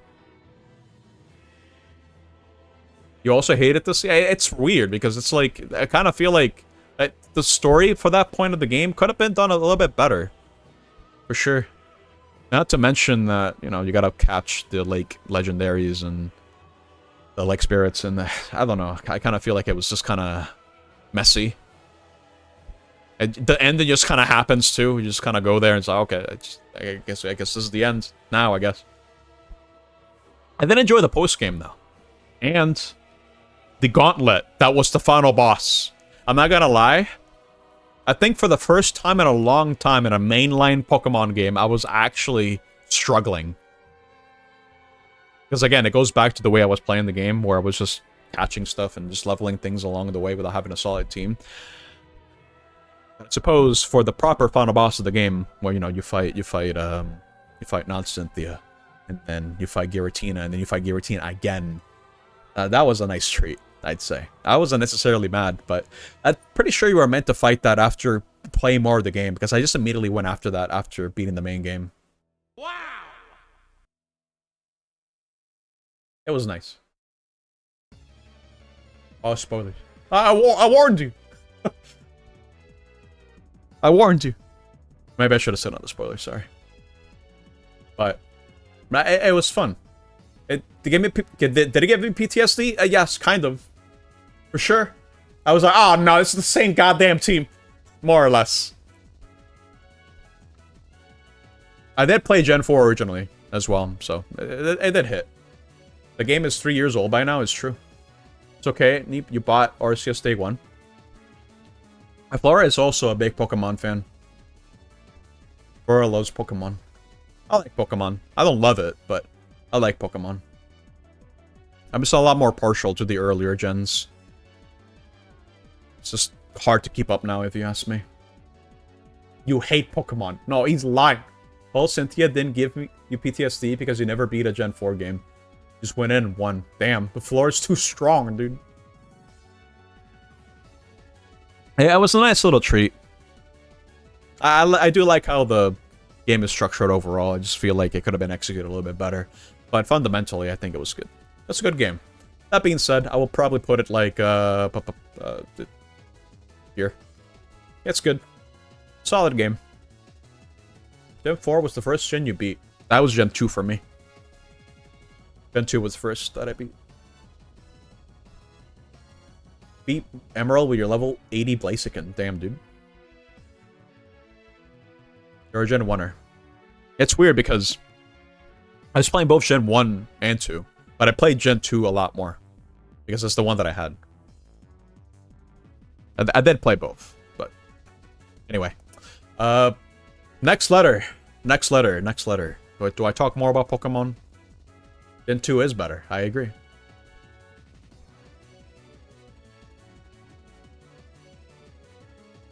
Give me a letter. Quick. 4. Wait, you want me to talk about Donkey Kong 64? It's got a 4 in it. H. More Halo. Alright. Let's talk about Halo 2. Alright. You know what? One thing I'm glad about? And if you guys watched Flora and I play this, I'm thinking you know where I'm going with this. I'm glad we didn't play on Legendary. I don't know what the hell Bungie was doing with Legendary. But it would have been an awful experience. I feel like this game would have gone like here if we played a Legendary. But having said that, playing the game the way that we did in co-op on Heroic, I enjoyed myself. I was intrigued. I enjoyed it. But I don't think I enjoyed it more than 2. Or more than Halo 1, campaign-wise. I don't think so. Especially if we go back to the whole idea of the gunplay. I feel like some guns are just easily overshadow others. There's such a thing as too many gun, you know? I mean, sure, on the campaign, I feel like, how should I say this? You still have to procure the guns on site. You still have to adapt, and I really enjoyed that aspect of the games. And you can still run and shoot. It's still fun. But I like it when all the guns have purpose. I never see myself using the Magnum. You should have played a Legendary. Absolutely not. Oh my god. Then I then spent 10 minutes trying to fix up like a issue that turned out to be a Twitch issue. Something I have no control over, but it's fine. Whatever. I don't think we should have played Halo 2 on Legendary, but I do think that I enjoyed Halo 2 very much. Especially having 2 different POVs. You have the Arbiter, and you have John Halo himself. Different. It's not really necessarily different gameplay styles other than the cloaking, but it did feel different enough from Halo 1 that it kind of feels like it's its own thing. But I'm not sure if I enjoyed it more than Halo 1, to be honest. I'm not sure. It's kind of hard for me to decide on this. So many gun? Nep doesn't like Neversoft's 2005 classic gun. Oh yeah, for the PS2.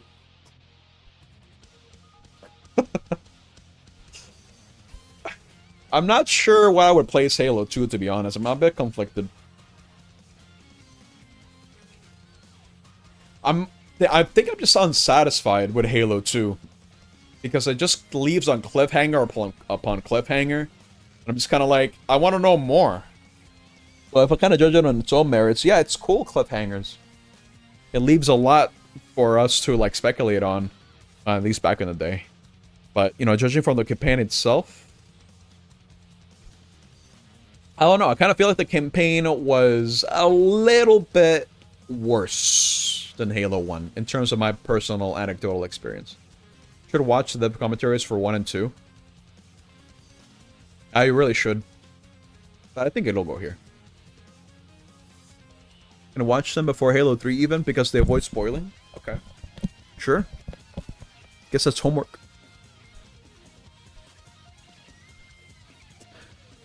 Let's see. Trying to think what else I could say about Halo 2. I feel like Halo 2 was mostly cared about the multiplayer, which I didn't play. I played it, but I didn't play it extensively because I didn't have an Xbox. So I can only really judge it based on the campaign. Oh, bonus supplement. Okay. I see.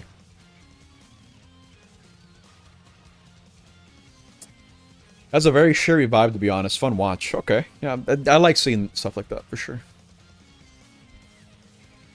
Okay.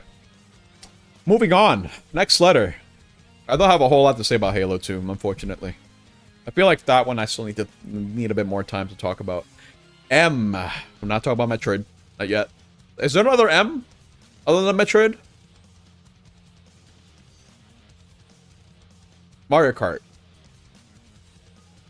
Alright. I know everyone hates this game now. Everyone. This game sucks. The worst game. Worst Mario Kart ever conceived. I think it's just fun. I think it's good. I think it's fine. Yeah, everyone hates it. It sucks. Every single person on the planet unanimously agrees that Mario Kart World is the worst game. Buyer's remorse from this game. I thought it was fine. I'm not too into it, honestly, but I can play it casually. It's fine. But, like, what if it's not? I don't think it's the best game, but I feel like it's a good experience. I enjoy my time whenever I play that in multiplayer, but I don't really see myself really playing this game by myself much, really. I think that's more of a me thing, though. Yeah, I could get into it. I would have to learn it. It's kind of like in the same vein as Riders, except Riders is a lot harder. But in the same vein, as in, there's a lot of tech you can learn in the game to really optimize just how you're karting. You know what I mean? There's a lot to learn about the game, but it takes time. And I have to really ask myself if I'm willing to put in the time to learn that. Ranking a Mario Kart when? Like ranking all the Mario Karts? I'm sure there's a lot of unexplored things here that I could really enjoy about the game, but as is, at the moment, I'll probably just place it like, you know, just in the... No, not here. No, absolutely not. Not up here. I'll place it here. It's good, but I just don't really see myself really playing the game a whole lot. I mean, the Mario Kart game that I played the most was Mario Kart Wii. Tried to get into competitive for that. That was a goddamn mistake. Should not have done that, but whatever. You don't have to dedicate that much time to learning some of the fun stuff, friend. I guess it's true. It's just whenever I not actually care to learn it. I think that's the big difference here. That'll be the thing that'll determine whether or not I'll actually go out of my way to learn it. If I'm not that enthusiastic about it, I'm most likely not going to bother learning it. That's what I'm thinking. But as is, it's fine, but I wouldn't really go out of my way to buy a Switch 2 for it. Competitive is arguably easier than casual onlines. Probably because it's a lot more predictable, right? With the shocks. So they're just not thrown randomly, so you can actually have strategy. People are way smarter and generally less aggressive, so if you know the best ways to play, you can do well. That makes sense. Yeah, online lobbies are just completely unpredictable. It's a lot of RNG. That's the sense that I got. In a more controlled environment, I can really see that being a much more healthier competitive environment. It's just chaos online, but I guess it's just... like some are predictable. Okay. And then it'll just come down to execution for the most part. A lot less reliant on RNG. You can get consistent at them, especially with shock timings, yeah. I believe it. It's a lot for me to uncover. I don't think I'm just interested in doing that. All right, moving on. Next letter.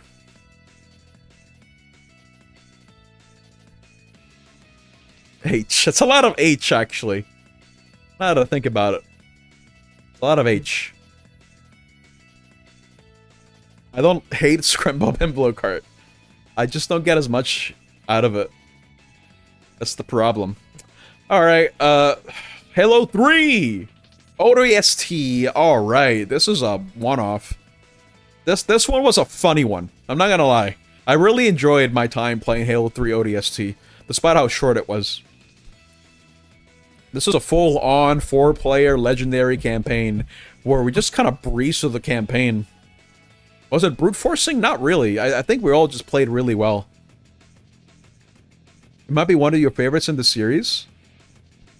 Ah, funny, like a clown. Yeah, we clowned around a lot, that's for sure. But yeah, that aside, I do like how the game looks. Trying to think of what else. I feel like the co-op here was better than Reach's. Can't explain why. I don't know. It's playing entirely in a city. That happened during Halo 2. I thought that was pretty cool. How it ties in together with the events of Halo 2, which also lead into Halo 3 somehow. I'll find out on Friday, I think. But I guess we'll see how that goes. Yeah, the setting is cool. I do like how you get to learn about the squad, how things unfolded. It's cool. You have like a big map that you can explore. And different sections of the map are closed off, and as you progress, it opens up. It's cool. It's a cool narrative. It's short and sweet. Short and sweet is always good. That being said, I will rank it. As a multiplayer experience, it was really good. I'll probably put it here. If anything. Yeah.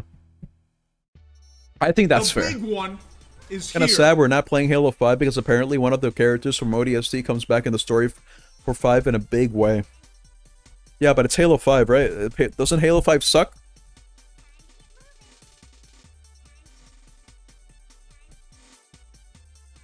That's what I heard. I mean, I hear anything. Let's play 5 then. The big one. 5 is not in MCC, that's the problem. You have to get 5 separately. I don't have an Xbox. No. I mean, I do, but I had to fix it. There's a problem with it. It's called, it doesn't power on. So I think I need to switch around the power brick. I think the power brick needs to be replaced, but that's money, and I don't have the money for that. You love how big Final Fantasy XI is. Yeah, dude. It's taking up so much space. Alright. I don't have a whole lot other things to say about Halo 3. I just think it was a solid experience. Gunplay was fun. No complaints. It didn't have dual wielding, right? I don't think it did. It was fine. It's pretty respectable to the lore too, so it's good. Okay. Next letter. What do we got? It's a lot of games in B and A, not a whole lot in C and D. I think that's a good thing, though. I think I played a lot of solid games. If the game is an A and B, I think it's just solid, so it was a good experience. R. Rayman, right? Just Rayman. Rayman. Alright. Okay. The first Rayman is notorious for being stupidly hard. The reason for that is because the PlayStation version of the game, which is the one that I played, is a bit buggy. He hates... No, don't sleep! Rayman's good. Alright, it's fine. I like the game. It's just annoying in a lot of places. And I think the only reason as to why it's remembered to this day is because of what it was like a launch title for the PS1, and everyone in the UK got the game. So it's fondly remembered for being a solid platformer, and I think it is. I just feel like it's all over the place when it comes to its difficulty. Sometimes it becomes too easy, then it just becomes like agonizingly hard for no reason. And not to mention that to see the ending of the game, you have to collect every single cage, which is extremely tedious. I did it, but goddamn was it tedious. But my first experience with the game was actually on Rayman Advance, because that's a GBA port of Rayman 1. And with screen crunch and all, so I had a pretty miserable experience from there. But hey, I got to learn, I got to apply what I learned from that game, from that version of the game, to this one. So it made things a little bit easier. But yeah, I think Rayman 1 doesn't really hold up too well, especially compared to other Scrimbo Bemblos of the time. I'll probably place it like here, honestly. It's solid, but it has a lot of problems. Again, it's the difficulty. I feel like it's way too overly punishing. Even just beating the game demands a lot out of you. The second game is a lot better. Way, way better. Ray Mid. I should really play the reimagined version of Rayman 1. It just makes it a lot better.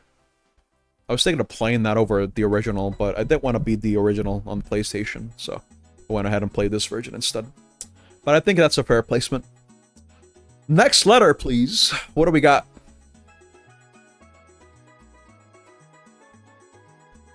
What do we got? Should probably organize these a bit more. This goes in S. This goes in D. This goes in B. S. So about Spyro. Alright. My first Spyro game. Enter the Dragonfly. Not a good game. My second Spyro game. Ripto's Rage. I remember enjoying it. But I never played the original Spyro. I know this is a lot of baby, this is like a lot of like people's baby's first platformer. I know a lot of kids back in my day that this was like their first game, the first collectathon game. And you know what? It's good. I like it. It gives me the dopamine whenever I collect the gems. It's very simple. Why is he sleeping? Don't you like dragons, Purple? It's a purple dragon. It's cool. I really like how simple the game is. Honestly, I feel like it's one of its strengths. The levels themselves are pretty compact, but they're cool. It's cool. It's cool to roam around the level, you know, solve a couple puzzles, get some gems, collect everything. You're kind of incentivized to collect everything too, and it feels good to collect. When Spyro 2, I promise you I'll play that this year. At some point, I'm not sure when. You hate purple. I do not hate purple, bro. I will never hate you. Yeah, Spyro 1, good. It's a good game. Kind of short, but hey, that's fine. No big deal. A little bit on the easy side as well, but if I played this as a kid alongside Crash, I don't know what I would like better. Probably Crash, but I still think Spyro 1 is a solid game. But I can only imagine, just like Crash 1, it only gets better from here. I really want to replay Ripto's Rage. I'll do that sometime this year.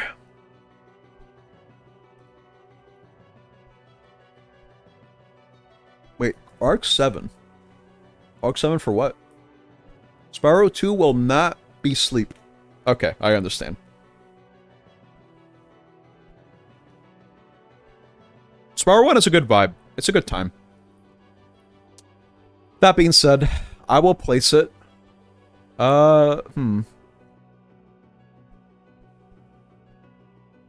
Maybe here. Yeah, I think that's a fair placement. Crash is superior, agreed. I'm so glad we can agree on this, Janitza. I love Crash. Dude, I have a Crash statue in my room. It's one of my favorite mascots for sure. I'm kind of sad that Crash 5 was cancelled. Not gonna lie. I really like Crash 4. I should probably play Crash 4 on stream. But I have to go through Crash Bash first, so gotta brace myself for that. Oh, ReZero? Oh, I see. Okay.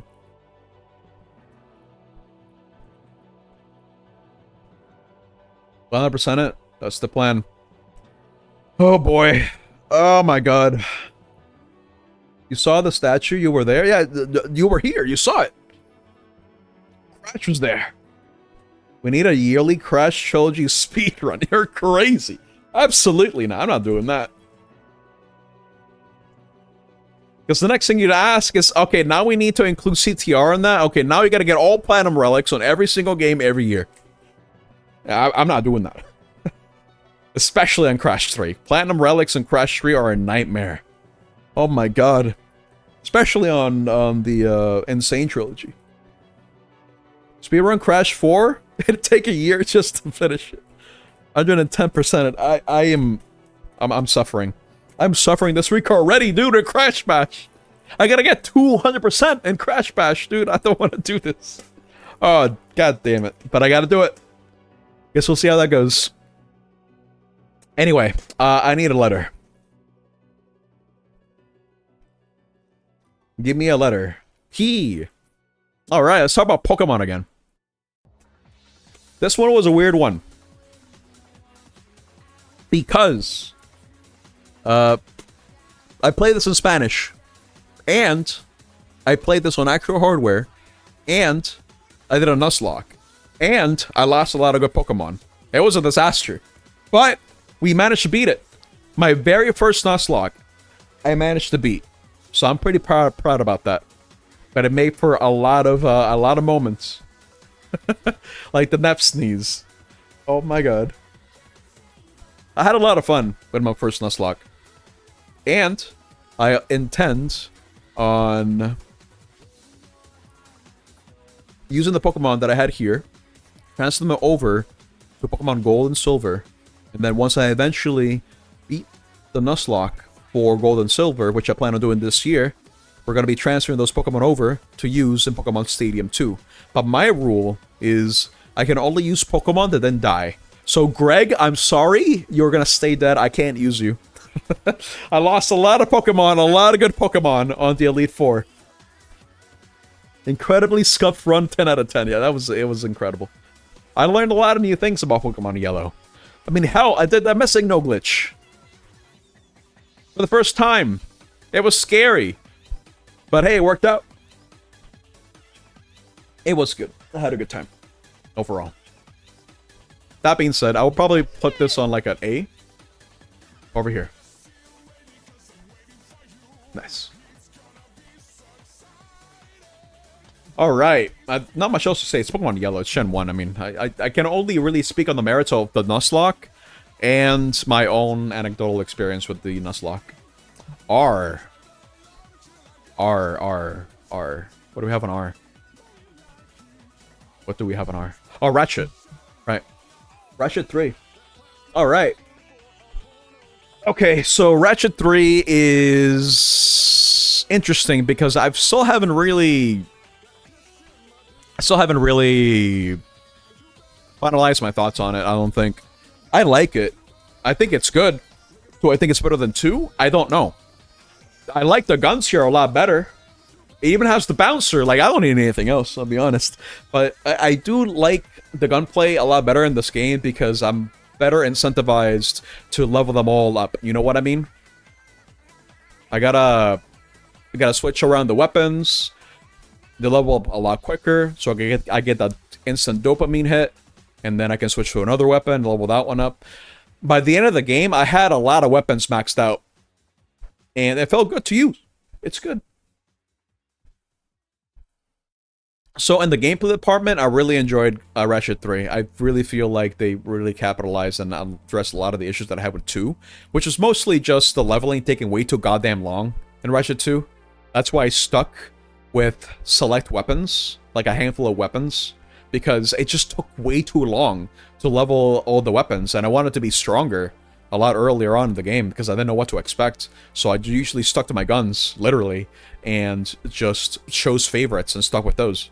But in 3, I could just switch around the fly and just be more experimental, which was good. I enjoyed that. As for the minigames that they introduced on this one, I liked them. But I don't know, I kind of feel like I enjoyed the hacking minigames a lot more in 2 than in 3. But I had to also acknowledge the fact that they streamlined a lot in Ratchet 3. So as an overall experience, Ratchet 3 is pretty solid. I'd say. It's easily an A rank, if you ask me. But I don't know where I would put it, to be honest. Maybe, like, here, I'd say.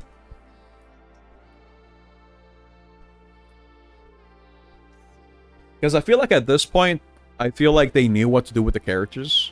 What kind of tone to set for the Ratchet series. Because the first one was, like, nihilistic, you know, just anti-consumerism. You know, just everything runs on bolts, everything. And then in the second game, it's about... what was the second game about? I think it was about, like, making yourself out to be, like, a hero. Something like that. And then, you know, the whole incident regarding the pets. The proto-pets. And in this game, it was more like war. Ain't no way. Calm down! What? What do you mean? This is great. I'm comparing it compared to Halo 1, dude. There's no way it's better than Halo 1. Come on, no, absolutely not. Ain't no way me, dude. No. It's not better than Halo 1, or Bloodborne, or Deltarune, or Ace Combat, or Sonic Unleashed, or these 2 other Halo games. I'm sorry. What are you comparing to Halo 1, Ratchet and Clank? It's good. A rank is really good. Calm down. Prison. No. Come on. Alright, fine. No, here. How about that? Okay. Sorry, B-subs. I have to agree. It can't be Halo. Honestly. I enjoy it. I think it's a good game. It's great. Above Ahead in Time? Yeah, sure. Yes. Wait, no. Oh, no, okay, listen. It belongs here. I'm rolling it back. I'm putting it back where I put it originally. I'm gonna send someone to your house. Call it back, Purple. Call it back. You don't need to send anyone. It's fine. It's not better than cassette beasts. Can't believe this. You've been betrayed. What? You want this here? I can't. I'm sorry. I can't do that. I didn't enjoy the game that much. But I think it's solid. I think it's really good. It's an A rank. A is good. Anyway. It's enough about that. Let's, next letter, please. Next letter.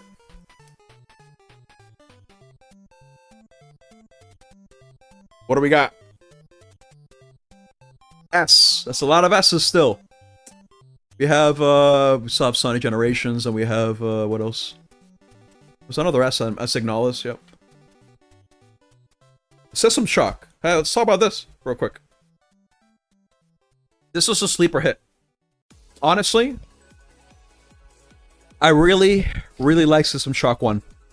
It is the type of game that has a lot of the things that I enjoy when it comes to an immersive sim.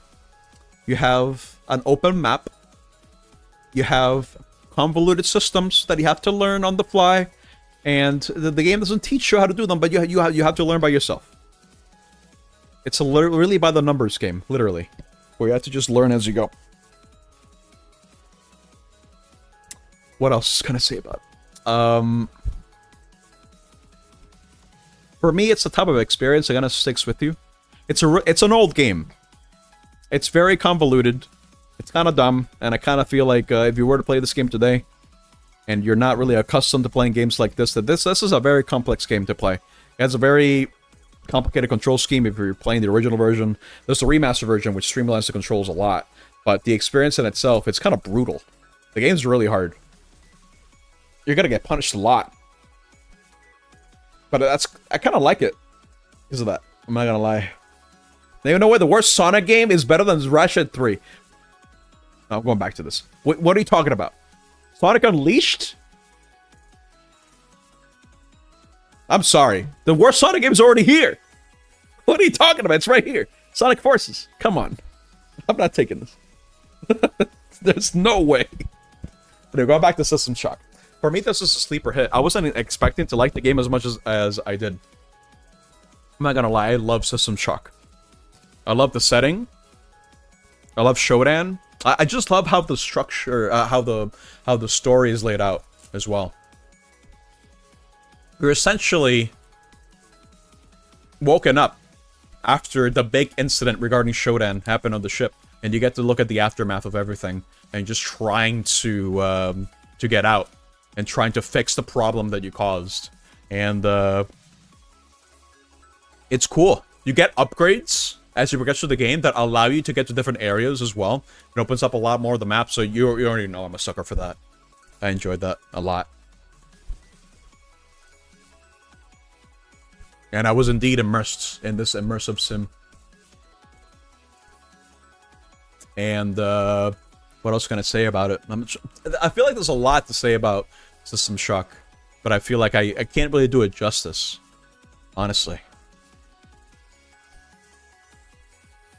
Like, I can still remember how the map is laid out. I still remember how to navigate it, because it's just how everything is structured. Like, everything just makes sense. You know what I mean? I like the vibe of the game a lot. It's very good.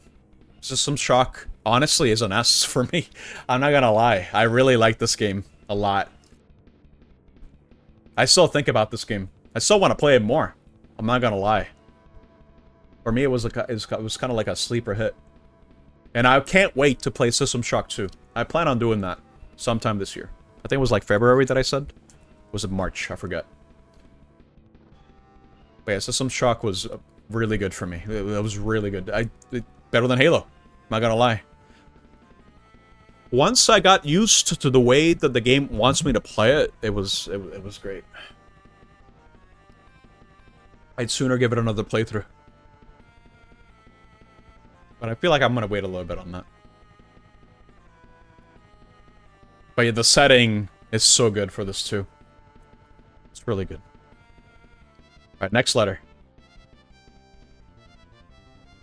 What do we got? No. What is that? S. Let's talk about Sonic again. Alright. Is that not Toho on the list? Oh, yeah.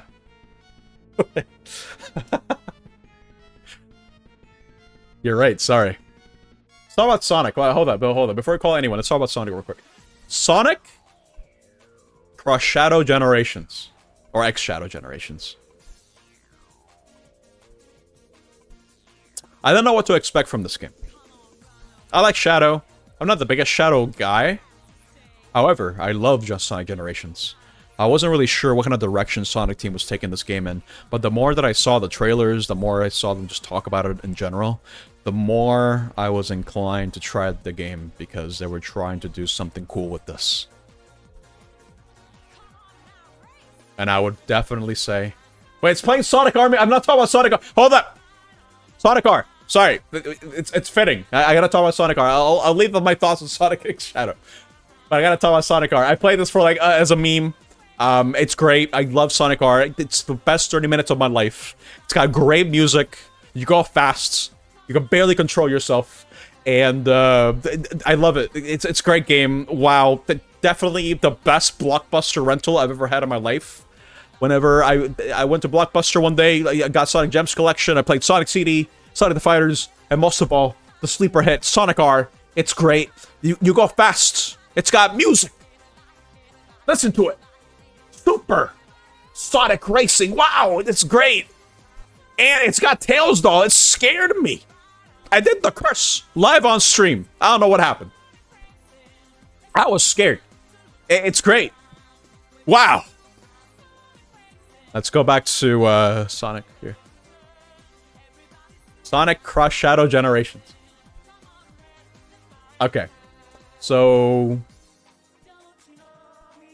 what was it saying? Right. So... this was the next game that we got after Frontiers.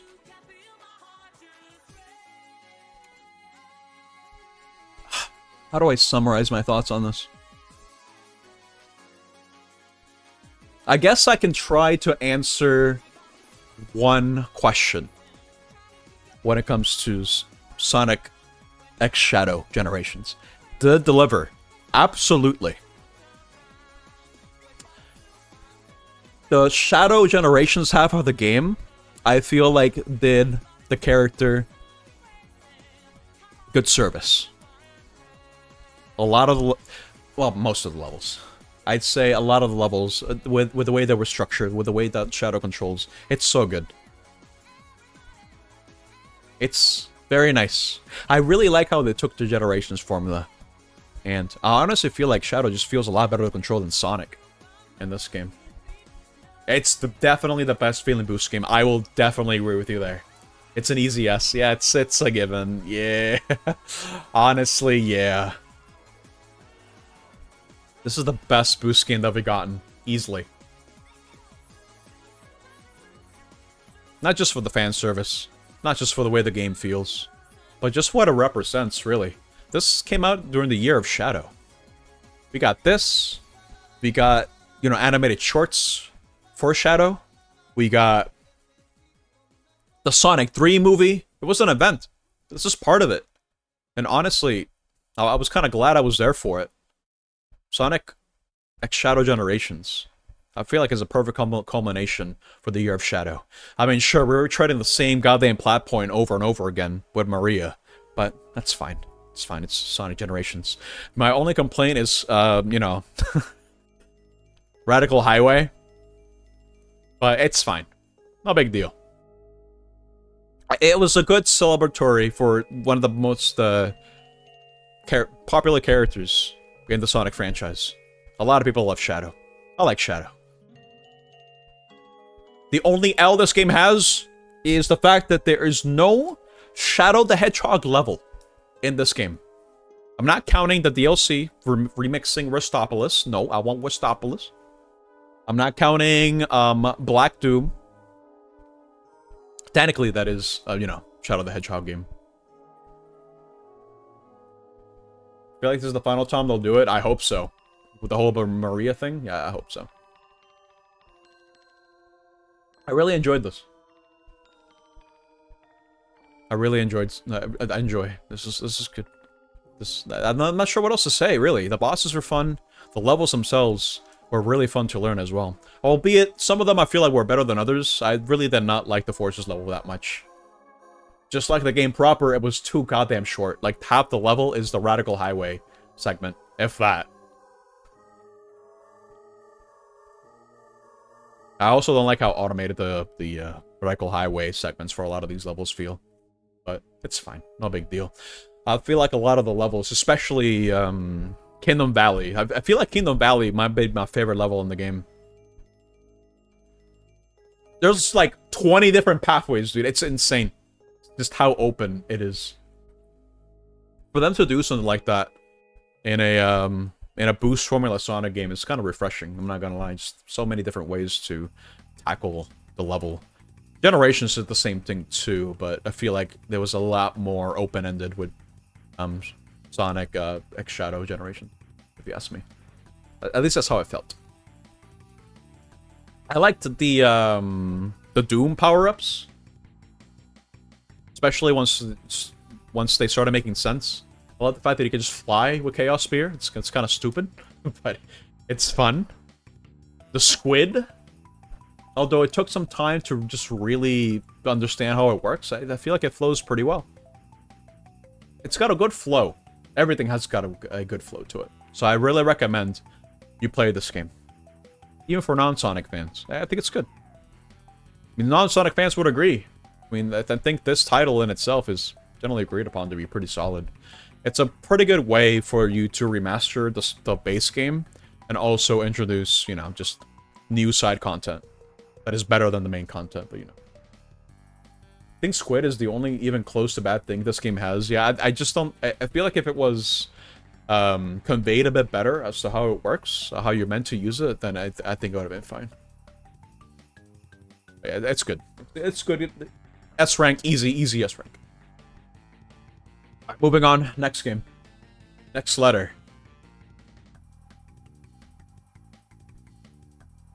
H. H. H. H. H. Oh. It's time. It's time for Skong! Technically, it's Hollow Knight Silk Song, so it's H. You know what time it is. Where else is it gonna go? Come on. Come on, dude. This was my game of the year. Easily. Without a doubt. Oh my god. What can I say about Skong? D... No. S tier from start to finish. S for Skong. Oh my god. I got to experience two different outcomes when it comes to me waiting for an anticipated game that I've been waiting for years. Skong gets the honor of it meeting every expectation and more.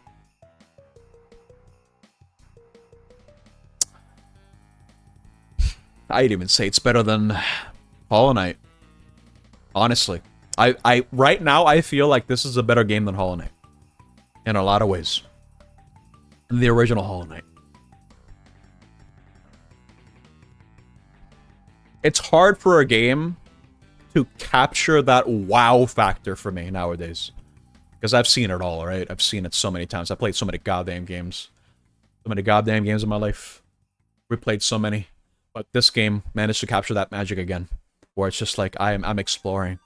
New area. Wow. I'm exploring. New area. Wow. This game just doesn't stop. New area. So many new areas, dude. Oh my god. You didn't even finish this game and it was your game of the year. But wasn't it Expedition 33 Purple? Wasn't that your number one? I can see Skong being exhausting for a lot of people. I can understand that. But for me, I enjoyed every single second of this game.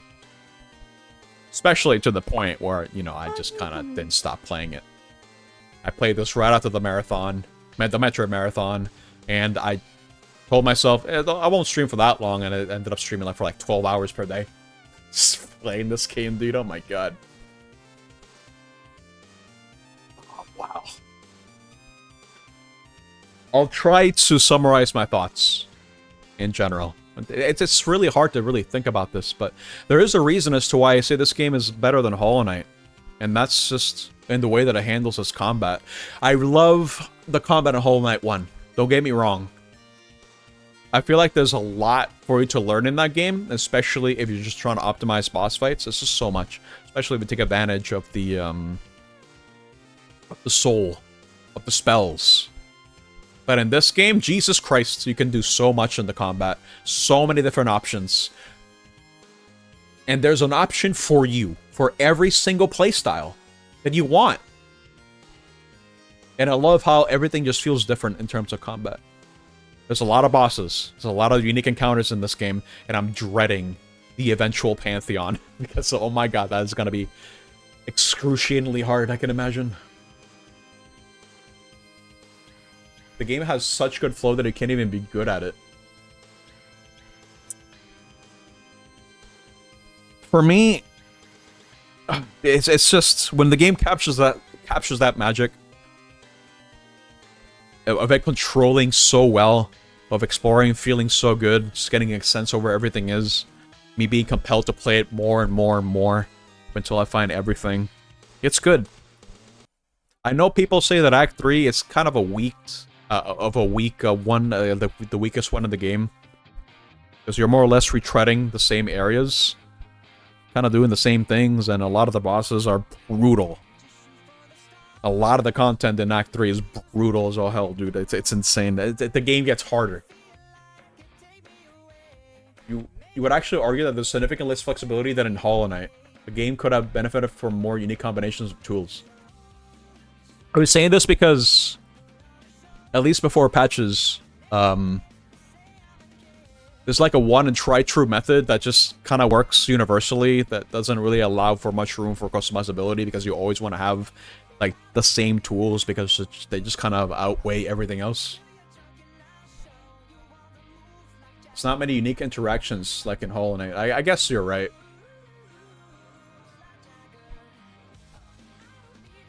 In Hollow Knight, I suppose it would be spoiled for choice for the amount of charms that you do have. You would definitely notice that in randomizers. Even after the patches, there's still so many tools that are just strictly better than others. Yeah, it's a little bit imbalanced. I do have to agree. There's a lot of tools I just straight up did not use because I just found ones that were just better. So it's a little bit of bloat. But I don't think that's a particularly bad tool, necessarily. If anything, at worst, they're just complementary to whatever you're using. At least that's what it felt for me. But I didn't play around with everything in the game, too, because it's just so many different playstyles.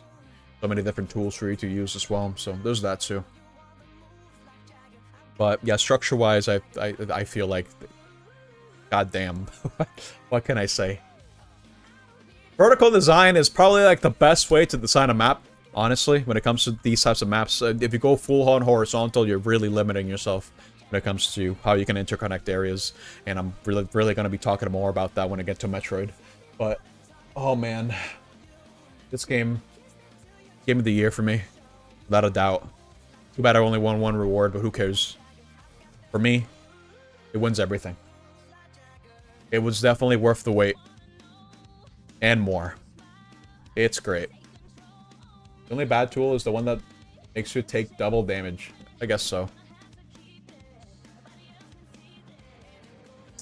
Okay. Alright. Next one. I gotta try... I gotta get through these faster. Oh my god. Next one. Give me a letter.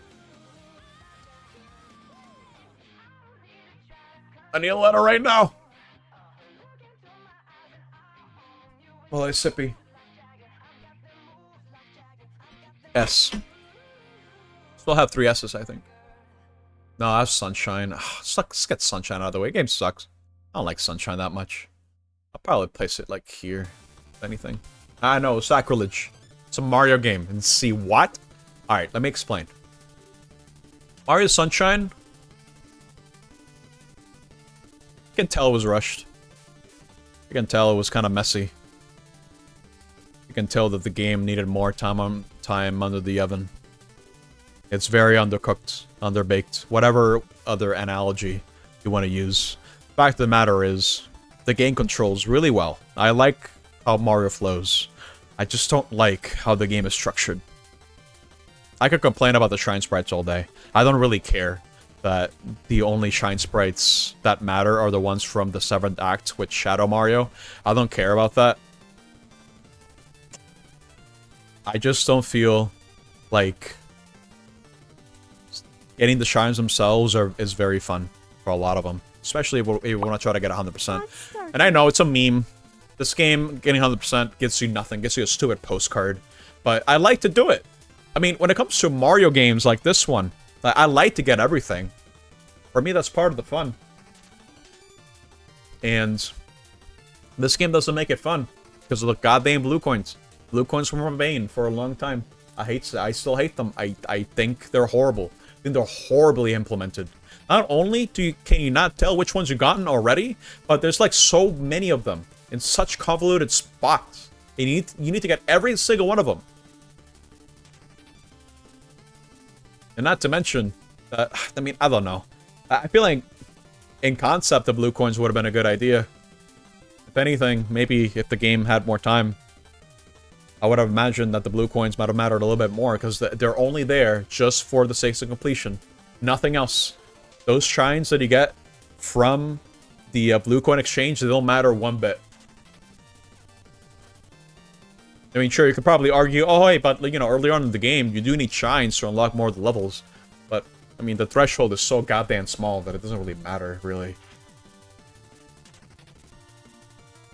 It's just weirdly structured. It's a very messy Mario game. You're right. They should have made the blue coins a currency for upgrading Mario's skill tree. No. Absolutely not. Anything about that. I just don't think... The blue coins are a cool idea in concept, because being rewarded for exploring parts of a level, and you get a blue coin, is cool.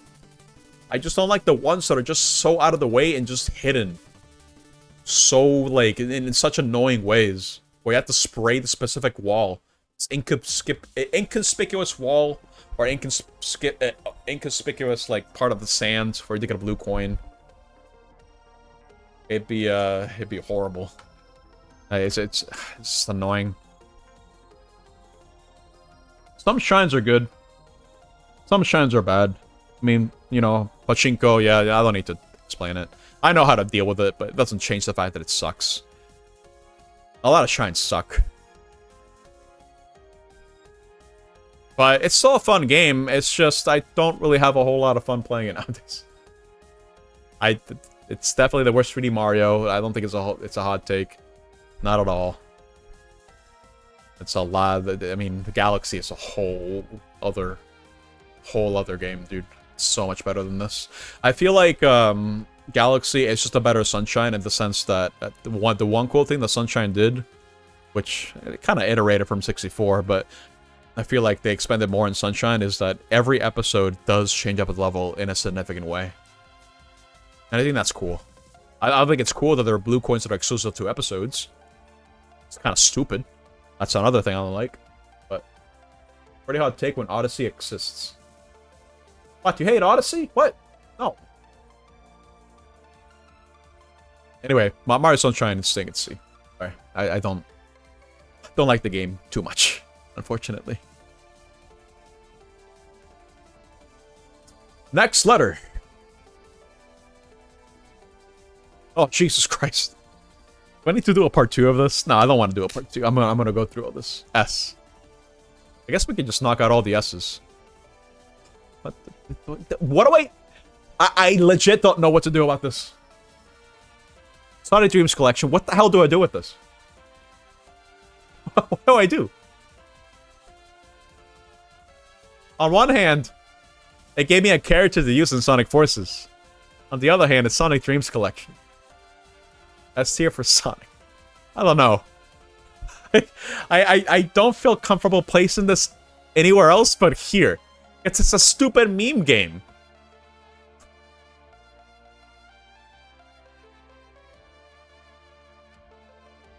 I just don't know what else is there to talk about. You have Make Your Own Sonic. You have, you know, the photo studio with Sonic. You have, you know, spending time with Sonic. And then you have Eggman Origins, where you have to, like, go through, like, an entire process just to get a server up and running. Connect to it. Sonic, no. No. No! No! What would you remind me of that? Absolutely not. I'm adding a new row. No. Absolutely not. It goes here. This is the sad tier. Why did you have to remind me? Why are there so many Metro games? Did you use some kind of marathon last year? It's crazy, right? Wow. Listen, I don't have a whole lot to say about Sonic Dreams Collection. I think it's kind of speaks for itself. It's a meme game. It's not good. Next letter, please. I don't want to talk more about it. Oh my god. Oh wait, it's Stray. Wait, that's another. So many goddamn S's, dude. D. Let's talk about Donkey Kong. So, it had been a long while since I last played Donkey Kong 64. Must have been like, I don't know. Still streaming? Like, back in 20... I don't know if I played this back in 2015. I don't remember. Point is, I haven't played this game in a long time. And, you know, I enjoy my Scrimbo and Blows. But this is like the quintessential Scrimbo and Blow because there are too many things to collect. Too many things. It's got the Guinness World Record for it, after all. And honestly, I'd say it goes like here. Maybe. I still like the game. I think it's got good things going for it. It's got the minigames here are actually fun compared to other games that I played on this list.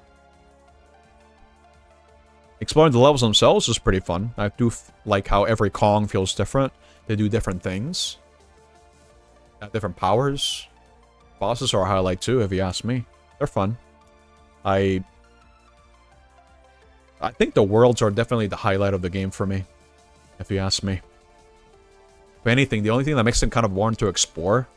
well, not boring, but... I feel like they're kind of empty. You know what I mean? After you collect everything, they feel kind of empty. It's hard to explain. I'm not really sure because I feel like it's kind of the same thing with Tui, but it's not a whole lot to collect in that game. I guess what I'm trying to say is there's a lot of areas where you're just kind of just running. You're not really doing a whole lot of platforming. You're just kind of running around. Not a whole lot of verticality for what I remember in this game. That's why they added a lot of the teleporters for you to just navigate around the level a little bit easier. It's still a little bit inconvenient, but it still gives me the dopamine hit. I'm not gonna lie. I still like the whole aspect of collecting, and what this game could have been too if Stop and Swap actually, you know, was implemented, because it would have had another cool thing going for it, I feel. But you know, it's unfortunately things didn't really pan out the way that they could have. I could do a rando for the AK64, yeah. I think that'd be cool.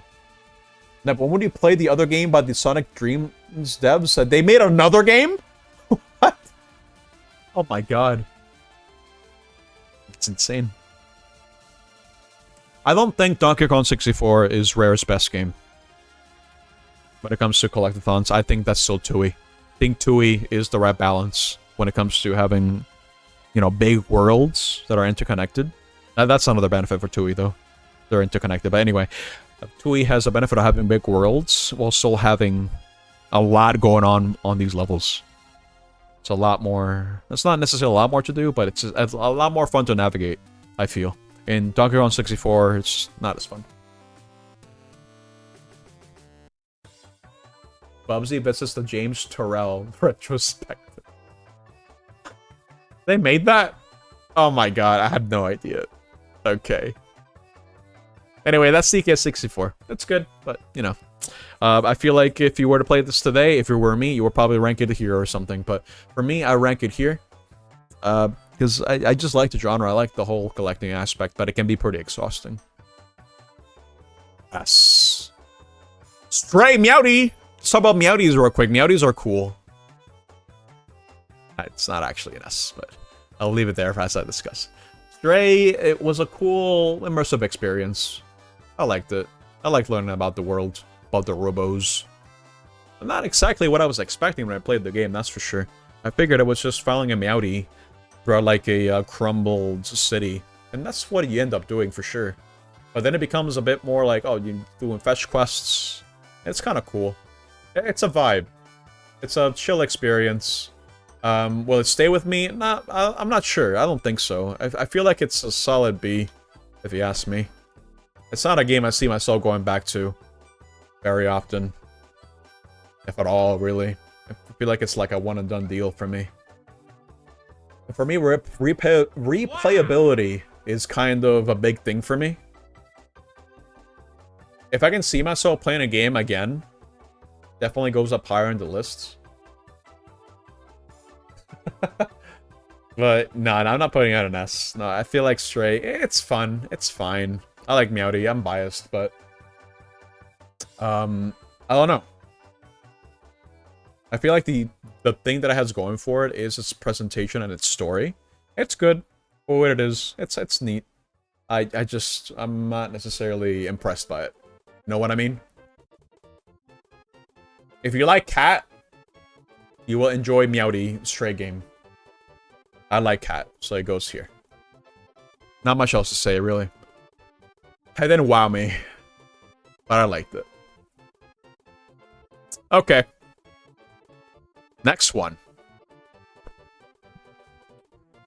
Oh wait, this is another S, I just realized. This is another S game. Oh my god. I need a letter. Quick! How many games have I gone through, dude? Oh my god. Not enough, clearly. Been like over 3 hours. I'm still not done. It's about to be 4 hours. Oh my god. This is awful. Oh, jeez. S. Alright. Let's talk about Signalis, actually. Honestly, another sleeper hit for me. I really like how the game looks. I like the story. I just like survival horror, even though I haven't played that many games that are like it. I like the whole idea, especially for the first playthrough, where you just don't know what's gonna happen. You don't know what items to bring, and I feel like that game perfectly encapsulates that in a good way. If you ask me. There's so many S games, but none of them are S tier. What are you talking? No, no, what? Sonic? System Shock?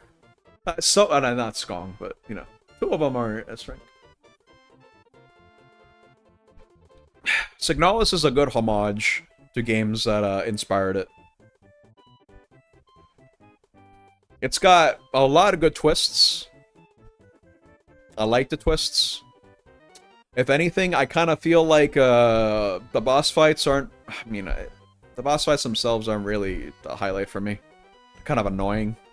Combat outside of that is really good. The atmosphere in this game goes hard, dude. You and survival horror will always remind you of the old man. It's... Oh my god. I think, oh, also puzzle-wise, I really feel like the puzzles here were really cool. Pretty intuitive. Pretty nice, pretty cool. I got stuck on the key lock one for a while, but everything else I feel like it made sense. I felt good solving the puzzles here. And again, presentation was really good.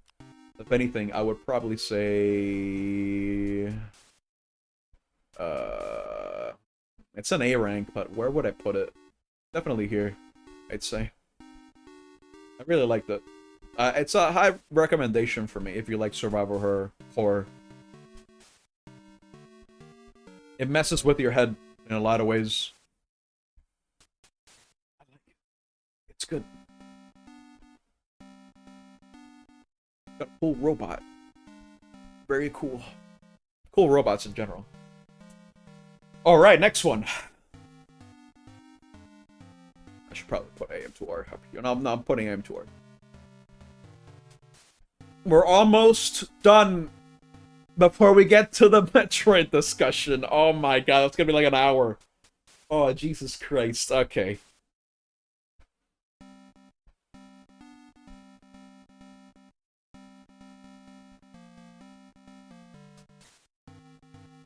Okay. I need a letter. Quick.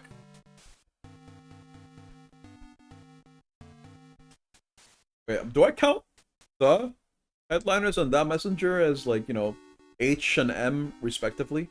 Z? No Z, I'm sorry. No such thing as Z in this. H. H. I guess I can omit the. It doesn't really count, right? Where is it? Here. I have another ass game here. Spider-Man, of course. Wait, let me organize this again. What's here? Okay. Headliner. Alright, let's talk about this. This cheese races? Okay, my rule for adding stuff like here, I didn't include the randomizer stuff at all. Because they were mostly games I already played anyway. I wanted to have more unique experiences. You know, like, randomizers are for games that you already kind of played, and they offer a unique experience. Yeah, no AP. No Archipelago. Anyway, headliners. French Slop game. It's funny. It's a good time. I don't see myself playing this outside of that, but that's not the point of French Slop, really. The point of French Slop is for you to have a good time with friends and just have wacky moments. I played this multiple times, in fact, this year, now that I think about it, both on my stream and during Kai's subathon. And it was fun both times. I enjoyed it, but outside of that, it's, I mean, I don't know.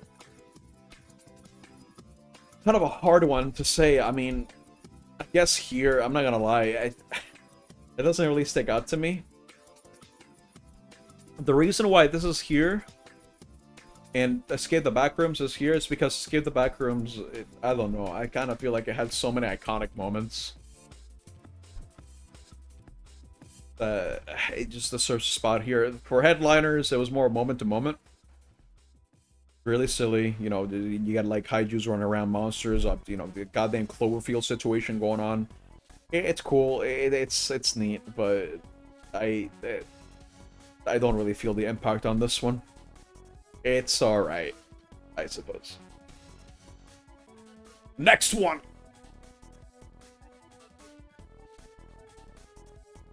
I'm exhausted already, dude. Oh my god. Wait, why is Paper Mario here? Put it like, I don't know, put it here. Okay. I need a letter! I played so many goddamn games. Oh my god, man. Look at this. Jesus Christ, that's so many games. Spawning different genres. Different timelines too, like not timelines, but different games. Different genres from different time periods. Different generations. Like, oh Jesus Christ. So many. It's nice to see, I'm not gonna lie. I think it's nice that I played so many games. So many different types of games. A nice little palette cleanser, if anything. I can find new favorites just by playing games this way. W. You know, I forgot I played World of Goo this year. 2026 Snap is going to be playing multiple games in different timelines. Oh, man. Let's talk about World of Goo. I really like this game. I'm not gonna lie. I feel like it deserves to be in the B spot, like here. I really liked it. When will you fight me in 4D chess with multiverse time travel? Where's this coming from? I don't know what you're talking about. I can't win. Anyway, World of Goo. Bill wanted me to play this, and it's. How should I explain this? I remember back in high school, for my engineering class, we had this one bridge building simulator where you had to actually take into account the costs in order to build the bridge, make sure that it had proper structure so then crumble over when you have trucks passing by. It was a nice little simulation for you to get an idea as to what architects and you know, just construction workers have to do in order to make sure that whatever bridges you're passing by over every day, they don't crumble over under your own weight. And World of Goo is more or less that, but in a more, you know, in a more, what's the word? It's like building bridges, but with goo, is what I'm trying to say. And, no, I really enjoyed that, because I remember back in high school, I enjoyed that activity, and I enjoyed doing it here too, because it's a lot of creative thinking that I have to do here, accounting for physics. It's a puzzle game, right? So you have to really use your own intuition and ingenuity in order to figure out different solutions to problems.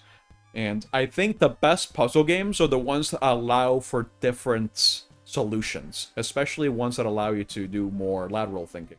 And I feel like that's where I exceed the most, because I'm always trying to think outside the box, where I'm trying to think of like, you know what, I could probably do the solution this way, but what if I try to do another unorthodox method to try to get to where I need to go? Or hell, maybe my default way of thinking for a particular puzzle is to allow myself to just go with what I think is default, which might look weird, but it still works. Like, I love the fact that World of Goo allowed you to experiment with different ways. Not all the time, but most of the time it allowed you to be creative to solve a lot of these different puzzles, and I really enjoyed that a lot about this. Will you play with your goo again in World of Goo 2? I do want to play the sequel, yeah. Yes. I really liked the first game. In fact, no, I feel like I liked it a lot with the way that I'm describing it. I'm honestly feel like it's the servant of A tier. I think I want to put it here, now that I think about it. World of Goo is really solid. I really enjoyed my time with this game. Never got frustrated. I really feel like the solutions that were being asked for you for every level, you had to think differently. And I think there was like a theme to a lot of the worlds as well. Like, you know, you have this particular gimmick that you have to abide by, and it's cool. I really feel like they made the most out of the concept. It's good. I really recommend World of Goo. It's a really solid puzzle game. I really had to wonder how World of Goo 2 fares compared to the original.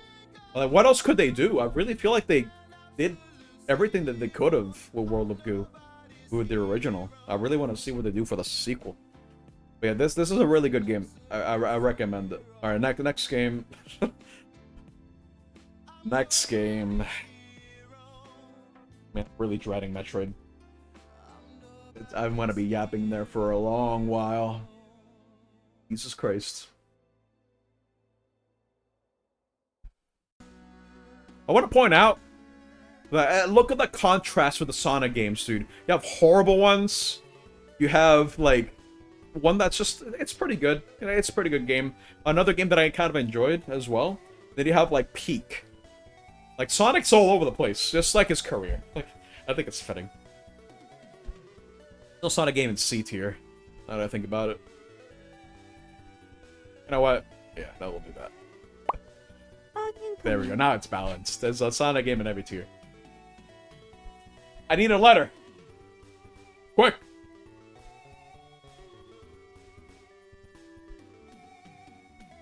I really wonder, is there another game I'll put in D tier? E? Elden Ring. Alright. So, Night Rain. Sonic Frontier. No. Let's talk about Night Rain for a bit. I've been playing this for quite some time. When I first saw the trailer, I didn't really know what to expect. I was expecting a different game. But having played it now, I really feel like this is the way you handle a game that's... It's not... I wouldn't really call it live service. I don't think so. I would probably just call it a game that gets updates every now and then. If anything. Hey, you never play with me. You want to play Night Rain, bro? You want to play the game? We can play the game. I will say, I really enjoy the whole idea of dropping down with nothing. It's like a battle royale, right? But not really. I'll compare it to a battle royale is doing a complete disservice. I think the best way to really describe the game is more of a roguelike, if anything. Where you drop in, you have nothing except for like the starter gear that you come equipped with, and then you try to make the best out of everything that you have. You have to adapt. And I think that's cool. I really enjoy roguelikes because of that aspect, because of that mentality where you have to adapt. But for every run that you do, you just know a little bit more how to do things a little bit better. And that's a sense of like intrinsic progression that I really enjoy in that particular genre, and it's not missed here. If anything, I think it's capitalized on it. And it also helps, you know, the base game, the Elden Ring, I think is fantastic. And the bosses that they bring to the fray here are really fun to fight, especially the new ones. It's a night-like. Yeah, it's a night-like. And there is enough here, enough content here to keep you satiated for quite some time, I feel. Even if it feels small, because there's only so many different permutations, really. But I really feel like there's a lot of that you can get out of this game, for sure. And the fact that a lot of the updates that release have been free, not all the time, because we did have to buy a DLC, but so far I feel like the DLC has been pretty good. I haven't really gone through much of it, if anything. At least it's content. But I do want to keep playing it. But Night Rain has been a pleasant surprise. Honestly, I wasn't expecting it to be as good as it is. Probably place it like pretty high up here, around here, if you ask me. It's pretty nice, pretty good. Pretty good experience, especially when you have a squad, full squad, and you can just drop in and have a good time. But I do have to play it in small bursts because I do feel like it can get tiresome. Hence why it's not S. That being said, yeah, that's solid. I recommend that if you like Elden Ring and Souls-likes in general, and roguelikes. Okay. Moving on. Next game. Oh my god.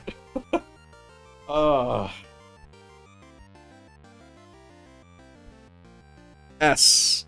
Let's get the S's out of the way. Spider-Man! Spider-Man 2! It's the Pixar game, the Pixar theme game. Alright, listen, I do feel like this game's strongest point is definitely the swinging.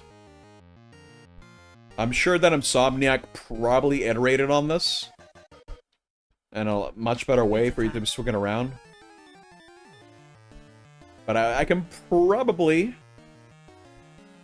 to its own merit, I do love swinging around in Spider-Man 2. It feels really good.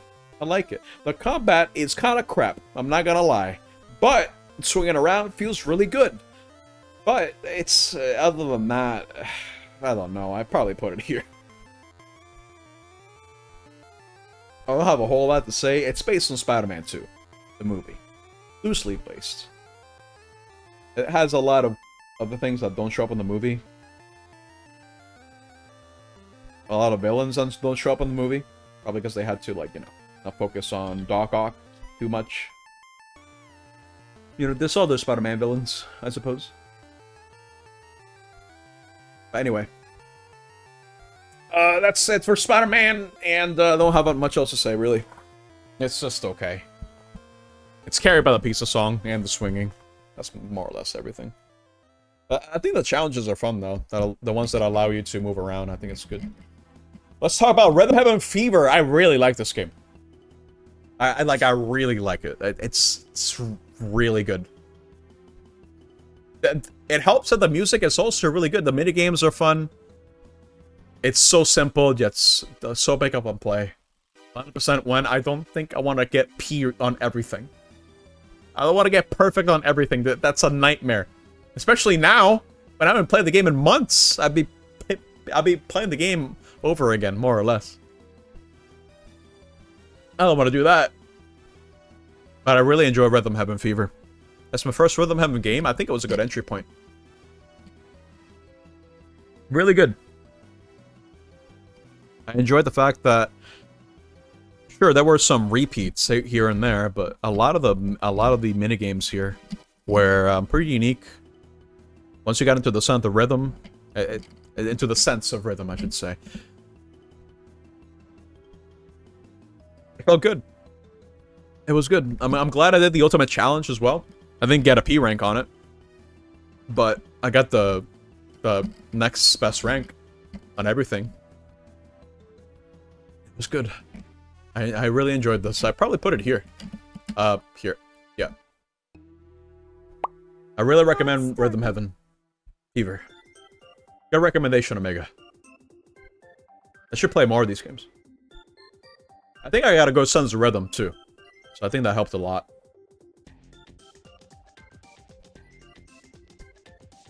Okay. Moving on. How many more games so far? Metroid 36. Oh, jeez. More than 10. Is there any other non-Metroid game here? No. Well, this, but... Oh, we're almost done with the non-Metroid stuff. Don't worry. We're almost done. I feel like this will be the most interesting time for me to talk about how I'm going to be ranking these games, because Metroid is my series, dude. I'm the Metroid guy. I don't care what anyone says. C. C? Where is C?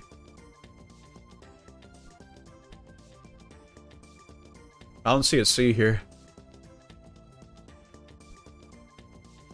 Oh. I mean, I guess if you want me to talk about this. It's Super Castle. This is a one-off. The Psychic requested me for me to play this. I never really played the game from start to finish. I mean, I've seen it, but I never got around to playing it myself. And I know it gets often compared to Bloodlines. And honestly, after playing it and sitting down on it for like a little bit, I will still have to agree that I like Bloodlines a bit more than Super Castlevania 4. It's Super Castlevania 4 by itself, it's a good game. It's great. I enjoy it. I just kind of feel like it's a bit too on the easy side, you know what I mean? For a game of this type. Because the whip is just so goddamn strong. The bosses themselves pose no challenge. When I feel like the bosses should be part of the challenge of the level. And, no, it's good. It's a good game. It's not my favorite game in the series. I think it's still Bloodlines, if you ask me, when it comes to classic. It's, but I will probably place it, like, here. It's good.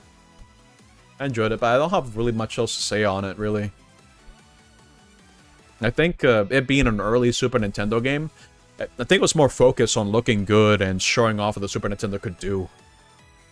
Than it being, like, a core experience that you would expect from this franchise. Because it's the easiest for a reason. It's really easy. Even if I did struggle a little bit, but yeah, even then, it's like it was kind of easy. I'm not gonna lie. Okay, not much else to say about that game. We're almost there. We're almost at Metroid. We just gotta get all these games out of the way. I still have quite a bit to say for quite a few of these games. All right, next letter, please.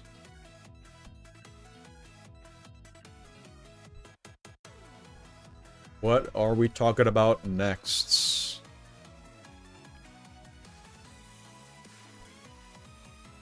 Yeah. I'll know for next time. I'm probably gonna need to start either earlier or go through these quicker. I don't know, man. This is a lot. Jesus Christ. How about I pick one? Because this has been in the back of my mind for quite some time. Let's talk about Ultra Kill for a minute. I like the game. Boomer Shooter, good. I like Boomer Shooter. I like Boomer Shooter that go fast. Where you have to have, like, insane reaction time and good flow. This game has insanely good flow.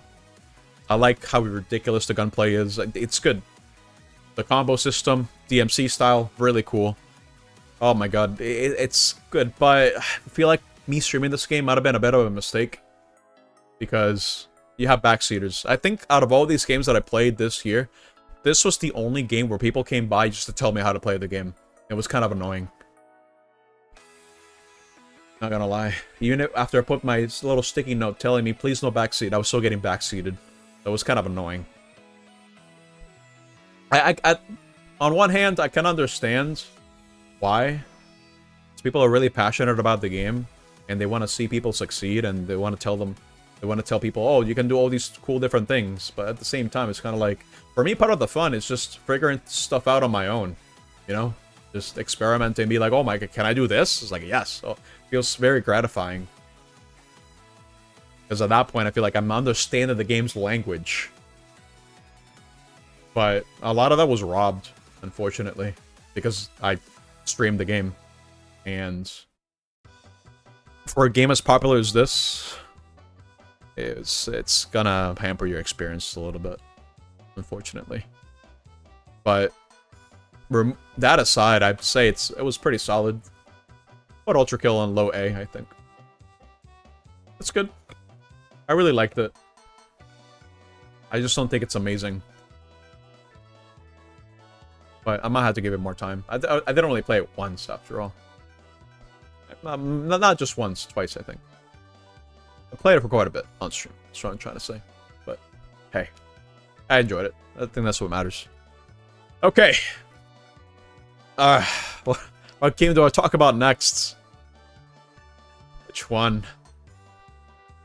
I'm so intimidated by Metroid, man. Oh my god.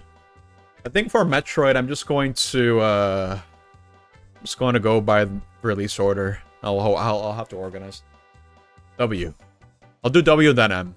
How about that? Is there an M? Actually, I guess the messenger. Yeah. So Way of the Samurai 2 is kind of a weird one, because I feel like when it had some good moments in it. It was just a silly little game.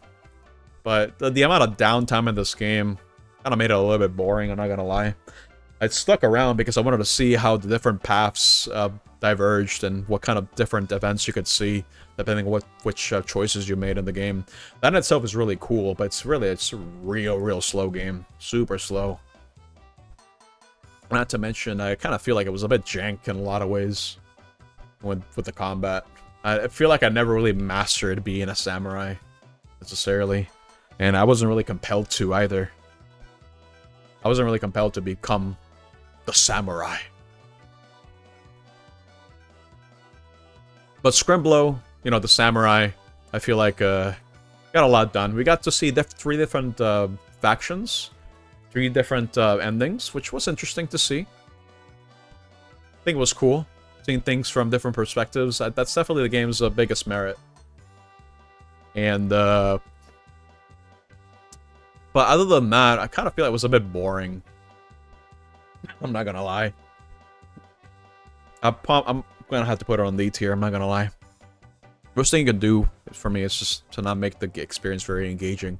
I didn't have a whole lot to say about the game itself, really, while I was playing it. That didn't help. I didn't really enjoy the game too much. The highlights were good, but overall, I don't think it was that fun to play. Maybe I had to be in a different mood for me to really enjoy with Samurai 2. And I'd imagine that the other games are a bit better too. I guess it's that. Okay, let's talk about the Messenger next. It's technically M. Alright, so I really enjoy the Messenger, especially in hindsight. I knew about this game before. I watched someone else play it back when the game was fresh a long time ago. So I wasn't exactly surprised with the whole shifting between 8-bit and 16-bit. So I didn't really get to have that wow factor, unfortunately. But aside from that, I would probably say that I really, really like this game. It's simple, but it revels in its simplicity, if you ask me. I think it deserves to be on the A tier. And the reason as to why is because, well, for one, the controls themselves, excuse me, I need some water. Jesus Christ. I'm dry, dude. The Messenger is, in terms of controls, I feel like it's simple, but there's a lot of nuance when it comes to how you can move around, especially with the way that you can tag enemies and then you can use that to get an additional jump. And that opens up so many different opportunities for you to move around the areas and also make boss fights go a little bit quicker if you're smart about the usage of it. It's such a simple mechanic, but you can do so much with it. And that's why I feel like simple, but also complex, is good. I feel like this game does both very well. Rather, it leans on to that main mechanic in all the ways that I can think of. Not to mention with the other power-ups you can also unlock with the grappling hook and a whole bunch of other things too. I really like how the platforming is handled, especially when it comes to shifting between 8-bit and 16-bit. I feel like that was done in the best way it could have been done in a type of game like this. I played a lot of games that did that gimmick, you know, switching between two different structures, I guess. Like with Guacamelee, for example. It's another game that I like to think, but you know, you can shift between dimensions more or less. We're just shifting between two different states of a thing. That's what I'm trying to say. I feel like this game does it pretty expertly. It's used for navigation, it's used for puzzles, it's used for just opening up a lot more of the game because it becomes a Metroid core halfway through, which is a pleasant surprise as well. Because that's kind of the problem too. I did mention before that I think a solid Metroid core, what makes a solid Metroid core is its map, and I feel like the Messenger kind of bit off a bit more than it could chew when it comes to the map itself, because what makes it into a Metroid core is being able to revisit these areas with the new power-ups and being able to explore areas you're going to explore before, but actually navigating the areas themselves is a bit tedious. Because again, they were more built for, at least this is what I felt for me. They were more built to be done from a level to level basis, like a Ninja Gaiden game, where you're just going from one part of the screen to the other, just trying to go through the entire level. But in this game, I mean, all the levels are unlocked, more or less, by the time you unlock the 16-bit portion of the game. And a lot of levels are designed in a horizontal way, not vertically. So there's not a whole lot of interconnectivity going on because you can't really do that. So again, it becomes more of a just bare bones Metroid core. It doesn't really take full advantage of it. Hello, Suke. Hello. Happy New Year. It can also be a Metroid core if you're a Metroid game. That's true. Yeah. He's right on the money, dude. But I would still say that's the game's weakest point. If you look at it beyond the Metroid core aspect, and it falling flat on that in a couple of places, moment to moment platforming is really good. I enjoyed it a lot. Music is good too. Masterfully done. Bosses, I would say, are a highlight too. Especially, listen, if you can allow me to control the flow of a boss fight by having the knowledge and the skill to execute fast skill strats, that's already a +1 for me as well.